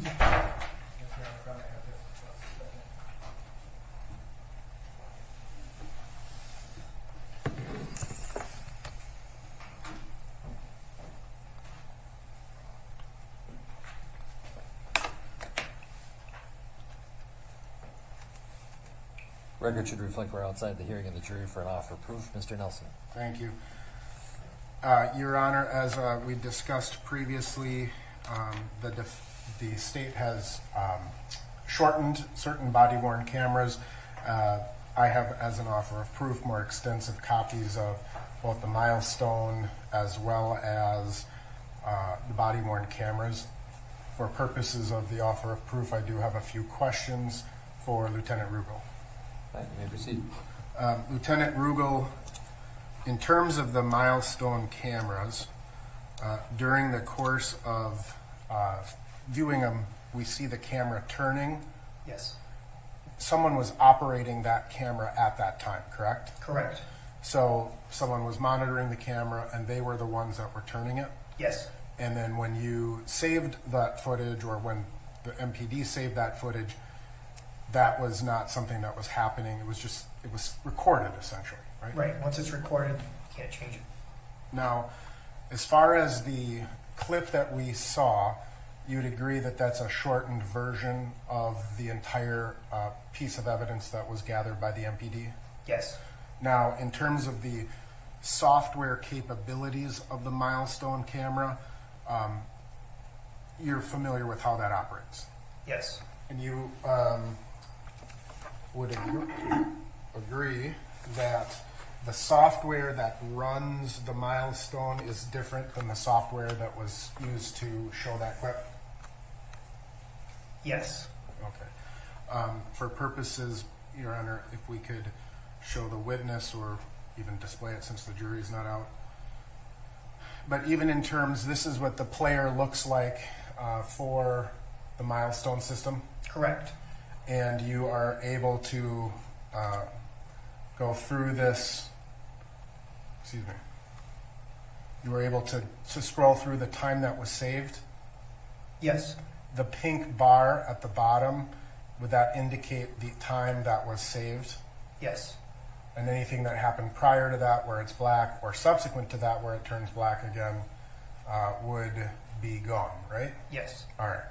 Now, you can also, this player also has some other capabilities such as zooming, right? Yes. So we can actually take this and move the camera around. Correct? Yes. So it has like this compass rose that allows you to manipulate where the camera is, as far, or where the image is enlarged within the original video. You're zooming within the video now, right? As opposed to with the camera. Okay. You also have the ability here to play it in different speeds. Is Yes. that correct? So I could play it at as high as 16 times the original speed. Correct. So it goes much faster, as we see on the screen. Yes. As well as we could slow it down to as much of quarter time, right? Yes. All right. So if I just put this back to regular speed, and then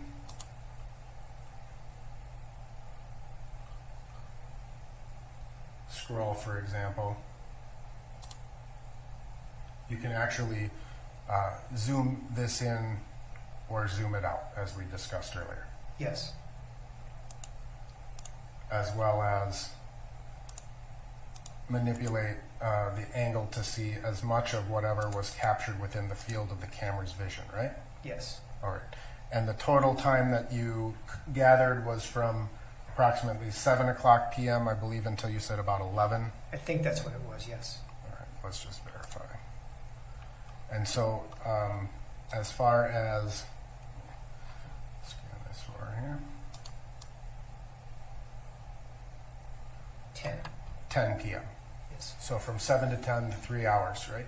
Yes. All right. Now, with respect to the body-worn cameras, does the MPD also maintain the, we can turn the screen off, Your Honor.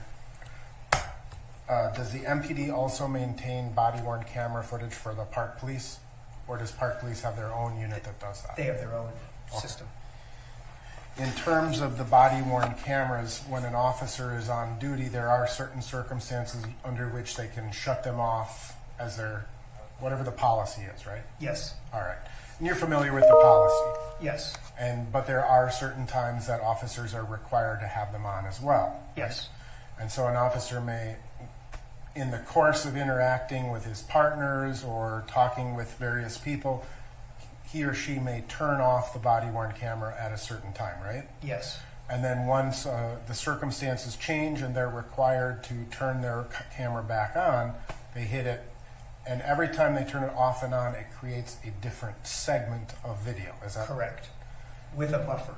With a buffer, with a 30-second buffer each and every time. Yes. And so when we're watching the videos and we see that first 30 seconds, and then all of a sudden you see them hit it, and that's when the sound comes on. It actually goes backwards 30 seconds, right? Right. Okay, but sound would not be captured. Not during the buffer, right? The 30-second buffer.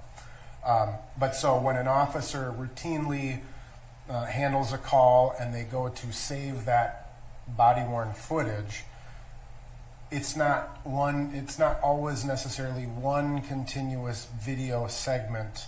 It may be several segments, right? Correct.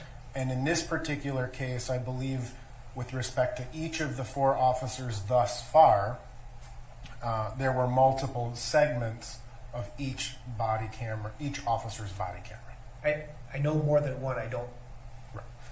Sure. Yes. I think so. Yeah. I think so. I'm not. I could look and give you the specific numbers, but so if we look at a file folder that has Mr. Chauvin's body-worn cameras and there were 3 segments, that would be representative of 3 times that he turned it off and on. Yes. And they all would have the same case number, and each officer may have more than one segment of time captured. Yes. All right. I have no further questions for the purposes of foundation.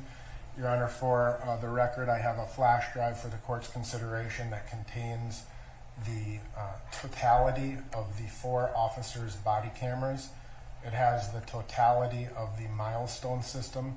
Let me ask you one quick question, Lieutenant. I apologize. The milestone camera, in order to operate that, it appears from the instructions you actually need to save it onto the desktop of a computer. Are you familiar with that? To operate it? To run that player? You mean downloaded video? Yes. To someplace, yes. You need to save it. Okay. You can save it to a thumb drive, and then we put it up into evidence.com. Right. I guess what I'm saying is, like, when I get it, I got a specific instruction that I had to save it on my desktop in order to run the player. Have you heard that? I believe I've run them from a thumb drive. Okay. I wasn't able to do that. Okay. So for the court's consideration, I would suggest copying. You may find it easier to run the milestone if you save it onto your desktop. I would note, Your Honor, and I don't know if the state is intending to object as on foundational purposes, but it is the defendant's intent to call Peter Chang, the Minneapolis Park police officer. On the thumb drive also is Peter Chang's body-worn cameras. If there are foundational objections, I would appreciate knowing that. Alternatively, you may want to view that if there are admissibility objections. Are you going to object on foundation grounds? I don't anticipate that, Your Honor. Let me review the issue, but I don't see a reason to object on foundational grounds, but substantively, there will be some objections. All right, and when do you want to deal with this? Is for your case, correct? It is for experts, both with respect to use of force considerations as well as medical issues. All right. When would you like to actually argue this? Tomorrow morning, or is today Wednesday? Thursday or Friday is fine with me. Could we do it Friday morning, Your Honor? Sure. And then Let's do that Friday at 9 a.m. then. At 9 on Friday? Yes. I don't think it should take longer than that. Okay.